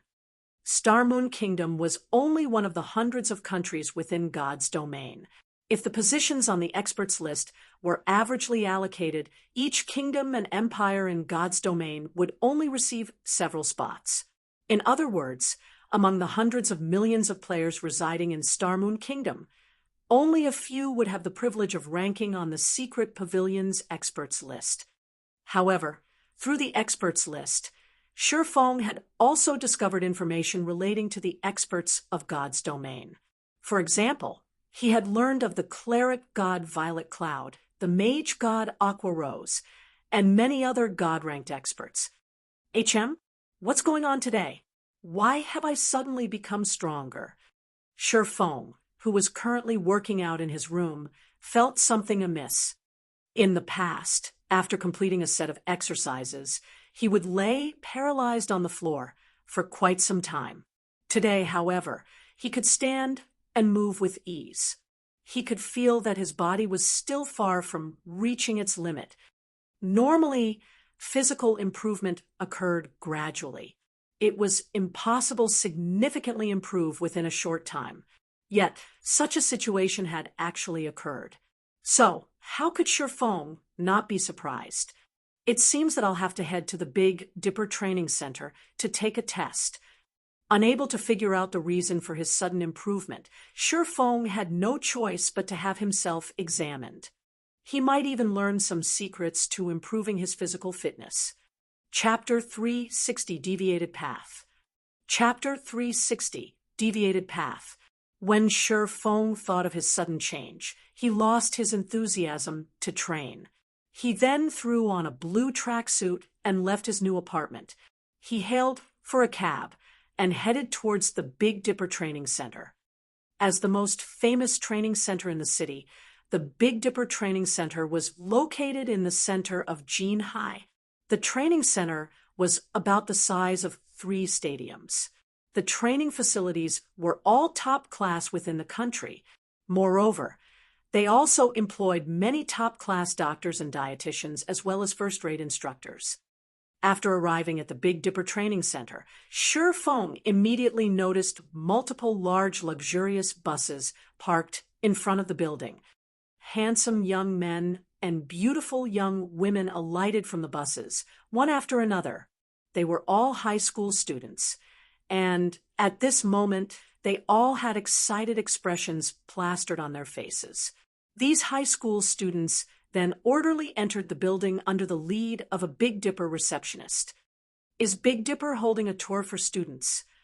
Shi Feng was slightly surprised. It was the first time he had seen such an occurrence. Even in the past, he had never heard of Big Dipper allowing students to tour its facilities. Ordinary people could not gain easy access to the Big Dipper Training Center. Only members were allowed entry into the building. If one were not a member, they were not even allowed through the entrance of the training center itself. Meanwhile, becoming a member of Big Dipper was no easy task. Without having a certain status in society or obtaining a referral from someone influential, it was impossible to become a member. If Zhou Yuhu had not entered the top 10 in Jinhai University's fighting competition, he would not have obtained a Big Dipper membership card. Now that hundreds of high school students suddenly entered the training center, no matter how one looked at it, something must have changed. However, this was no concern to Shifeng. He had only come here for a physical checkup. Fortunately, the Big Dipper Training Center possessed inspection equipment and other facilities that even the hospitals envied. Following which, Shifeng had also followed the crowd into the building. "Excuse me, sir, only members can enter," a robust security guard said as he blocked Shifeng's path. "Here is my membership card." Shifeng swiped his Big Dipper member card at the electronic lock. The red display on the machine promptly changed to green, signifying that Shifeng was allowed to pass. The tempered glass doors then parted. Seeing that there were no problems, the bodyguard promptly turned and left. The 15th floor of the Big Dipper Training Center contained equipment for testing punching power, grip strength, speed, reaction, and much more. At this moment, many people crowded around the equipment. Shortly after arriving on the 15th floor, Shifeng discovered a familiar figure currently testing her reaction time. Why is she here? Shifeng was very surprised. It was none other than his female class monitor, Zhao Ruoshi. At this moment, Zhao Ruoshi had her hair pulled back into a ponytail. She wore a black sports vest and a pair of tight capris. Zhao Ruoshi's perfect figure, which she normally hid, was vividly displayed at this moment, and she looked completely different from when she was at school. The reaction machine would fire varying amounts of special rubber bullets at the examinee. One could test their reaction time by dodging these special rubber bullets. Faced with the flying bullets, Zhao Ruoshi danced like an elegant butterfly and effortlessly dodged the rubber bullets, one after another. Many of the men present were mesmerized by her fluid movements, and they only wished they could approach and strike up a conversation with her. However, this wasn't unusual. Zhao Ruoshi was already an alluring beauty. In addition to her elegant and noble demeanor, ordinary girls were simply no match for her. When the test ended and Zhao Ruoshi exited the reaction testing room, many were startled. The result displayed on the testing machine was actually intermediate perfection. Who is this beauty? She can't possibly be a professional fighter, right? Many people inside the hall started a discussion among themselves. At this moment, even the handsome men who had intended to talk to Zhao Ruoshi hesitated. As frequent customers of the Big Dipper Training Center, they had an acute understanding of that result's significance. The reaction test was categorized into 4 ranks: basic, intermediate, advanced, and special. Meanwhile, every rank had the subcategories of unqualified, qualified, excellent, and perfection. In the city, even professional fighters could only obtain intermediate qualified on the reaction test, while only well-known fighters could achieve intermediate perfection. Shifeng, why are you here? Zhao Ruoshi immediately discovered Shifeng a short distance away and walked over to him quickly. "I just came here to test myself. What about you? Why are you here?" If the others in the class to find out about this, they will be shocked to think that the normally gentle and elegant class monitor actually has such a side to her. Shifeng said, a grin plastered across his face. When Zhao Ruoshi realized that Shifeng has watched as she tested, not knowing why, her cheeks burned slightly and a small shred of happiness filled her heart. Immediately after, she waved her little fist at Shifeng, softly saying, "You are not allowed to tell anybody about this. If you do, I'll get very angry and you'll have to suffer dire consequences. Class monitor, since you have ordered it, I will naturally keep my lips sealed." Shifeng laughed, failing to detect the minor changes to Zhao Ruoshi's expression. He only felt that Zhao Ruoxi was far more approachable than he previously thought. That's more like it. At least you have some conscience left in you. Zhao Ruoxi nodded with satisfaction. The testing machines here are somewhat complicated to operate. Seeing as this is your first time coming to this place, as your reward for helping me keep my secret, I'll introduce to you how the machines work. Originally, Shi Feng had intended to tell her that he already knew how to operate these machines. After all, he had frequently visited the Big Dipper Training Center after becoming the guild leader of Shadow in his previous life.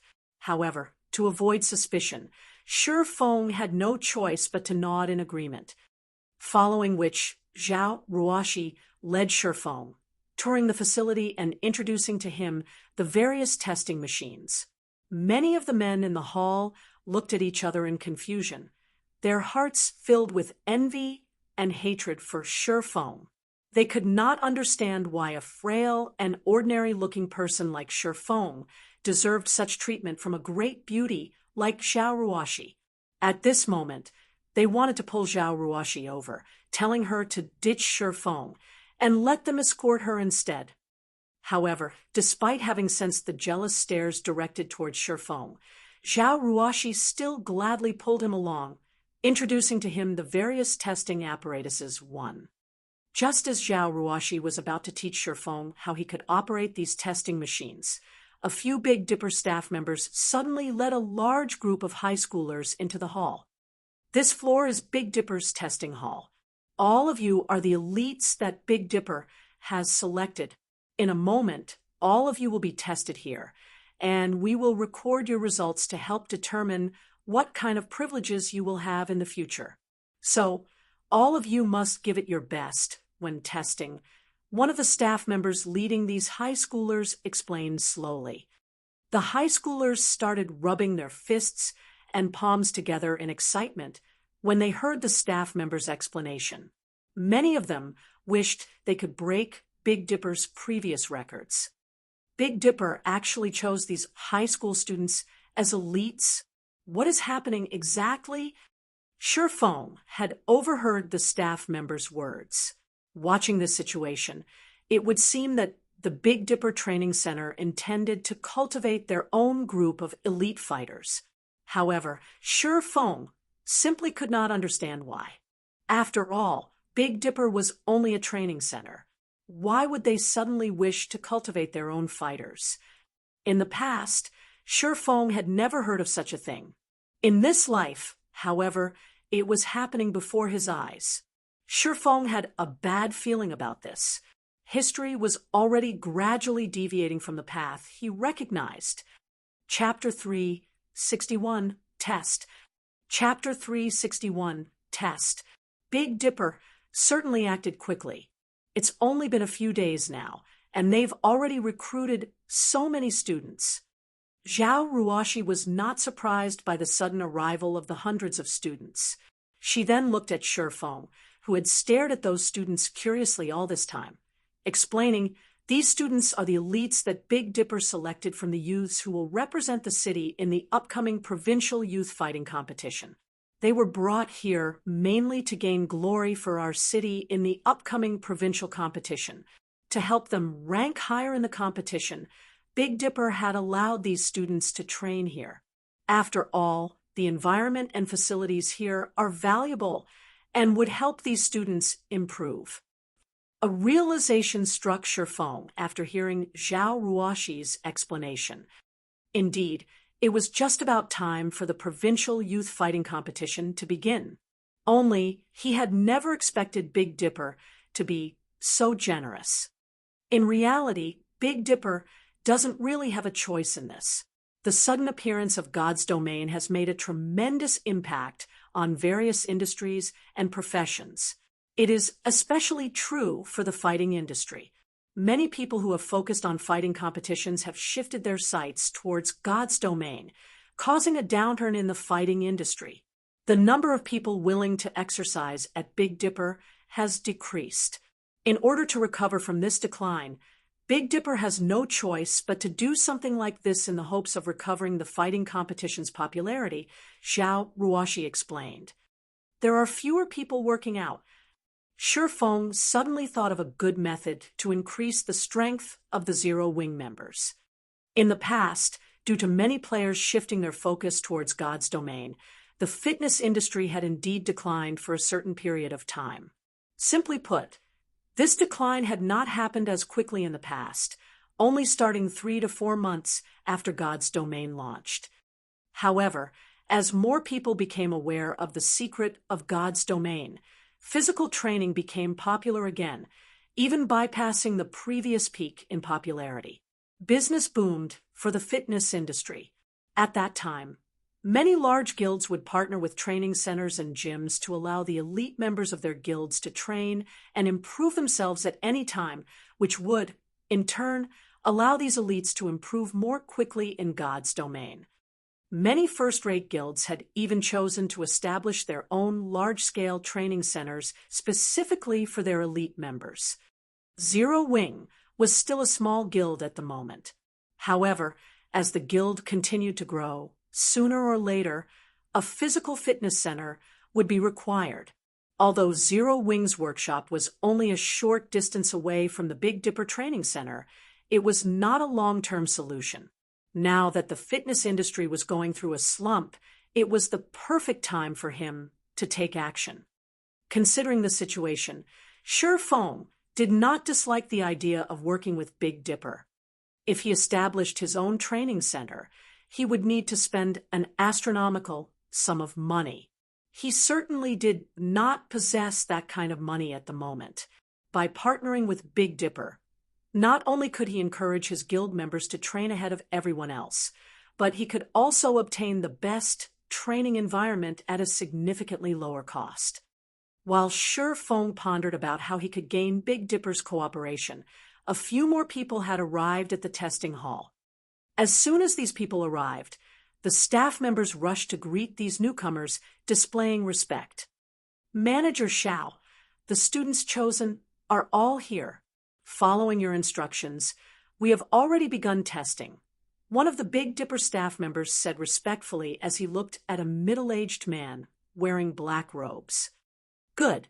Have them continue. I've simply come to observe their conditions. This year's provincial youth fighting competition will affect Big Dipper's future development, so we must not be careless, the man surnamed Xiao instructed. Yes. The staff members promptly retreated and led the students to their tests. Due to the arrival of this manager Xiao, the students' fighting spirits soared. They were all eager to perform well and attract more of Manager Xiao's attention. That way, they could receive even more training resources in the future. As the tests began, many Big Dipper members who had also come to test stopped what they were doing, quietly observing the students' test instead.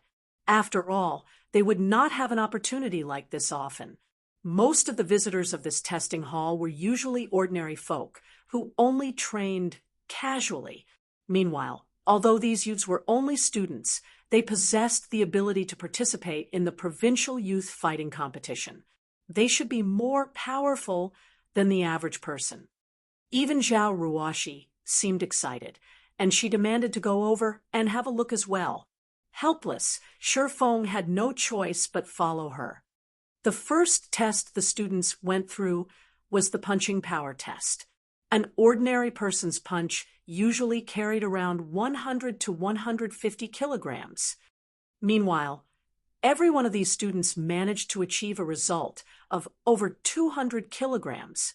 Among them, a student named Wang Cheng had even achieved a force of 356 kilograms.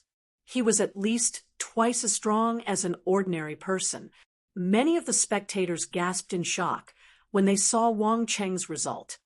Even Manager Zhao's eyes glowed with delight, and he praised Wang Cheng as a talented youth. The punching power standard of the professional fighters in Jinhai City was only 320 kilograms. Meanwhile, Wang Cheng, a high school student, had effortlessly surpassed that standard. Wang Cheng obviously had a promising future ahead of him. After all, Wang Chung was still a kid. He still had growth potential. He would have no issues achieving a force of 400 kilograms in the future. Having a force of 400 kilograms meant that he could reach the standard of the well-known fighters in Jinhai City. These students are amazing. That Wang Chung, in particular, has already surpassed Zhou Yuhu. Shifeng, as our class's great hidden expert, do you think Wang Chung can enter the top 10 of the provincial youth fighting competition this year? Zhao Ruoshi asked as she shifted her gaze towards Shifeng curiously. She had personally witnessed Shifeng's strength. Even Chun Wu, the reigning champion of Jinhai City's fighting competition, had praised Shifeng's power. Moreover, Shifeng had even defeated Zhang Luowei, someone reputed as a fighting genius. Hence, she knew that her judgment was definitely incomparable to Shifeng's. It's not that easy to tell. Victory and defeat aren't solely decided by a person's punching force. Shifeng laughed bitterly as he shook his head. He was not a god, so how could he make a judgment based solely on a person's punching power? Zhao Ruoshi nodded, feeling that Shifeng had a point. Following the punching power test was the reaction test. Of the hundreds of students, they all achieved a result of basic perfection or above. Among them, there were a few who achieved intermediate excellent. A student named Wu Chuan even achieved intermediate perfection, shocking everyone. Although the tests had yet to end, Wang Chung and Wu Chuan had immediately captured the crowd's attention. Manager Xiao treated them both like treasures, doubling their training resources on the spot. Many students had cast envious gazes at the two after the tests ended. Manager Xiao of Big Dipper had originally intended to take both Wang Chung and Wu Chuan to meet the best instructor in Jinhai City, someone whom the Big Dipper Training Center had gone through a lot of trouble to invite. However, after he noticed Zhao Ruoshi among the spectators, he halted his steps. "Ruoshi, you little girl, why didn't you tell Uncle Xiao that you were visiting Big Dipper?" "Manager," Xiao said as he walked over to Zhao Ruoshi. "I was afraid that Uncle Xiao would be busy." Zhao Ruoshi giggled sweetly. Meanwhile, Wang Chung and Wu Chuan, who stood behind Manager Xiao, were immediately stupefied when their eyes fell upon Zhao Ruoshi's sweet and beautiful smile. If not for Manager Zhao's presence, they might have dashed forward and promptly introduced themselves to this great beauty.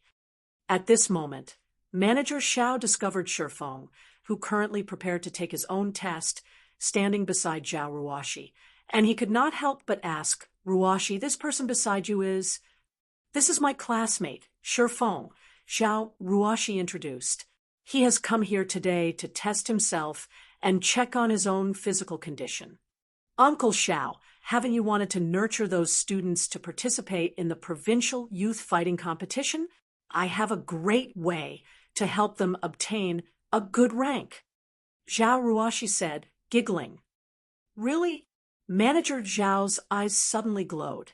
The provincial competition was incredibly important to the Big Dipper Training Center. Zhao Ruoshi would have really helped him big time if she had a way to help the students to get a good rank in the competition. "Of course," Zhao Ruoshi said with confidence. "What kind of method is it?" Manager Xiao asked concernedly.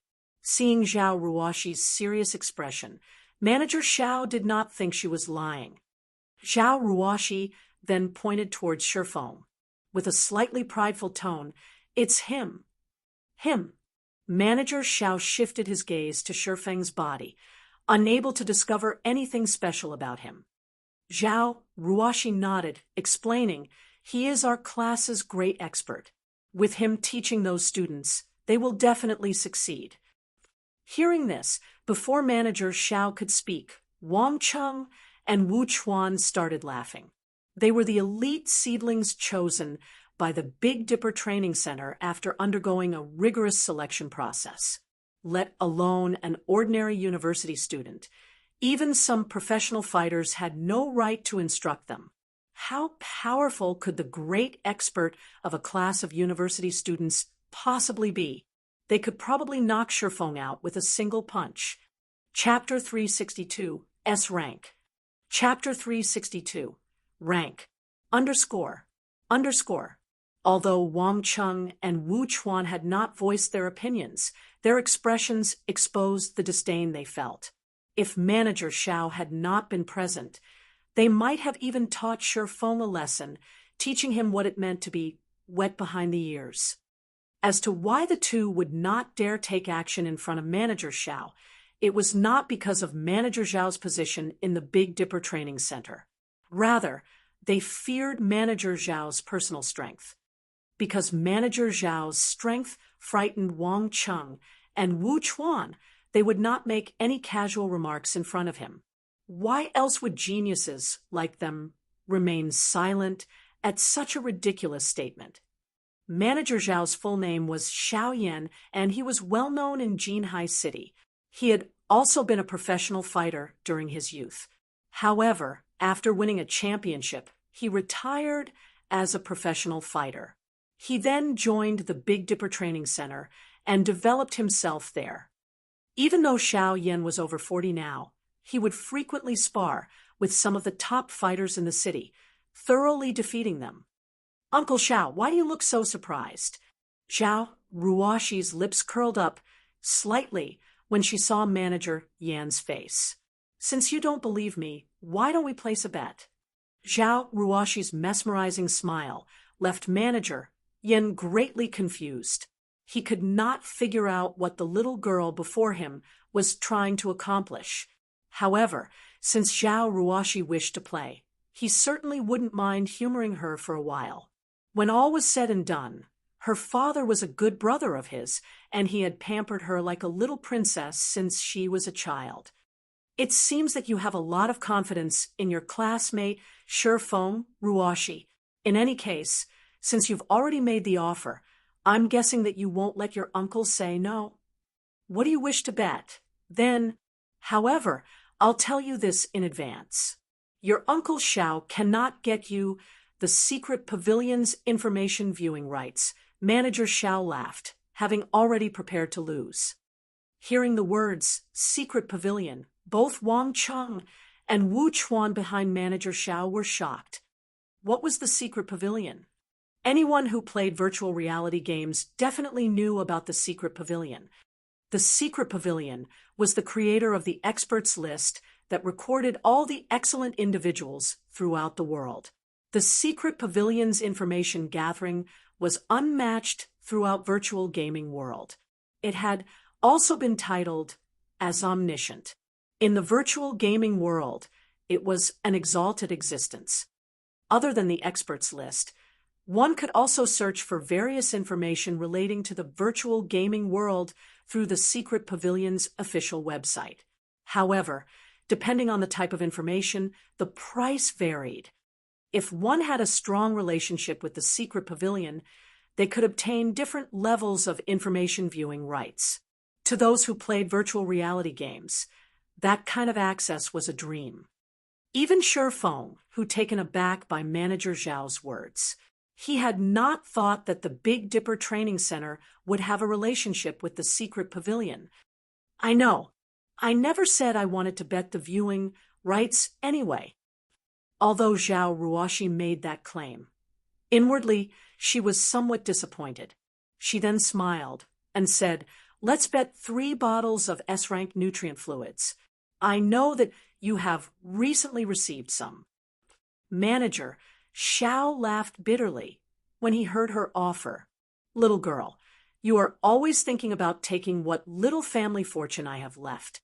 I've only managed to obtain these few bottles of S-rank nutrient fluids after much difficulty, and I had planned to reward them to the most excellent students." When Wang Cheng and Wu Chuan heard these words, their hearts began to pound with excitement. They had even thought that they had heard wrong for a second there. Even C-rank nutrient fluids were considered a luxury, let alone S-rank nutrient fluids. S-rank nutrient fluids could not be purchased even if one had the money for it. When consumed, S-rank nutrient fluids provided notable physical recovery and enhancements. It even played a role in delaying the body's aging process and was known as the water of life. Moreover, even if one found the opportunity to purchase these S-rank nutrient fluids, each bottle cost 1 million credits. Ordinary people could not afford it even if they bankrupted themselves. Only a wealthy organization like Big Dipper could willingly award such an item. If Wang Cheng and Wu Chuan could each obtain a bottle of S-rank nutrient fluids before the provincial youth fighting competition, they would have more confidence in succeeding in the competition. Uncle Xiao, you aren't going back on your word, right? If so, I'm going to tell Big Sis Binyu that you're bullying me. Xiao Ruoxi giggled. Huh, you're the one who bullies your Uncle Xiao. Since I've already agreed to your bet, I won't go back on my word. Say it, then. What are the terms? Manager Xiao agreed without hesitation upon hearing the name. Bingyu, his actions stupefying both Wang Cheng and Wu Chuan. After giving it some thought, Xiao Ruoxi shifted her gaze towards Wang Cheng and Wu Chuan. She then smiled faintly as she pointed towards the two, saying, "The two of them, then. What do you want the two of them to do? Don't tell me you want them to fight your classmate. Ruoxi, you should consider this carefully. Although Wang Cheng and Wu Chuan are not professional fighters, an ordinary university student is no match for them," Manager Xiao kindly explained. Wang Cheng and Wu Chuan both proudly raised their heads upon hearing Manager Zhao's words, expressing their agreement. After all, they were the most excellent candidates selected by Big Dipper. Of course not. It would be too unfair to them if we let them fight Shifeng, Xiao Ruoxi said righteously. For a second there, even Manager Xiao almost believed her. So, let's compete using the punching power test and reaction test results. That way, they can't complain when they lose. Xiao Ruoxi's words left both high schoolers utterly speechless. The two of them promptly shot a glare at Shifeng, provocation filling their eyes, as if saying, "A brat like you thinks you're fit to compete with us? You'll pay for this." "Ha, little girl, what goes through your mind all day long? You better not blame me when you lose," Manager Xiao sighed. He then looked at Wang Cheng and Wu Chuan, asking, "What do you think? If you two lose, your S-rank nutrient fluid rewards will be gone. If you win, I will double the rewards. We don't have any problems. However, we wish to retake the test and use the new results. Will that be fine?" Wang Cheng and Wu Chuan had long since discussed the bet among themselves. Hence, they quickly put forward their request. This surprised many of the silently spectating crowd. They could not understand why the two students would request for a retest. After all, their previous test results were the best out of 3 tries. If they retook the test, they might not get better numbers. Only Manager Xiao understood the two students' intentions. Nodding his head, he said with a smile, "Okay, I knew you two little brats were holding back just now." The realization struck the spectators upon hearing Manager Zhao's words. They managed to get such high test results even while holding back. Are those two really high school students? Those two are simply too frightening. Many among the crowd expressed their shocks at this revelation. However, Shifeng was not the slightest bit surprised at this news. Only, he was very surprised by Xiao Ruoxi's actions. He could not figure out just what she was trying to do. "I've earned you the chance to obtain 3 bottles of S-rank nutrient fluids. The rest is up to you now. Also, I prohibit you from losing." Xiao Ruoxi walked up to Shifeng and smiled, not giving him a chance to say no. After Xiao Ruoxi issued her command, Shifeng finally realized what she wanted to accomplish. It turned out that she had played this little game just to gain him 3 bottles of S-rank nutrient fluids. Before Shifeng could utter a word of gratitude, Zhao Ruoxi, with slightly red cheeks, cut him off, saying, "Don't think too much about it. Aren't we friends? I know that you've been secretly and desperately training to improve physically. Since we're friends, it is only natural that we help each other out. As for thanks, it isn't necessary. If you really wish to thank me, then come to my birthday party next month. Even if you're a busy man, you must come. You're also not allowed to be late, all right?" Shi Feng's heart warmed when he heard Zhao Ruoxi speaking. Although he had many things he wished to say, after racking his mind on what he should say, a single simple sentence left his lips: "I'll be there." However, when manager Xiao heard Zhao Ruoxi's demand, his originally friendly smile suddenly froze. He then shifted a stiff gaze towards Shi Feng, looking at the youth with disbelieving eyes. Underscore, just what sort of demonic power does this brat have? Underscore manager. Xiao could not help but pay more attention to Shi Feng.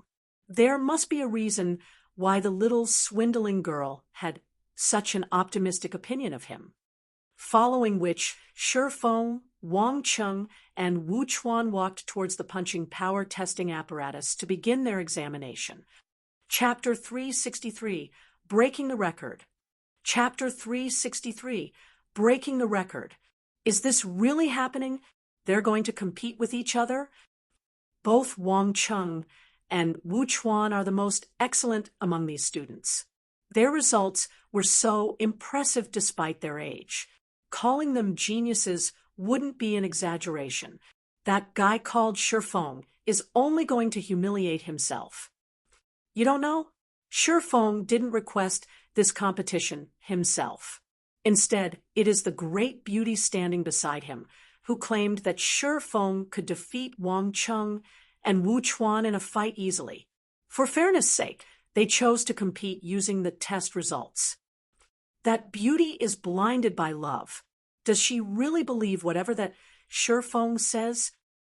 What do you even know about it? This is called having skill.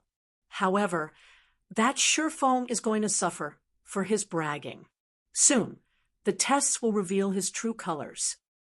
The testing hall had originally been very lively. Now, because of the competition between Shi Feng and the two students, everyone immediately crowded around the trio. The spectators present had already witnessed Wang Cheng's and Wu Chuan's strengths, though none of them had ever seen Shi Feng before. However, nobody among the crowd felt optimistic about Shi Feng's chances. Shi Feng possessed neither a strong and sturdy frame nor a giant muscular body. Shi Feng's appearance was simply too ordinary. Shi Feng was overestimating himself by challenging Wang Cheng and Wu Chuan's punching force and reaction time. Let's start with the punching test first. Each one of you will have 3 tries. Wu Chuan, you'll go first, Manager Xiao said from beside the testing apparatus. Although Wu Chuan's test results before had not been as eye-catching as Wang Cheng's, his strength was still over 320 kilograms. He was already at the standard of a professional fighter. Wu Chuan nodded before stepping up to the testing apparatus.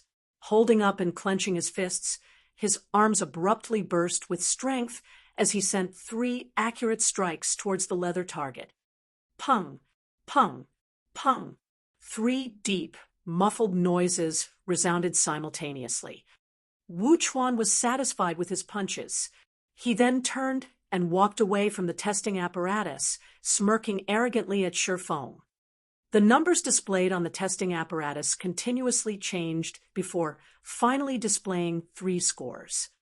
341 kilograms, 346 kilograms, 342 kilograms.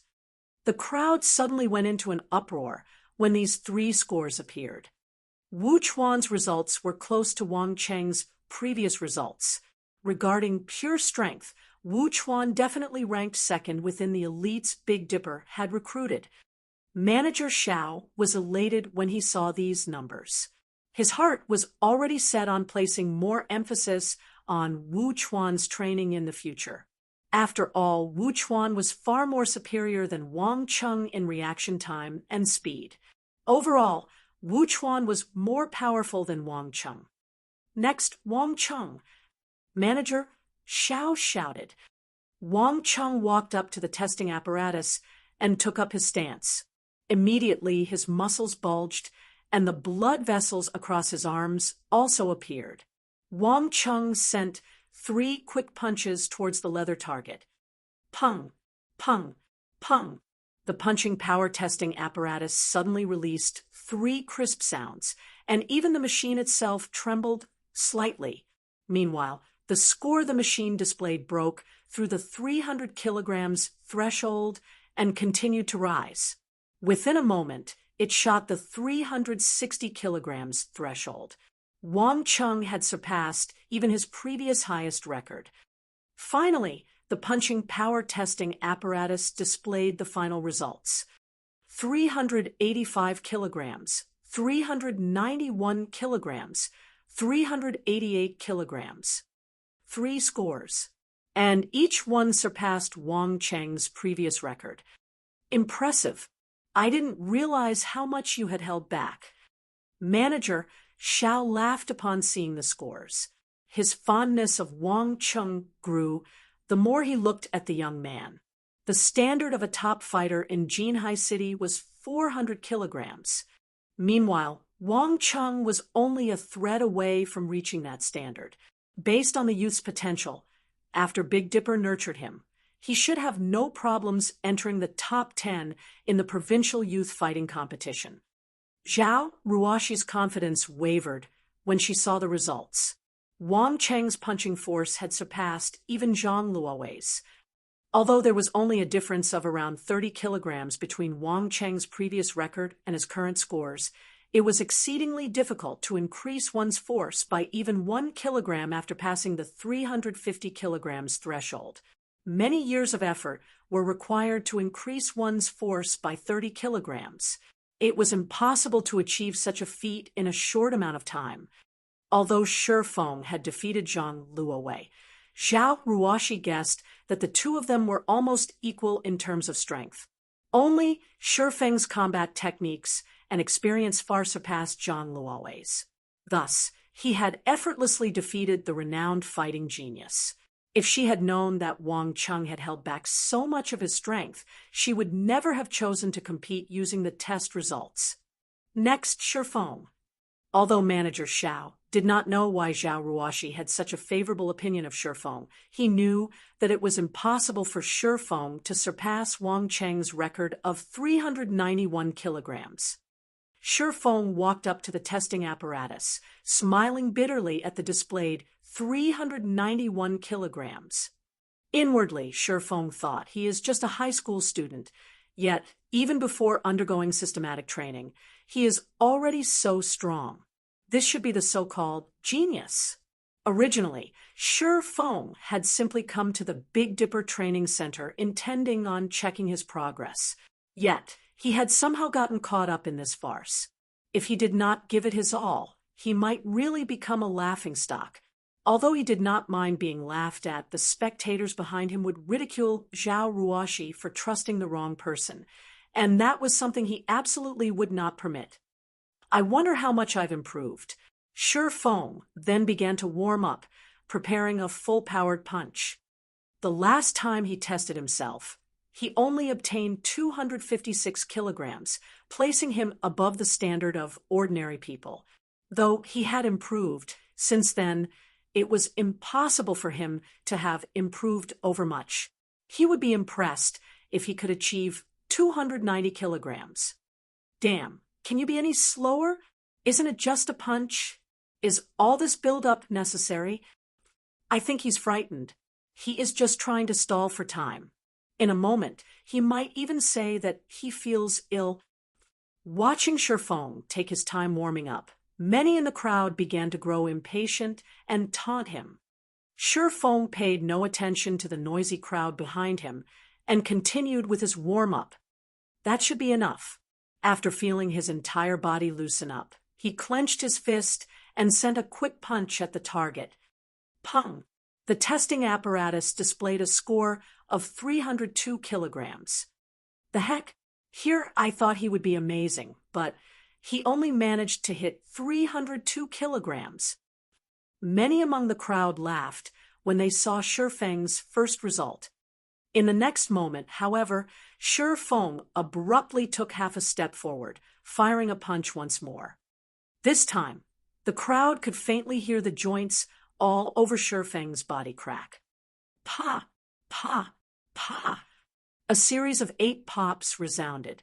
In addition to the sounds, some of the spectators with sharp eyesight noticed that, while Shifeng launched his second punch, the hairs all over his body had stood on end. Following which, Shifeng's punch landed on the target. Boom! This time, instead of a normal punch, Shifeng had used the 1-inch punch. This move concentrated the power of his entire body into a single burst.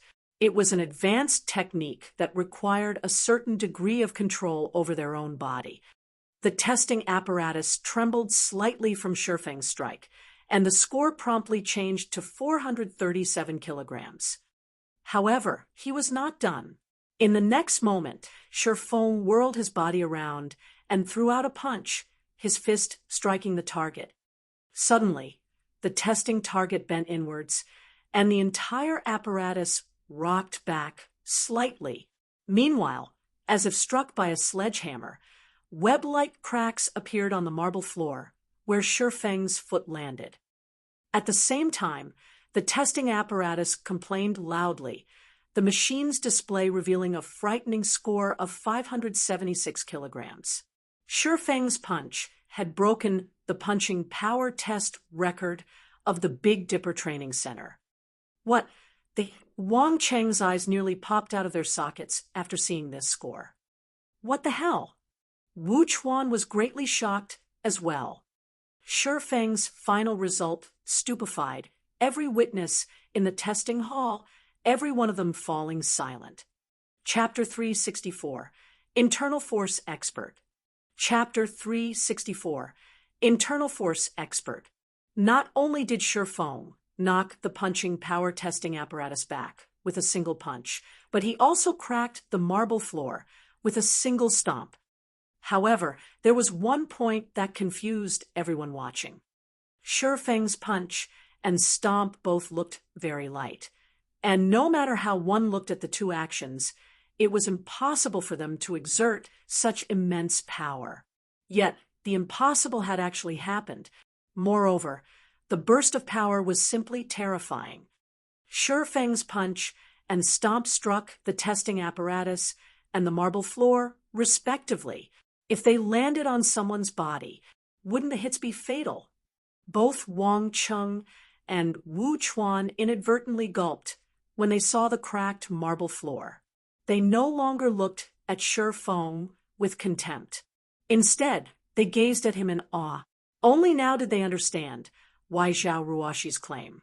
If they fought Shifeng, the result would not be pleasant. What a hateful bastard!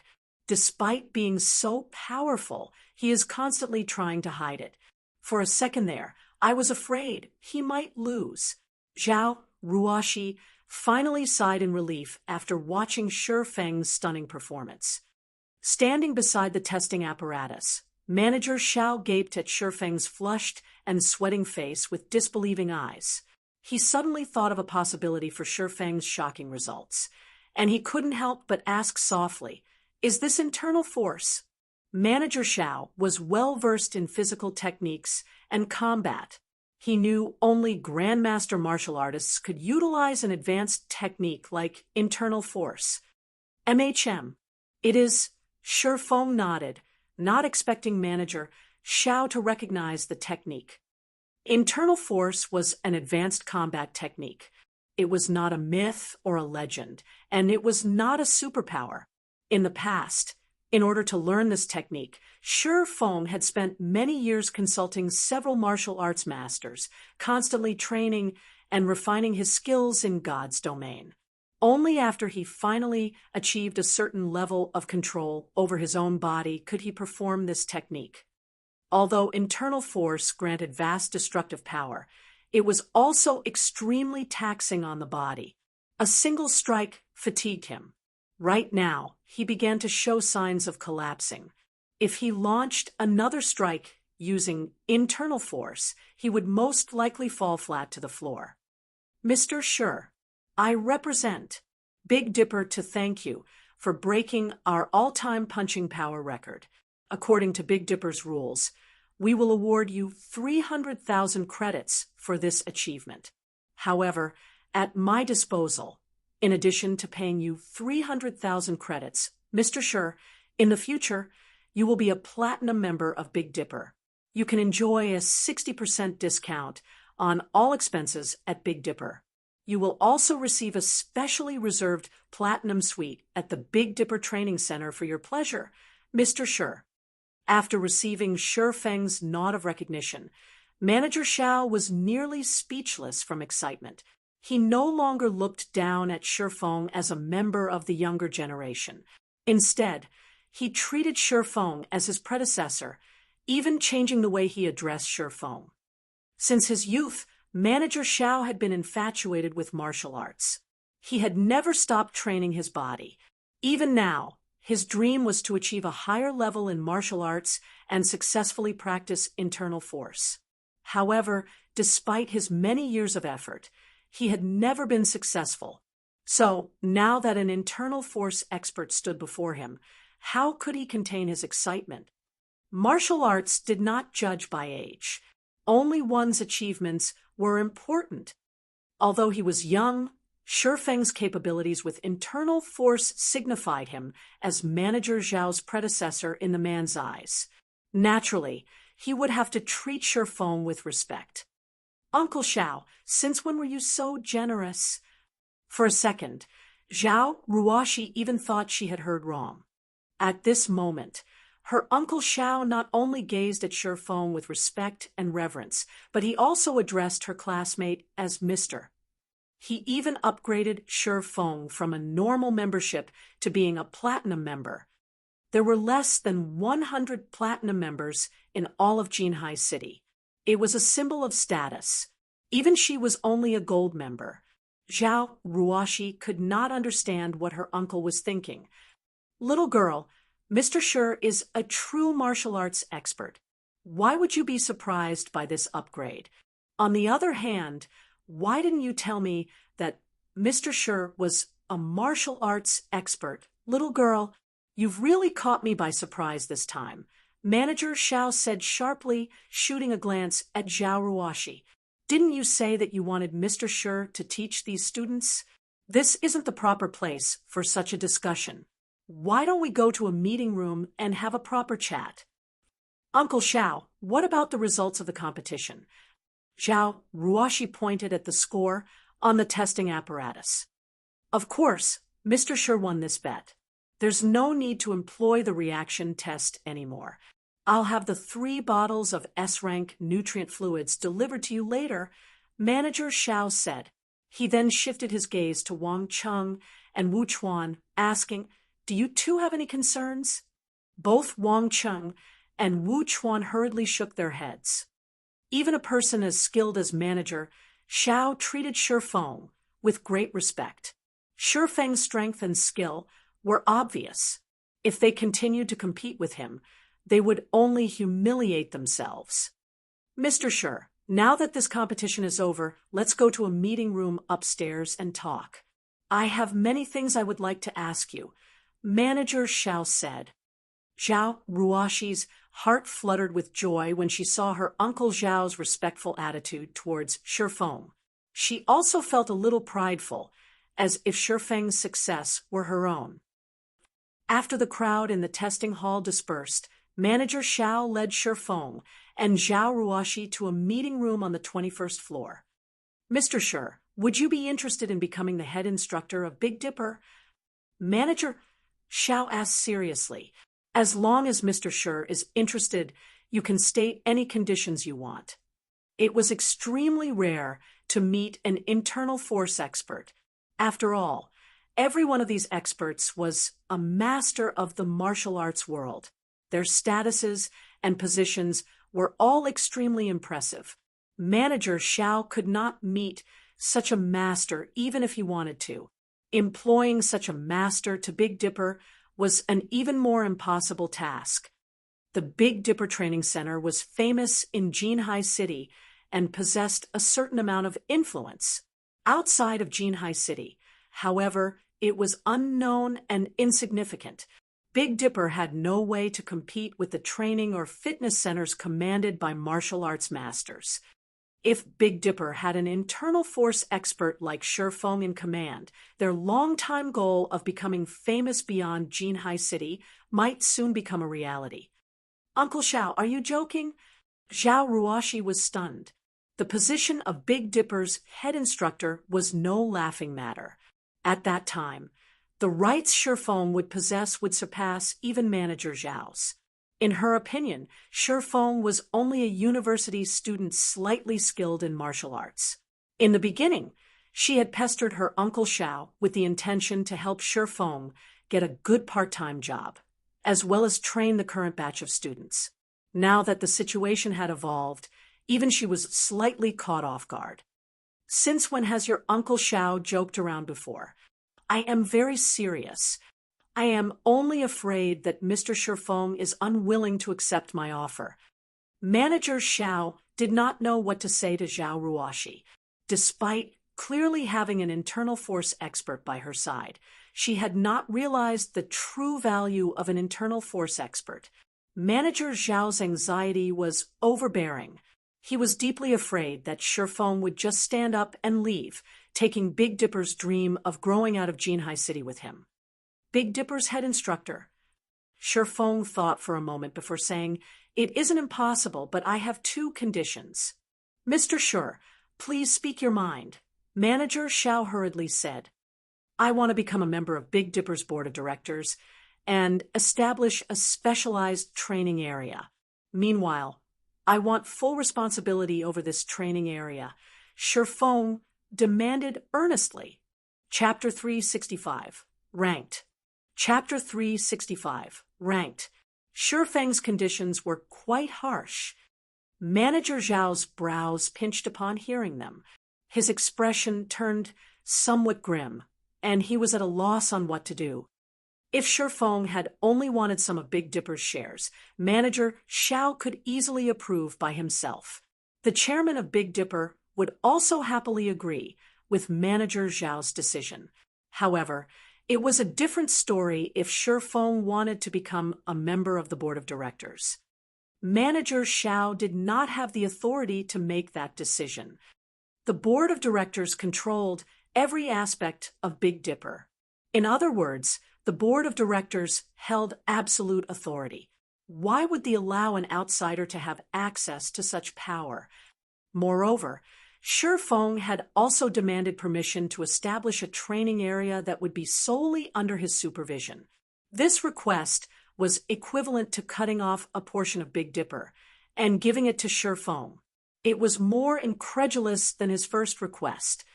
If Shifeng were a famous martial arts master, the directors might even agree to his requests. However, no one knew of Shifeng. There was practically no chance that the company would accede to his demands. Sitting by the side, Zhao Ruoxi was similarly stunned by Shifeng's conditions, and she began to look at Shifeng in a different light. Is this really our classmate Shifeng? This question resounded in Zhao Ruoxi's heart. Shifeng's exorbitant demand surpassed even her greed. Head instructor was only a title. In reality, it was a very relaxing position, and normally Shifeng would not have much to do. However, the head instructor of Big Dipper's status was extremely high, and countless people coveted the position. Even the famous fighters of Jinhai City yearned for this position. Unfortunately, Big Dipper had never found anyone worth consideration. On the other hand, despite being offered such a coveted position, Shifeng still demanded such a high price. Zhao Ruoxi could not understand what Shifeng was thinking. In Zhao Ruoxi's opinion, Shifeng's actions were somewhat excessive. However, Zhao Ruoxi felt they were justified. Feng was not an unreasonable person. Indeed, just as Zhao Ruoxi had guessed, Feng was completely reasonable with his demands. His price was actually quite low. If not for his consideration of Zhao Ruoxi, his demands would have been more exorbitant than a position on the board of directors and a training area under his supervision. Although Zero Wing's strength was limited to White River City at the moment, after the looting war in White River City, Zero Wing had become famous throughout the entire Star Moon Kingdom. Moreover, Zero Wing had long since established a strong and sturdy foundation. It already qualified to fight for the position of Overlord of Star Moon Kingdom. It was possible that only the higher-ups of first-rate guilds knew what this signified. There were hundreds of millions of players. Moreover, this number increased with each passing day. Only a few million people lived in Jinhai City. At most, it was as large as White River City. As for the authority Zero Wing commanded in White River City and the Big Dipper's authority in Jinhai City, it would not be an exaggeration to describe the difference between them as the difference between heaven and earth. Moreover, as God's domain grew increasingly popular, the number of people Zero Wing could influence would also grow. That influence could massively impact whichever training center it partnered with. What about the training center itself? To put it bluntly, it was simply a place for people to improve physically. What sort of influence could it possibly have? A casual remark made by a first-rate guild could allow a training center to rise to prominence at any given minute. Hence, rather than sharing the profits with others, wouldn't it be better just to establish their own training centers? What is your opinion on this, Manager Xiao? Feng looked at Manager Xiao and asked, Mr. Shi, your conditions are a little harsh. How about 5% of Big Dipper's shares? Manager Xiao could tell that Feng was not some random knowledgeable person, and Feng most definitely knew the value of an internal force expert. Hence, after giving it some thought, he offered the highest possible benefit that he could authorize by himself. Although 5% of the shares of a successful company like Big Dipper is generous, my conditions are firm. It would truly be a pity if you cannot agree to them. Feng shook his head. Mr. Shi, I do not have the authority to agree to the demands you've stated. Can you give me some time? I'll report this to my superiors. After they have reached a decision, I'll give Mr. Shi an answer. How about it? Feng's unwavering attitude frightened even Manager Xiao. Originally, he had thought that a young man like Feng would jump with joy when offered the position of head instructor and 5% of Big Dipper's shares. However, he had never expected anything like Feng. Manager Xiao refused to believe that Feng was only a university student. 5% of Big Dipper's shares was a lot of money, enough to grant one a lifetime of luxury. However, Feng had insisted on his original demands. If Feng were not insane, then he was absolutely confident. Certainly, I'm not in a hurry for this matter. I'll wait for your reply. Feng smiled. He had not expected to deal with Zero Wing's training issues in a short amount of time. He still had many things he needed to do in God's domain. Zero Wing's workshop had also just opened, and he needed time to allow all these changes to settle in. He had simply come here today to test his physical limits. However, Feng also had Zhao Ruoxi to thank. If not for her, establishing a dialogue with Big Dipper's upper management would have been a struggle and taken some time. His current progress had already surpassed his expectations. Following which, Manager Xiao had consulted with Feng on some matters relating to martial arts. Although Zhao Ruoxi was indifferent to such topics, when she saw how her uncle Xiao looked up to Feng, she could not help but find the scene funny. If she related this matter to her father would definitely be shocked. After roughly 3 hours of lengthy conversation, Manager Zhao's admiration towards Feng had grown by leaps and bounds. If not for the lack of time, Manager Xiao would have continued the conversation for 3 days and 3 nights. After Shifeng left the Big Dipper training center, Zhao Ruoshi drove him back to his rented apartment. Meanwhile, Manager Xiao immediately contacted Big Dipper's chairman, his elder brother, Xiao Yu. Manager Xiao was prepared to discuss Shifeng's demands in detail. As the sun set, a bright red luxury sports car stopped in front of Shifeng's apartment complex. Shifeng, you must store these 3 bottles of S-rank nutrient fluids properly.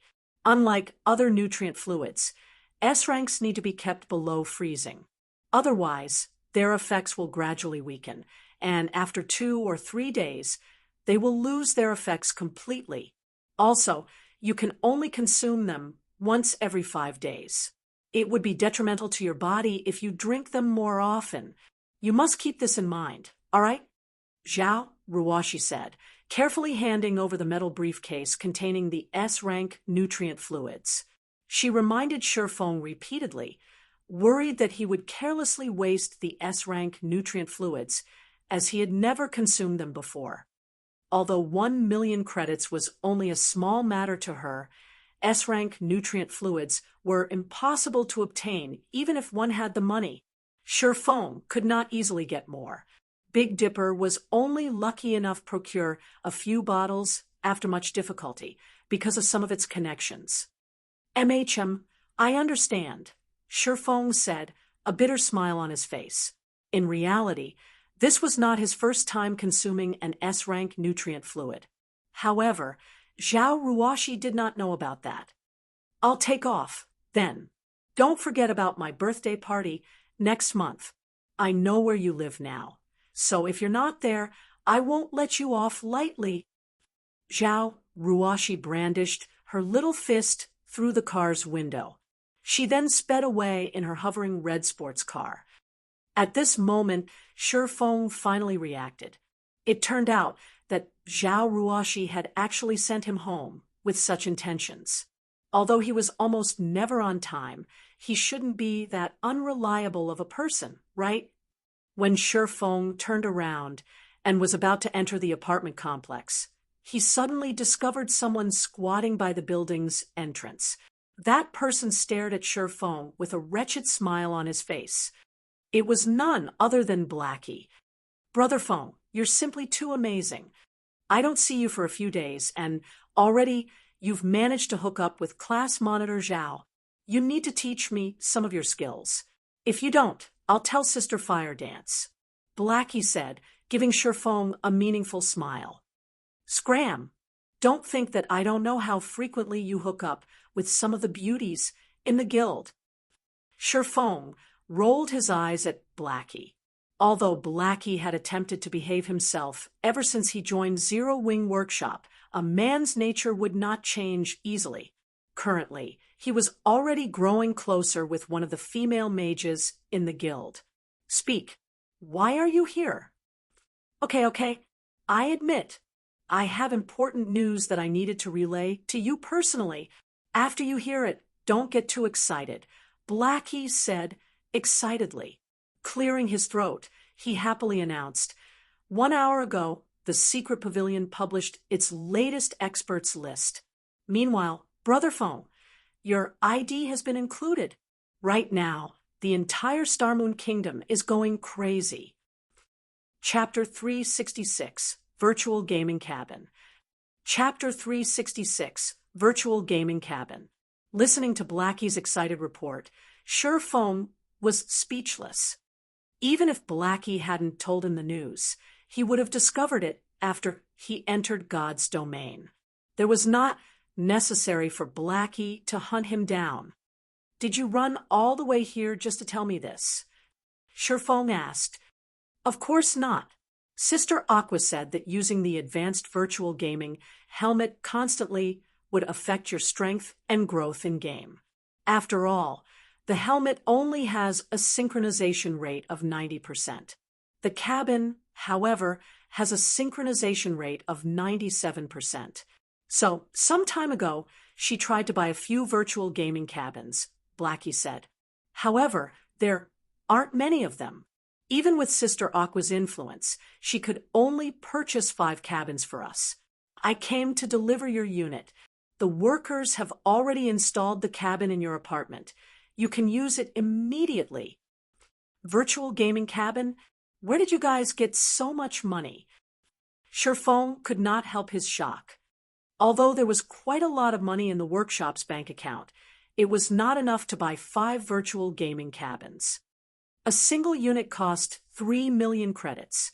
Moreover, virtual gaming cabins were always scarce as they were extremely difficult to manufacture. Unlike the virtual gaming helmet, the materials the virtual gaming cabin required were very rare, so they only produced and sold a limited number each day. Wealthy tycoons usually snatched up the cabins the moment they came out of production. Many people usually wondered why these virtual gaming cabins were so popular. Despite the cabin being so expensive and only having a 7% sync rate increase over the helmets, it was still immensely popular. In the past, Sherfong had thought similarly. Wasn't it just 7%? How much would a player's strength in-game possibly increase after using the cabin? Why bother wasting so much money for such a measly improvement? However, after Sherfong obtained his own cabin and subsequently tested it, it instantly changed his mind. That 7% made a world of difference. In the past, an expert had been involved in an experiment using the 2 machines to test combat power. In the end, the expert exhibited 71% of his combat power while using the virtual gaming helmet. However, when using the virtual gaming cabin, the expert managed 75%. Furthermore, not only could the gaming cabins allow a player to raise their combat power, but they could also allow a player to improve their techniques at a quicker rate. The cabins could also develop the potential of a player's brain, as well as restore and enhance their physical fitness. In the past, if Sherfong had purchased a virtual gaming cabin earlier on, he would not have stagnated at the peak of Tier 3. He had poured his heart and soul into God's domain to build his own legacy. In the process of doing so, he had neglected his physical fitness, which deteriorated with each passing year. By the time he realized the problem, it was already too late. Sister Aqua paid for them with her own money. She said that, as the #1 workshop in Jinhai City and the sensational guild of White River City, if others discovered that the guild leader of Zero Wing still used a virtual gaming helmet, Zero Wing would become a laughingstock. Hence, we needed to buy the cabins no matter what, and you, Brother Foam, must use one. This concerns Zero Wing's reputation, Blackie said eloquently, leaving Sherfong with no room to refute. All right, then, I'll accept the cabin. However, we must pay Aqua back for all of the money she spent. There's still around 2 million left over from the White River City guidebook sales. Send that to Aqua for now. I'll think of a way to gather the rest. Sherfong agreed that he needed a virtual gaming cabin. However, he couldn't have purchased one before because he lacked the proper channels. Since Aqua Rose had already bought one for him, he would gladly accept this favor, but there was no room for negotiation regarding money. However, he did not possess a lot of credits right now, although he had previously earned quite a bit and received the 50 million compensation from Twilight Echo. He had already spent most of it purchasing the real estate and all of the necessary equipment for the workshop. He now had very little credits on hand. Coins, on the other hand, he had a lot of. If he converted the coins into credits, he would have more than enough to repay Aqua Rose. However, unless he had no other choice, he would never trade his coins for credits. There was not much time left to complete the Epic Quest Gospel Project. After his few recent large purchases, the gold coins he had on hand had grown further and further from his target of 30,000 gold. He could no longer afford to trade coins for credits. He could only search for other avenues to earn credits. Ha ha ha. Brother Foam, Sister Aqua truly understands you. She knew you would say such a thing. So, she told me to tell you that since she was paid 5% of Zero Wing's shares for doing nothing, you can consider this as her investment in Zero Wing. Also, if you really wish to repay her, make Zero Wing a guild that surpasses Twilight Echo. To her, this would be the greatest form of repayment, Blackie said. He laughed when he heard Sure Fong reply exactly how Aqua Rose said he would. The cabin has already been installed in your home. Since I've finished my report, I'll return to the workshop now. You have no idea how busy the guild is right now. Finished speaking, Blackie quickly departed from the apartment complex. Surpass Twilight Echo. Huh? Sure Fong muttered as he watched Blackie leave. His goal was not just to surpass Twilight Echo. However, there were still too many things he needed to deal with in White River City right now. It was especially true for Underworld. They had been too quiet during the looting war. This was out of character for them. After a short moment of silent contemplation, Sure Fong turned and walked into the apartment complex, returning to his apartment. Inside his home, as expected, Sure Fong discovered a white virtual gaming cabin that was 5 meters long, 8 meters wide, and 5 meters tall, quietly laying inside his bedroom.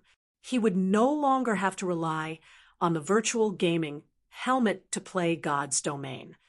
There were nutrient fluids, as well as various health monitoring devices implemented in the cabin. Players would not have to worry about hunger or physical discomfort for extended periods of time while inside. On the contrary, they would get plenty of rest and recovery. Moreover, with the 97% sync rate, players would find their 5 senses reaching new heights in the game. With the cabin, Sure Fong could finally display his true strength in God's Domain. Sure Fong examined the cabin before shifting his gaze towards the furnishing around the room. His apartment suddenly felt empty. There was absolutely nothing in his home that was even close to rivaling the value of the virtual gaming cabin. Rather, the cost of a single cabin could pay for the whole apartment. It should be about time. Sure Fong looked at the time. It was currently 8 p.m. and about time for him to enter God's Domain once more. Following which, Sure Fong went to the kitchen and stood before the fridge. He then removed the bottles of S-rank nutrient fluids from the metal briefcase. Sure Fong placed 2 bottles in the freezer, opening and drinking the last bottle. Compared to the lower-grade nutrient fluids, the S-rank nutrient fluid was very special. Despite being stored in freezing temperatures, when he drank the liquid, it felt as if he had swallowed a mouthful of liquid fire. Every organ the liquid passed, from his mouth to his stomach, felt as if they had been scorched. There was no pleasure when drinking the S-rank nutrient fluid, only piercing pain. Moreover, this pain quickly spread throughout his body. Even his skin started to redden. It felt as if hot air flowed through his body, cleaning away all the toxins and restoring the vitality of his cells. His previous efforts had paid off, increasing his punching power from 256 kilograms to 302 kilograms. Everything in life involved balance. It was the same with the human body. If there were gains, then there were bound to be losses as well. Such a huge and sudden improvement would definitely cause plenty of damage to his body. Originally, Sure Fong had intended to purchase an A-rank nutrient fluid to recover slowly. However, that was no longer necessary. A single bottle of S-rank nutrient fluid could completely heal all the damage to his body. It's been so long since I've drunk this. I almost forgot about the burning sensation. Sure Fong smiled faintly. Although he was in pain, his body had never felt better. As for the remaining 2 bottles, he planned to leave them for his parents. That way, it could also help strengthen his parents and relieve some of the exhaustion they had piled up from work. Following which, Sure Fong lay down in the virtual gaming cabin and connected to God's Domain. The drops from the mechanical slayer still waited for his appraisal. After all, aside from a 2-hour waiting period, there was also a 12-hour period before the drops of field bosses could be unsealed, appraised, or used. Fortunately, by the time Shifeng logged in, that 12-hour period should be almost over. The drops of a mutant, just thinking about them, excited Shifeng. In the past, the drops from a common mutant were enough for guilds to drool over. Meanwhile, the mechanical slayer was a High Lord mutant. Shifeng couldn't even begin to guess just how amazing its drops would be. Chapter 367, Azura. Chapter 367, Azura. A series of notifications flooded Shifeng the moment he logged into the game. There sure are a lot of people trying to contact me. Shifeng slowly browsed through the notification list, discovering that a vast majority were friend requests or private messages. Among them, there were plenty of messages from high-ranking members of first-rate guilds. Most of them wanted to acquire Zero Wing. There were also a few first-rate guilds who had messaged Shifeng with different intentions. These first-rate guilds stated that, as long as Shifeng willing joined their guilds, they promised to promote him into an elder position in their guild immediately and offered him a significant percentage of the guild's shares. Shifeng couldn't understand these offers. Since when had he become so valuable? Even Feng Xianyang sent me a message. Interesting. Shifeng read Feng Xuanyang's message, feeling slightly surprised. Although he had yet to discard all pretenses with Feng Xianyang, they were already mortal enemies. Neither would rest until one side was annihilated. Based on Feng Xuanyang's arrogance, it would be a miracle if he stopped trying to dispose of Shifeng. So, why would Feng Xianyang contact him? This wasn't his style at all. When Shifeng opened and read Feng Xuanyang's message, he could not but laugh.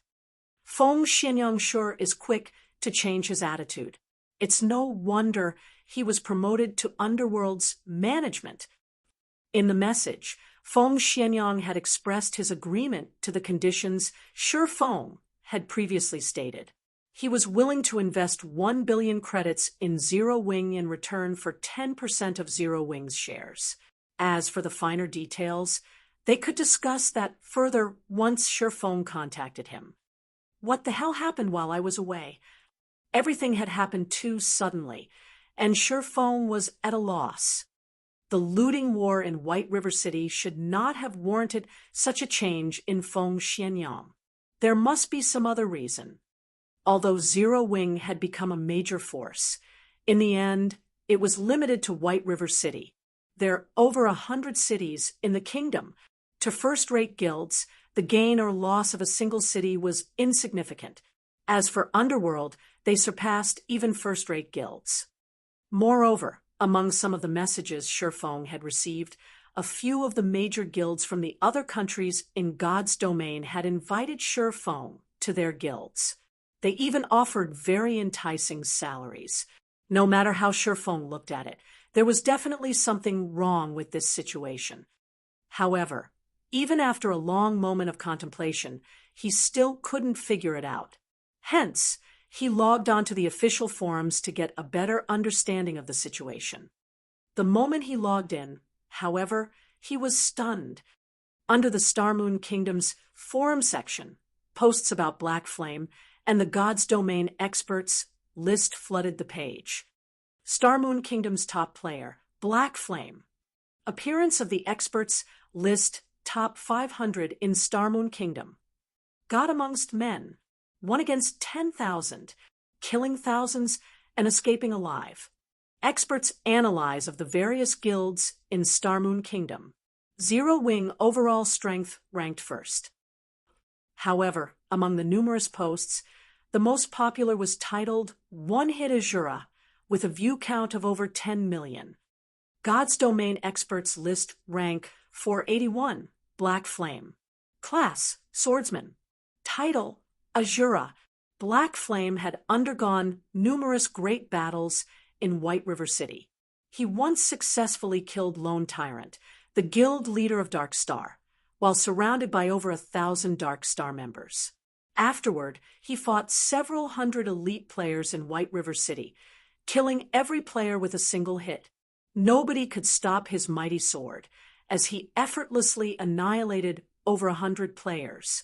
Shortly after, tens of thousands of players from multiple guilds hunted him down. Not only did he paralyze those players with shock, but he also killed thousands of players by himself before safely departing the battlefield.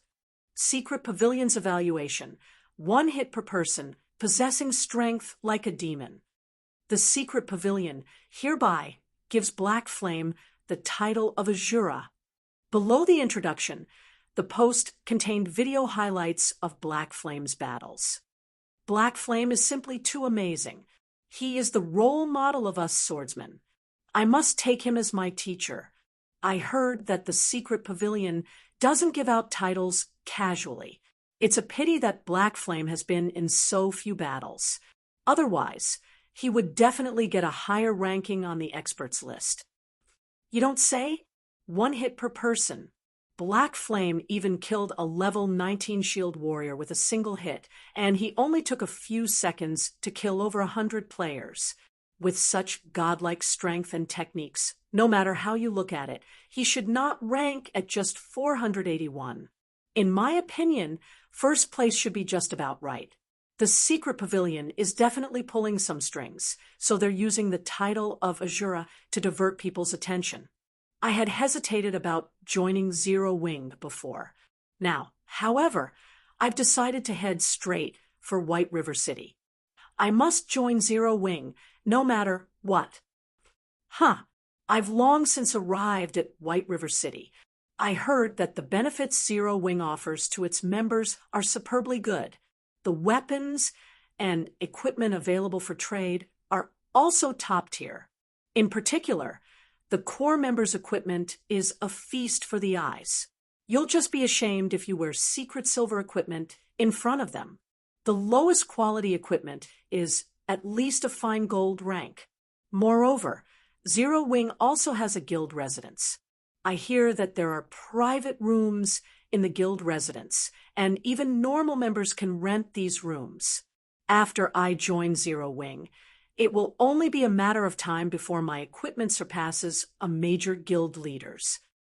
Many players had begun discussing Shifeng's title of Azura and the revelation of the various benefits that Zero Wing offered its members. At this moment, Black Flame and Zero Wing had become the most popular existences in Star Moon Kingdom, and their fame far exceeded first-rate guilds like the Star Alliance and Ouroboros. As Zero Wing did not recruit players outside of the city, White River City had become Zero Wing's recruitment center. Many players throughout the Star Moon Kingdom began pouring into White River City, causing the population to rise suddenly. Unknowingly, Zero Wing had become the most dominant force in White River City. While the reputation of one-hit Azura spread, many players also cursed Shifeng as a shameless villain.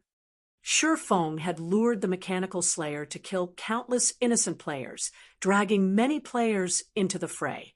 These players claimed that Shifeng should compensate them by handing over all the drops from the Mechanical Slayer. Meanwhile, these players cursing Shifeng were all the subordinates of Lone Tyrant and the guild leaders of the various guilds in White River City who had joined to take down Shifeng. After the looting war, their hatred for Shifeng was higher than the sky and deeper than the ocean. Any players who the Slayer had killed had lost 2 levels. They also had to wait 1 natural day before they could revive. Moreover, after reviving, they suffered a weakened state for 2 natural days. During this time, all of their attributes had reduced by 30%, and their EXP gain reduced by 50%. Dark Star had already suffered severe losses during the looting war. However, Lone Tyrant had never imagined that it was only the start of his nightmare. With this penalty, how'd Dark Star ever catch up to the other guilds in the future? The other guilds were in a similar situation as well. At this moment, their eyes had turned bloody red with rage. Just why had they so foolishly sent their members after Shifeng? Thinking up to this point, their hearts crumbled. However, regardless of how much regret filled their hearts or how many curses they spewed at Shifeng's despicable behavior, at this moment, nobody paid them any attention. Rather, they had set themselves up to become the joke that served to uplift Zero Wing's fame even further. So that's why. Rank 481 and a title. It's no wonder why even first-rate guilds from other kingdoms and empires have made such grand offers. Even Feng Xianyang has swallowed his pride and agreed to invest in Zero Wing. Reading up to this point, Shifeng finally understood the reason behind all those messages. There were countless experts in God's domain. However, there could only be 1,008 players on the experts list at a single time. These players were at the apex in God's domain.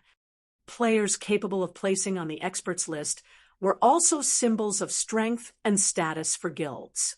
The more experts list players a guild possessed, and the higher the rank of said players, the more potential and strength a guild would have. As a result, players on the God's Domain experts list became targets for first-rate guilds and various organizations. Take Red Feather, for example. Despite ranking only within the top 900, the Star Alliance treated him like their precious baby. The Star Alliance had even given Red Feather a certain percentage of the guild's shares. As for Shifeng, not only did he rank within the top 500 on the experts list and was the #1 player in Starmoon Kingdom, but he had also received a title from the Secret Pavilion. Naturally, he was quite valuable. Just as Shifeng was about to contact Aqua Rose and have her appraise the drops from the Mechanical Slayer with him, he suddenly received a call request from Feng Xianyang. Shifeng had only logged into the game moments ago, and already Feng Xianyang had contacted him. Feng Xianyang's speed left even Shifeng speechless. Chapter 368, Lunatic Against Lunatic. Chapter 368, Lunatic Against Lunatic. Maple City was one of the major cities in Starmoon Kingdom's eastern region. Although its population was no match for White River City, it was not too far off. At this moment, over half of Maple City had fallen under Underworld's control, and it was only a matter of time before the organization controlled the city entirely. Young Master Feng, do you really plan to contact Black Flame? South Wolf asked curiously, watching Feng Xianyang as he sat on the sofa enjoying delicacies. Currently, Black Flame had become one of the great experts ranked on the God's Domain experts list, and had even received the title of Azura from the Secret Pavilion. He had now become an expert recruiting. However, Black Flame had once rejected their kind offer in the past, going as far as to toy with Feng Xianyang. He had even ruined Underworld's plans. Based on Feng Xianyang's personality, he would continue to plan Black Flame's destruction. Now, however, Feng Xianyang had actually taken the initiative to contact the Black Flame he hated so fiercely. There are some things you will never understand. Based on our previous investigations, that Mechanical Slayer was a very special monster, Feng Xianyang said as he examined the compiled data in his hands, a playful smile appearing on his handsome face. A special monster? South Wolf was confused. That's right. According to the information I have here, any player killed by the Mechanical Slayer had to wait 1 natural day before reviving.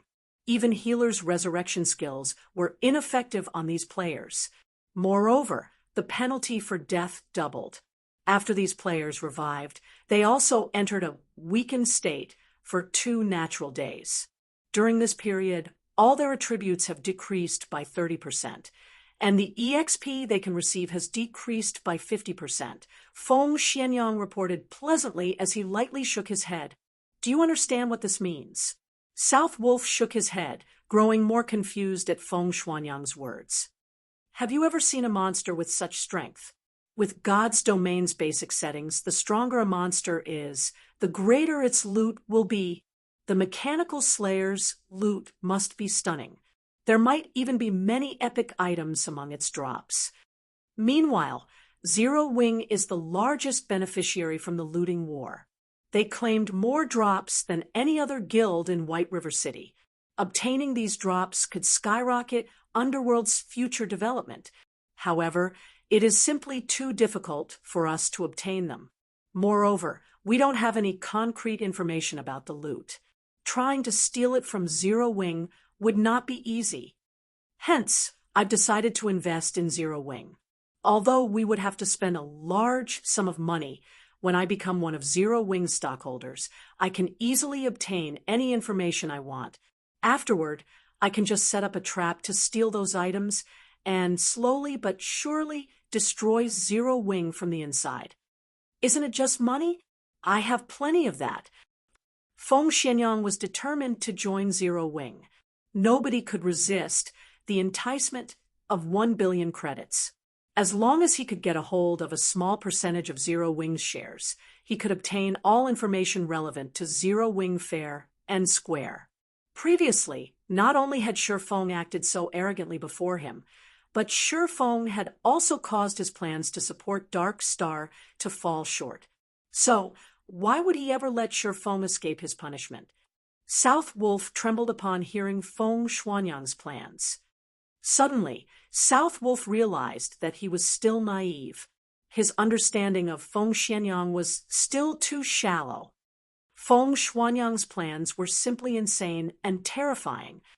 In South Wolf's opinion, Feng Xianyang's plans weren't related to the mechanical slayer's loot at all. Feng Xianyang just wanted his revenge on Shifeng. The drops were an excuse to take action. To think that Feng Xianyang was actually willing to spend 1 billion credits just to destroy Zero Wing and get his revenge. He was a lunatic. Young Master Feng, I'm not trying to overstep my boundaries, but we have gone looking for trouble with Black Flame many times before. We have hunted Zero Wing's core team.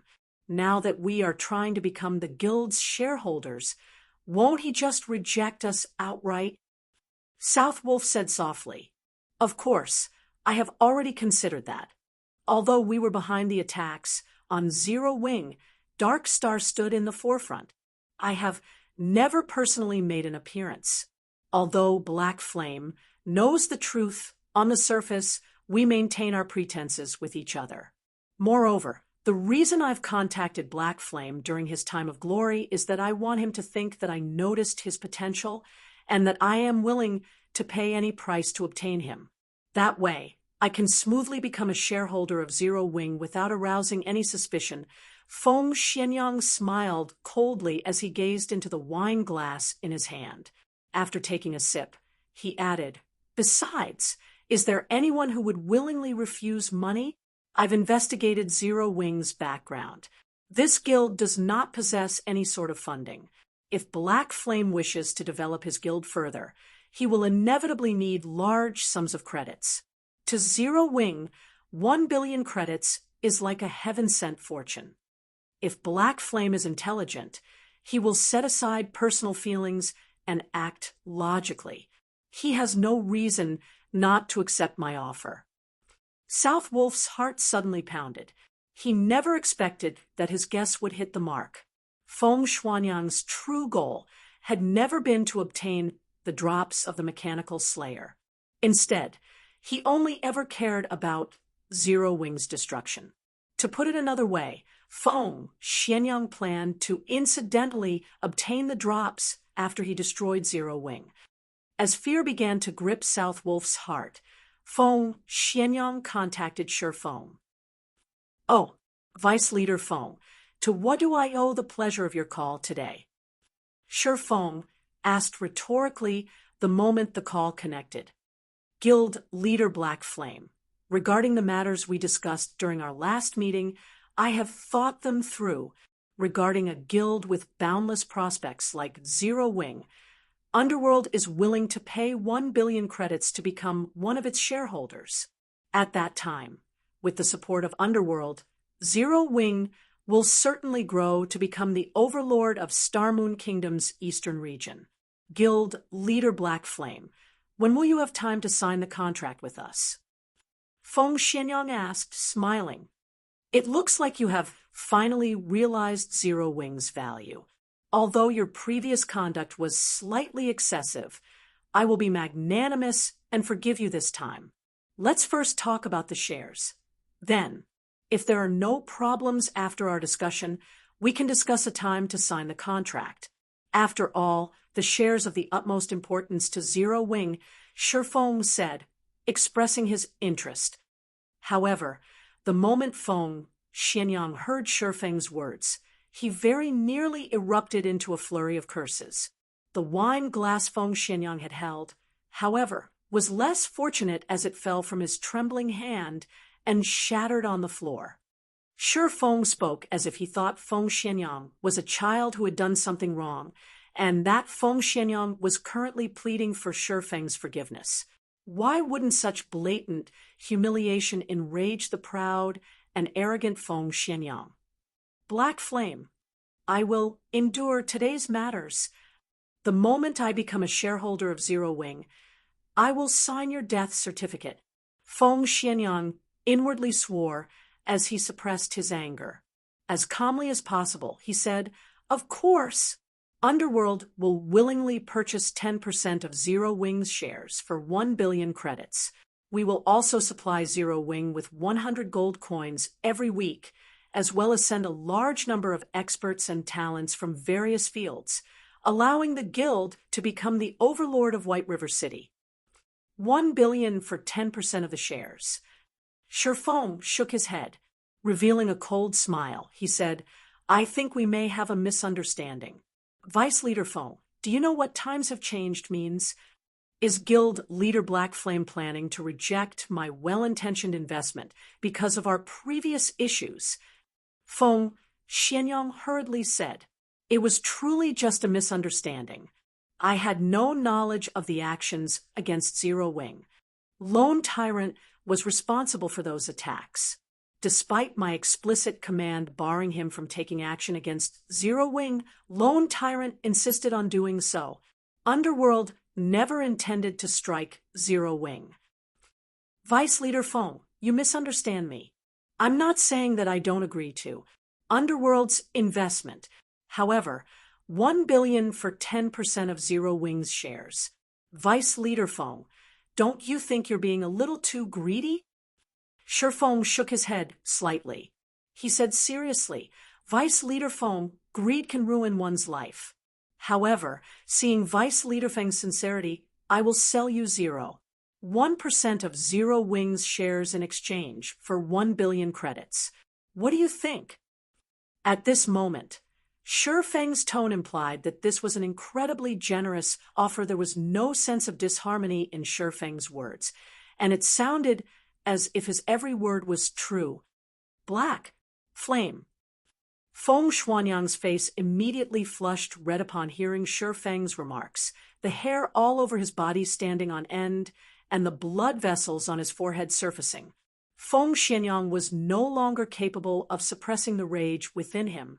Word by word, he angrily bellowed, Have you gone insane? Why don't you rob a bank instead? Shifeng's offer even frightened South Wolf. A 100-fold increase, even if Zero Wing had grown.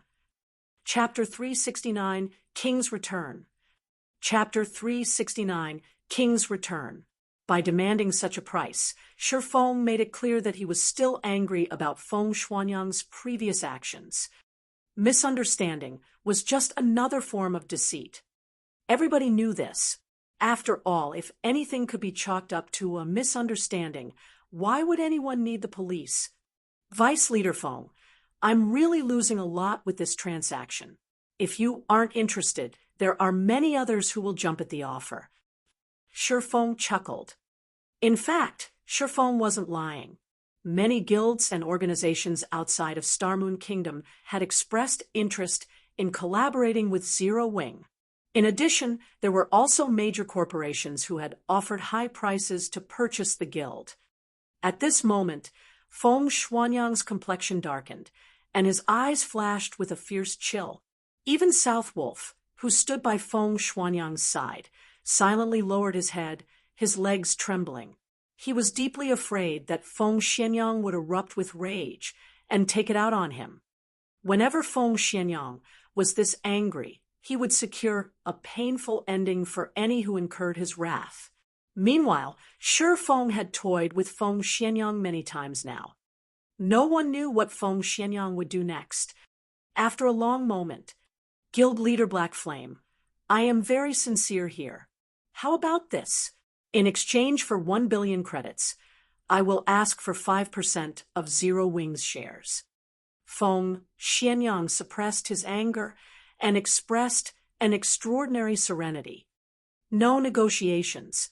I will only do 1%. This is the very limit that I can offer.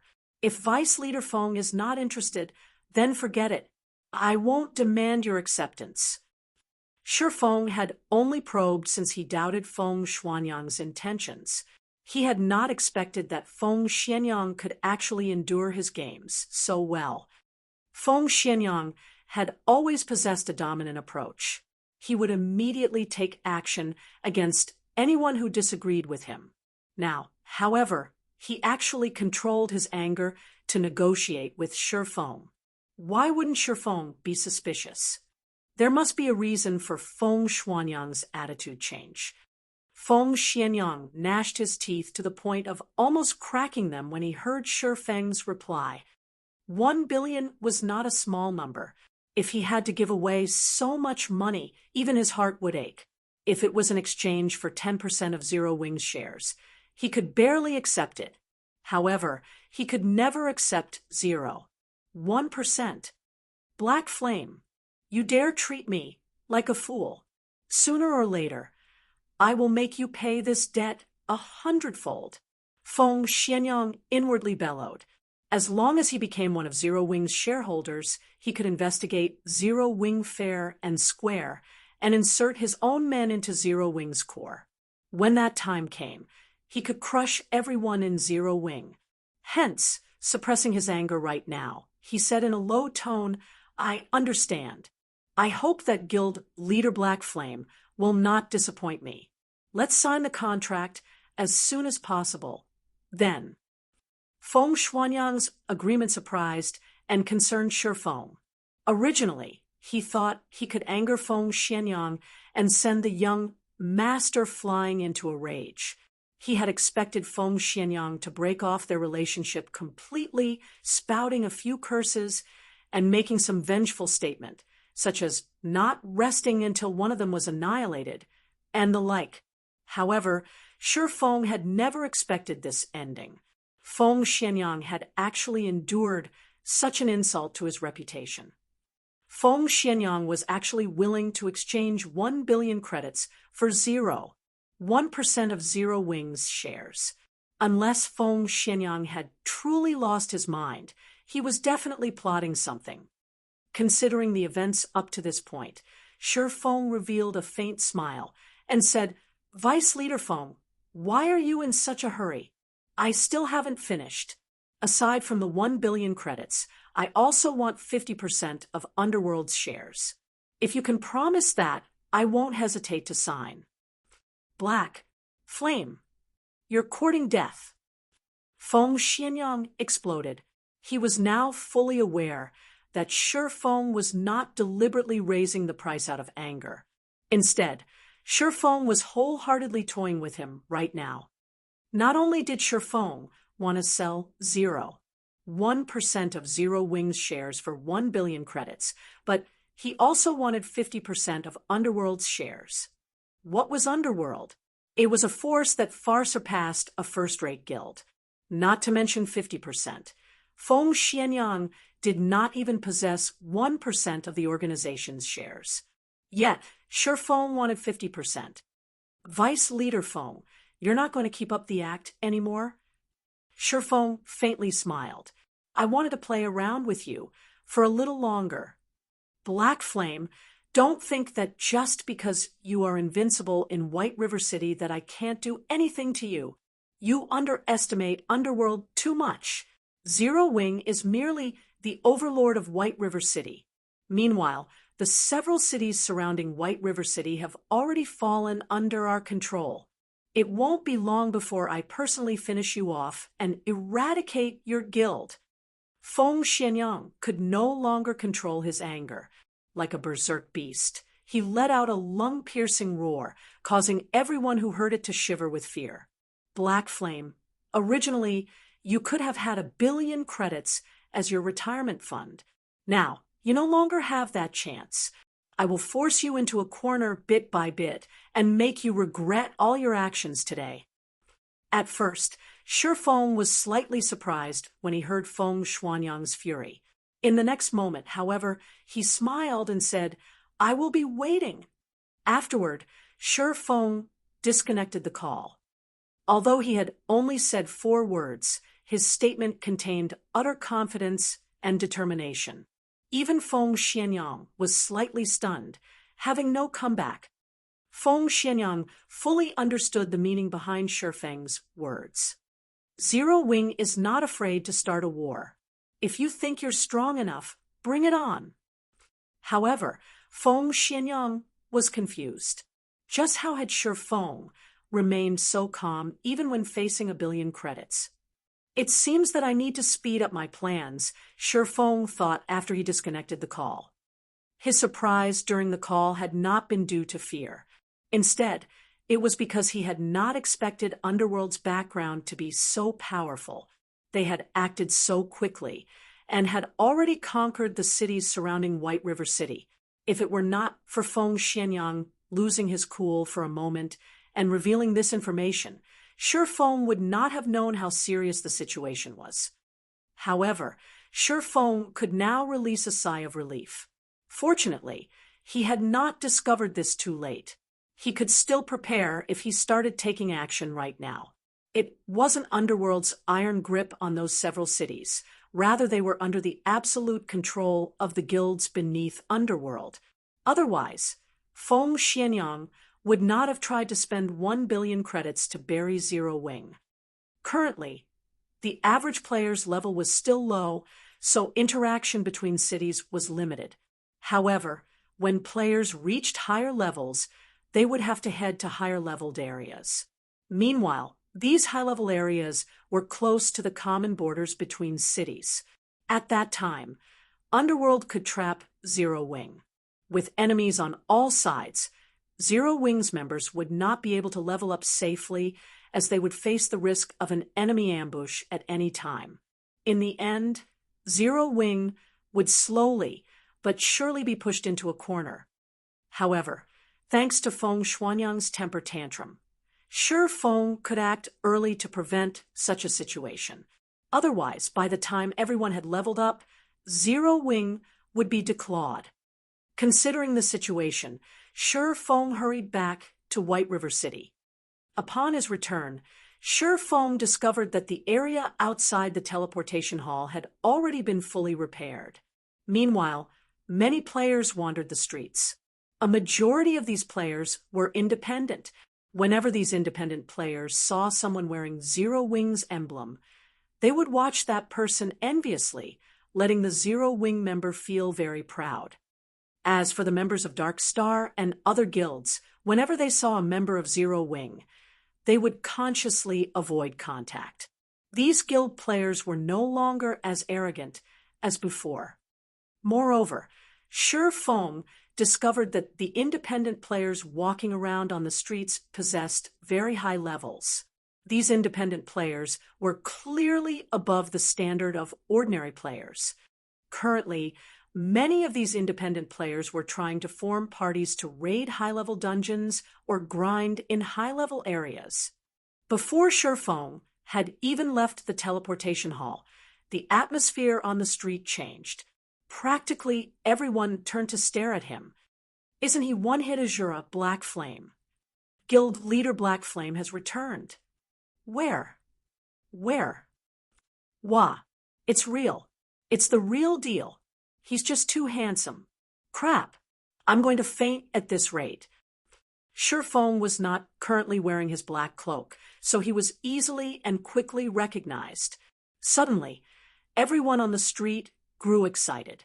Some female players looked as if they would pounce on Shifeng as soon as he passed, and many of them squealed in excitement. However, before these female players even had the chance to pounce on Shifeng, a group of players wearing dazzling equipment quickly swarmed over from a distance. The poorest quality weapons and equipment these players had were secret silver rank, and every one of these players was above level 20. They all wore a six-winged emblem on their chests, and the appearance of this group immediately attracted everyone's attention. This group of players was none other than Zero Wing's core team. In addition to these core members, there were also over 1,000 elite members behind them. These players moved in unison, and the extraordinary momentum they displayed caused the players to make way for them unconsciously. Meanwhile, all of these members of Zero Wing were here to receive Shifeng. Guild leader, welcome back. Aqua Rose fire dance, and everyone else walked over, smiling faintly as they looked at Shifeng. This grand welcome left Shifeng utterly speechless. He could only silently nod in reply. Afterward, Shifeng walked back to the Star Streak trading firm with the crowd from Zero Wing. Throughout their journey, the players of White River City had all promptly moved aside. These players gazed at Shifeng with wonder as if welcoming the king's return. Chapter 370, Legacy Stone Sword. Chapter 370, Legacy Stone Sword. Star Streak Trading Firm, 3rd floor meeting room. At this moment, all of the core members of Zero Wing had gathered here. Compared to other guilds, Zero Wing was more fortunate as it had a meeting place exclusively for its own members. Normally, other guilds would have to use the temporary rooms available at the Adventurers Association. However, those temporary rooms could only hold a limited number of people at a time. Other than the Adventurers Association, guilds could also pay a large sum to rent conference rooms at hotels or bars. However, only wealthy and powerful guilds could afford such rentals. Guild leader, we have completed all of the necessary preparations for tomorrow's recruitment. We can start as soon as the guild residence's construction has completed. In addition, here is the detailed list of tomorrow's tasks. Everyone can take a look at what they need to do tomorrow. Aqua Rose presented a list of tasks on the meeting table's system screen and explained them one by one. Aqua Rose had long since prepared for Zero Wing's recruitment. However, when she considered the large number of players coming from other cities as well, she had to revise her plan. Moreover, she had also made detailed adjustments to the guild's benefit system. Now, they would not have to fear the sudden influx of members overloading Zero Wing's capacity and harming the guild's development. Aqua Rose's list shocked everyone present.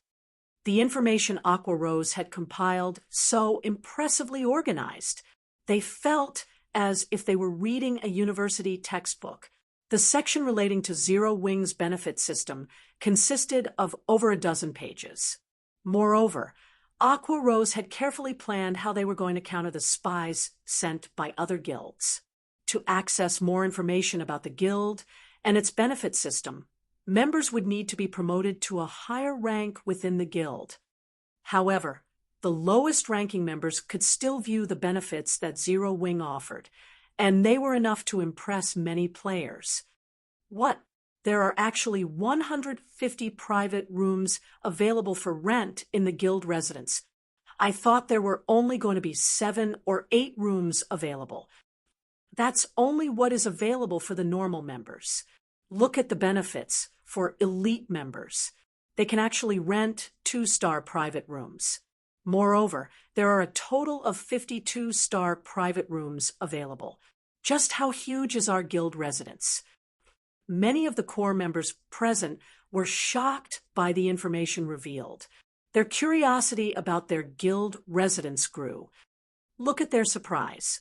If they knew that our guild residence is White River City's largest and most valuable residence, the Purple Sun Mansion, I wonder what kind of expressions they would make. Blackie chuckled softly. Although Zero Wing's core membership had grown past 100, only a few actually knew where their guild residence was located. After everyone had their assigned tasks, Aqua Rose suddenly stood. Clearing her throat, she said, "Seriously, the next thing we are going to talk about is classified information regarding Zero Wing. It is also what that everyone present is most concerned about today, the loot from the Mechanical Slayer. Other than the people here, no one is allowed access to this information." Everyone nodded nervously in reply to Aqua Rose's words. Every player who had been invited to this meeting today had a huge responsibility to the guild.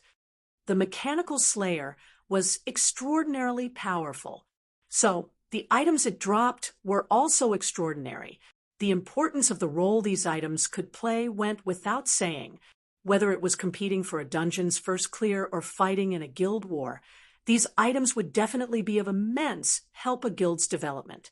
If the information of these items went public, not only would their enemies have an edge against them, but it would also rouse the greed in others. At that time, their enemies would definitely plot to steal these items. Looking at the anticipation in everyone's eyes, Shifeng slowly reported, "We have obtained a total of 102 items.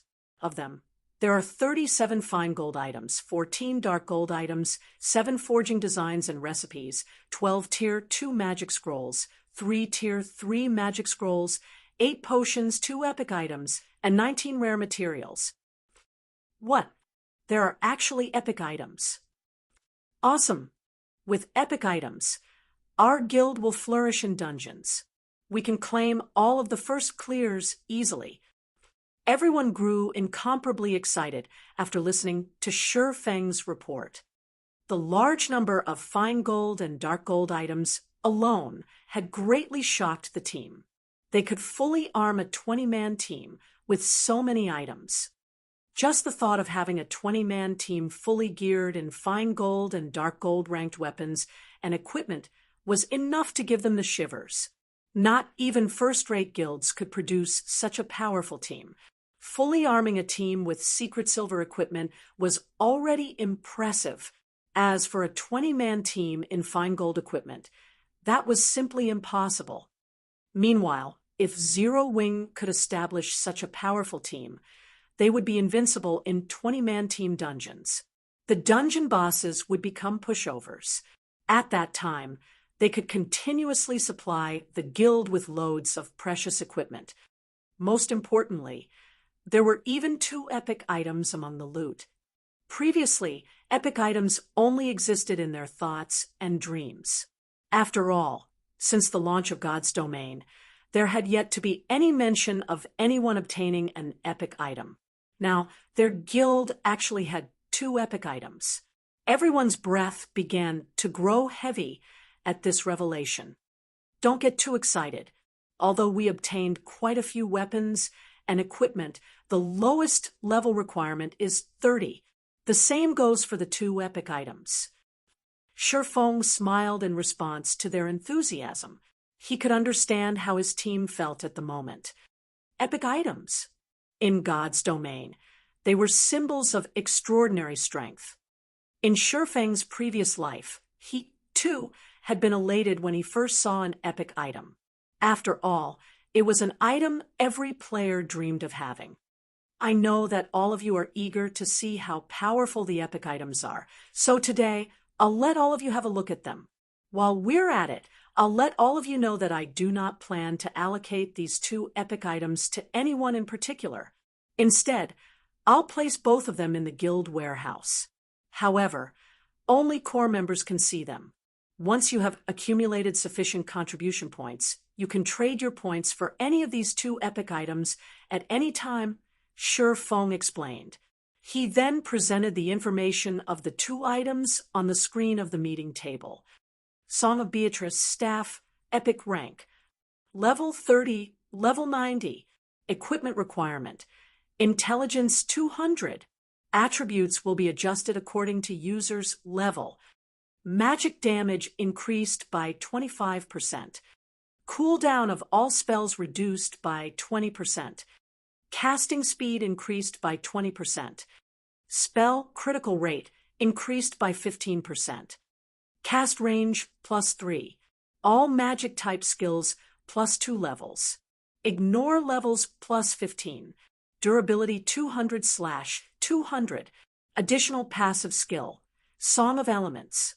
All successful attacks have a chance to trigger this skill, increasing players' magic damage by 20% for 15 seconds. Does not stack. Cooldown 1 minute. Additional skill 1. Forest Sprites. Summons 3 forest sprites to battle for you. Forest sprites can also be sacrificed to recover players' mana. Each forest sprite sacrificed will recover 15% of players' maximum mana. Cooldown 20 seconds. Additional skill 2. Elemental Domain. All allies within a radius of 50 yards will have their magic damage increased by 15%, cast speed increased by 15%, and mana consumption decreased by 20% for 1 minute. Cooldown 30 minutes. Additional skill 3. Song of Sprites. Increases the effect of a specified spell by 300%. Cooldown 5 minutes. Shadowcraft, Leather Armor, Epic Rank. Level 30, Level 90. Equipment requirement. Agility 200, Strength 150. Attributes will be adjusted according to user's level. Agility increased by 25%. Strength increased by 10%. Evasion +20. All magic resistance +20. Defend +4 levels. Ignore levels +10. Additional passive skill 1. Dark Shadow. Movement speed increased by 20%. In dark places, movement speed increased by 30% and agility increased by 10%. Additional passive skill 2. Rapid Movement. Agility increased after receiving damage. Agility increases by 5% with every 10% decrease in HP. Additional skill. Shadowless. Player can consecutively appear behind targets within a distance of 40 yards. Each use consumes 1 charge, replenishes 1 charge per minute up to a maximum of 3 charges. Of the 2 epic items, the Song of Beatrice required 600,000 guild points, whereas Shadowcraft required 400,000 guild points. 1 guild point was the current equivalent to around 30 copper coins. Even Aqua Rose and Fire Dance would require a relatively long time before they could accumulate so many points. When everyone saw the attributes on the 2 epic items, they were all stupefied. The equipment they wore was simply too inferior compared to these 2 items. Meanwhile, when everyone thought about how they could trade guild points for these items, a passionate flame lit up in all of their eyes. The absurdly high demand of guild points didn't deter their passion at all. At this moment, they wanted to rush out of the room and start earning guild points immediately. You've seen the attributes on these items for yourselves. As to whether or not you can trade for them, that will depend on the effort you put in. In addition, I also have some good news to tell all of you. I will reward guild points to the first 100 members in the guild to get promoted into a Tier 1 class. First place will receive a reward of 50,000 points. So all of you, work hard. Seeing the high morale of the crowd, Shurfong added more fuel to the fire. Currently, not a single player had become a Tier 1 class in the entire Starmoon Kingdom. The various guilds around the kingdom were all focused on raiding the 50-man team dungeons in their respective cities. None of them knew the importance of Tier 1 players. Presently, only Shurfong knew that Tier 1 players were the key requirement to raid a level 20 100-man team dungeon. In addition, Tier 1 players also played an important role in the competition between guilds. The sooner a guild possessed Tier 1 players, the more beneficial it would be to the guild's future development. This was the reason why Shurfong had ordered his guild members to level up quickly rather than waste time competing over the first clear for the level 10 50-man team dungeons. Everyone's fighting spirit soared once more when they heard Shurfeng's announcement.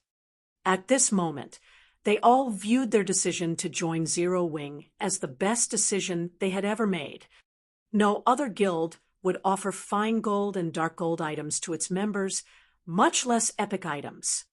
On the other hand, not only had Shurfeng made the items available for trade, but he also spent a large sum of money to encourage everyone to raise their strengths.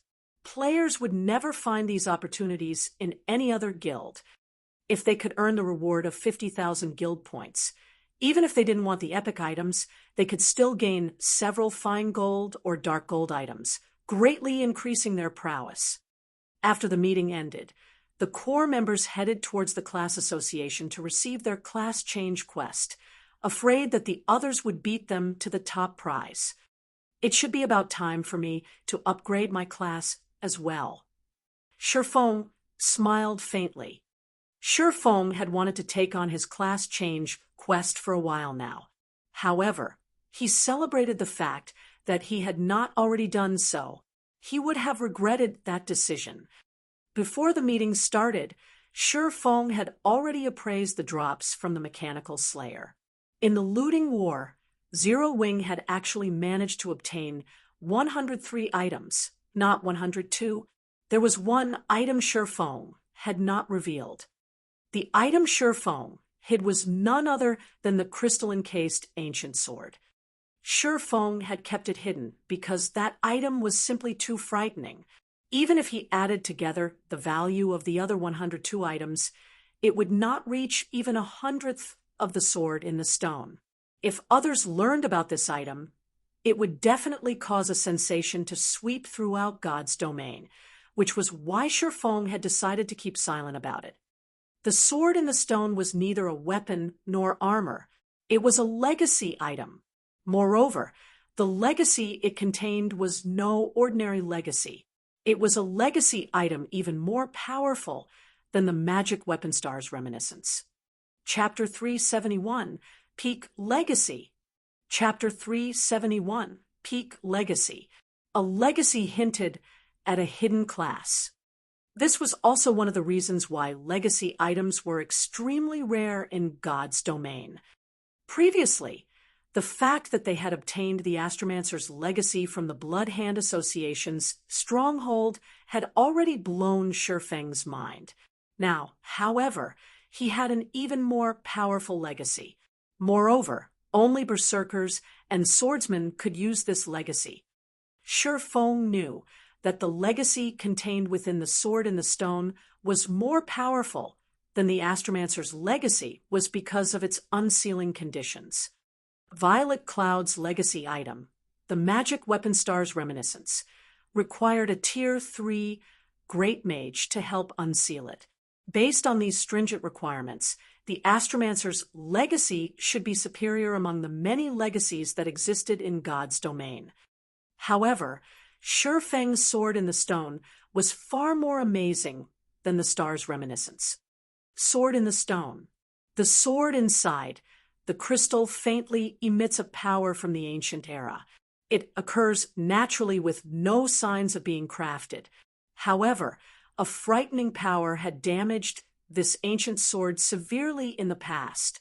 If one wishes to awaken the power contained within and gain a better understanding of this sword, they need to gather the power of 3 Tier 4 classes and expend 21 mana stones. Class restriction, Berserker and Swordsman.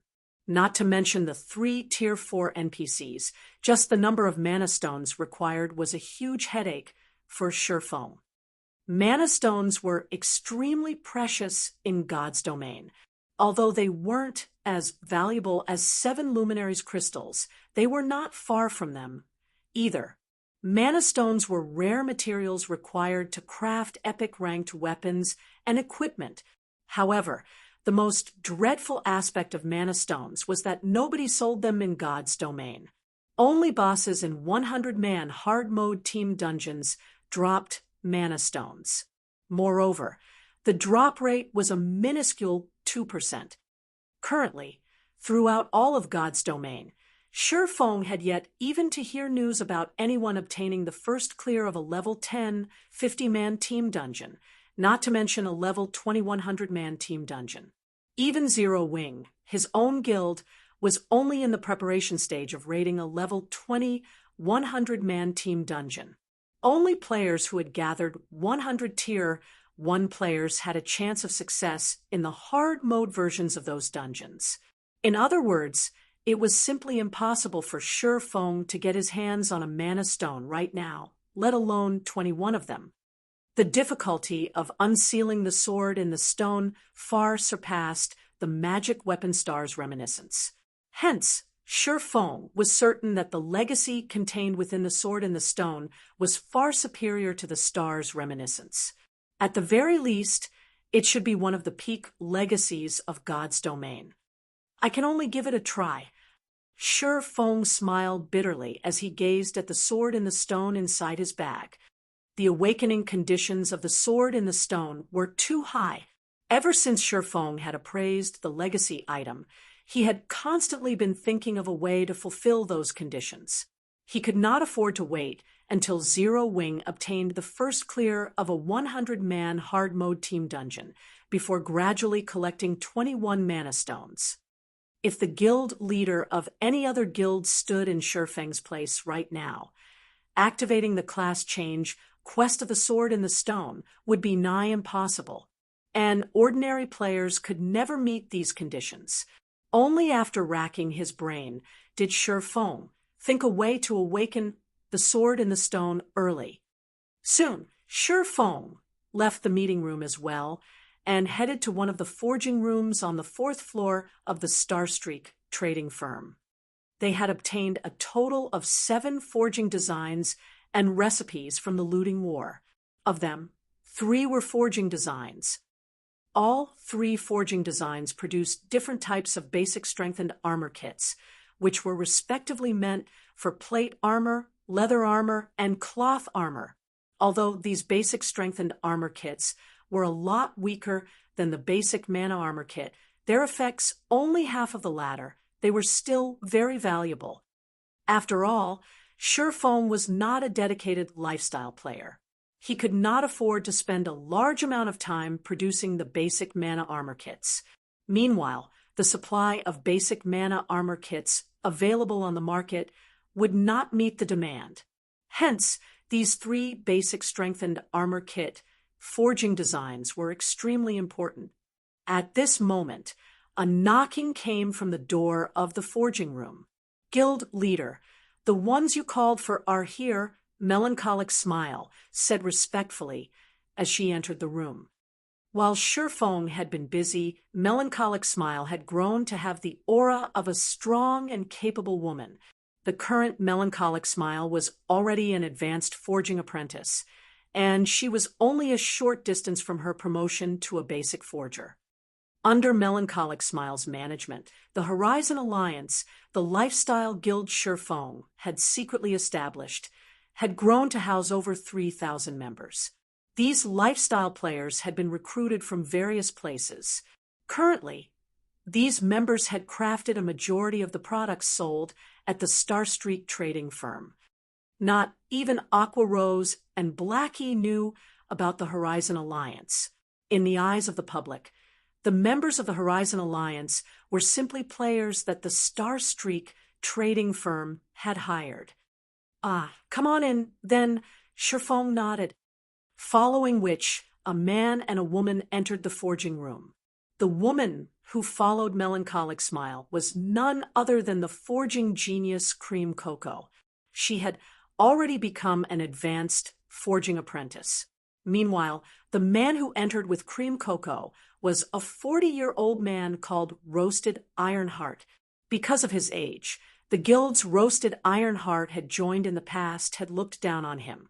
However, after he passed the test set by Melancholic Smile and became a member of Horizon Alliance, he had poured his heart into forging items and displayed frightening talent.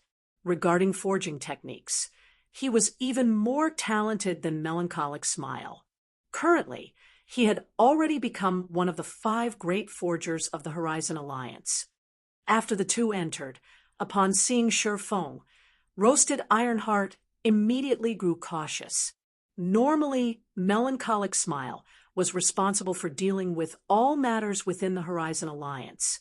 So, no one had ever met the true owner of the guild. The members of the Horizon Alliance only knew that their guild leader was extremely mysterious, and he had actually managed to form a relationship with the Starstreak trading firm. Not only did this great personage possess frightening wealth, but he also had great talents such as Melancholic Smile and Cream Cocoa working under him. The members of the Horizon Alliance all felt reverence and curiosity towards this mysterious boss of theirs. Today, as Roasted Ironheart finally met the mysterious boss behind the Horizon Alliance, his heart was filled with incomparable shock. Originally, Roasted Ironheart had believed that the force behind the Horizon Alliance was a wealthy tycoon. However, he would never have imagined that proprietor of this lifestyle guild was actually White River City's, no, the entire Starmoon Kingdom's #1 expert, the one-hit Azura Black Flame. How could this revelation not shock him? Moreover, Black Flame was also Starmoon Kingdom's publicly acknowledged #1 forger. At this moment, Roasted Ironheart's mind was a complete mess. There is no need to panic. I don't eat people.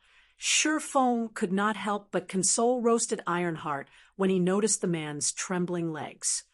Hearing Shurfeng's words, Roasted Ironheart nearly slumped to the ground. The #1 expert of Starmoon Kingdom, the guild leader of Zero Wing, the great character that dominated White River City. There was simply no chance that a small fry like Roasted Ironheart could meet such a great character like Shurfeng. Yet not only had such a situation occurred, but Roasted Ironheart was also speaking directly with such a great character. How could Roasted Ironheart not panic? Uncle Ironheart, relax. Our guild leader is a very kind and friendly guy, Cream Cocoa said, smiling. Roasted Ironheart silently nodded. After taking a long moment to calm down, he said, "Hello, boss." Melancholic Smile and Cream Cocoa giggled at this sight. Shurfeng had grown speechless at Roasted Ironheart's actions as well. He was not a monster. Why was he so intimidated? All right, I have some important matters to discuss with you. I've called the three of you here today because of these. Saying so, Shurfeng took out the 3 basic strengthened armor kit forging designs. Each of you will take one. Your task for this is to produce these items. The more, the better. As forgers, Melancholic Smiles group was stunned when they saw the forging designs. They understood the value of the basic strengthened armor kits. By producing these items, not only could they increase their promotion speed to basic forgers, but they could also use these items to dominate the forging market and create names for themselves. When the trio thought about how Shurfeng was actually willing to let them learn such precious forging designs, their hearts were moved. I'll leave these forging designs to you, so research them properly. If you can achieve a 20% success rate, then you can start mass-producing them, Shurfeng said. Although the basic strengthened armor kits were not as difficult to produce as the basic mana armor kits, advanced forging apprentices still had a low success rate, Melancholic Smile, and the others would be lucky if they could successfully produce 1 or 2 pieces out of 10 tries. Guild leader, rest assured, we will accomplish this task. We definitely won't disappoint you. All 3 of them guaranteed. Following which, the 3 returned to their respective forging rooms and began their research on the forging designs. Meanwhile, Shurfeng also departed from the Starstreak trading firm and hurried towards White River City's bank. He planned to start the first step of awakening the sword in the stone,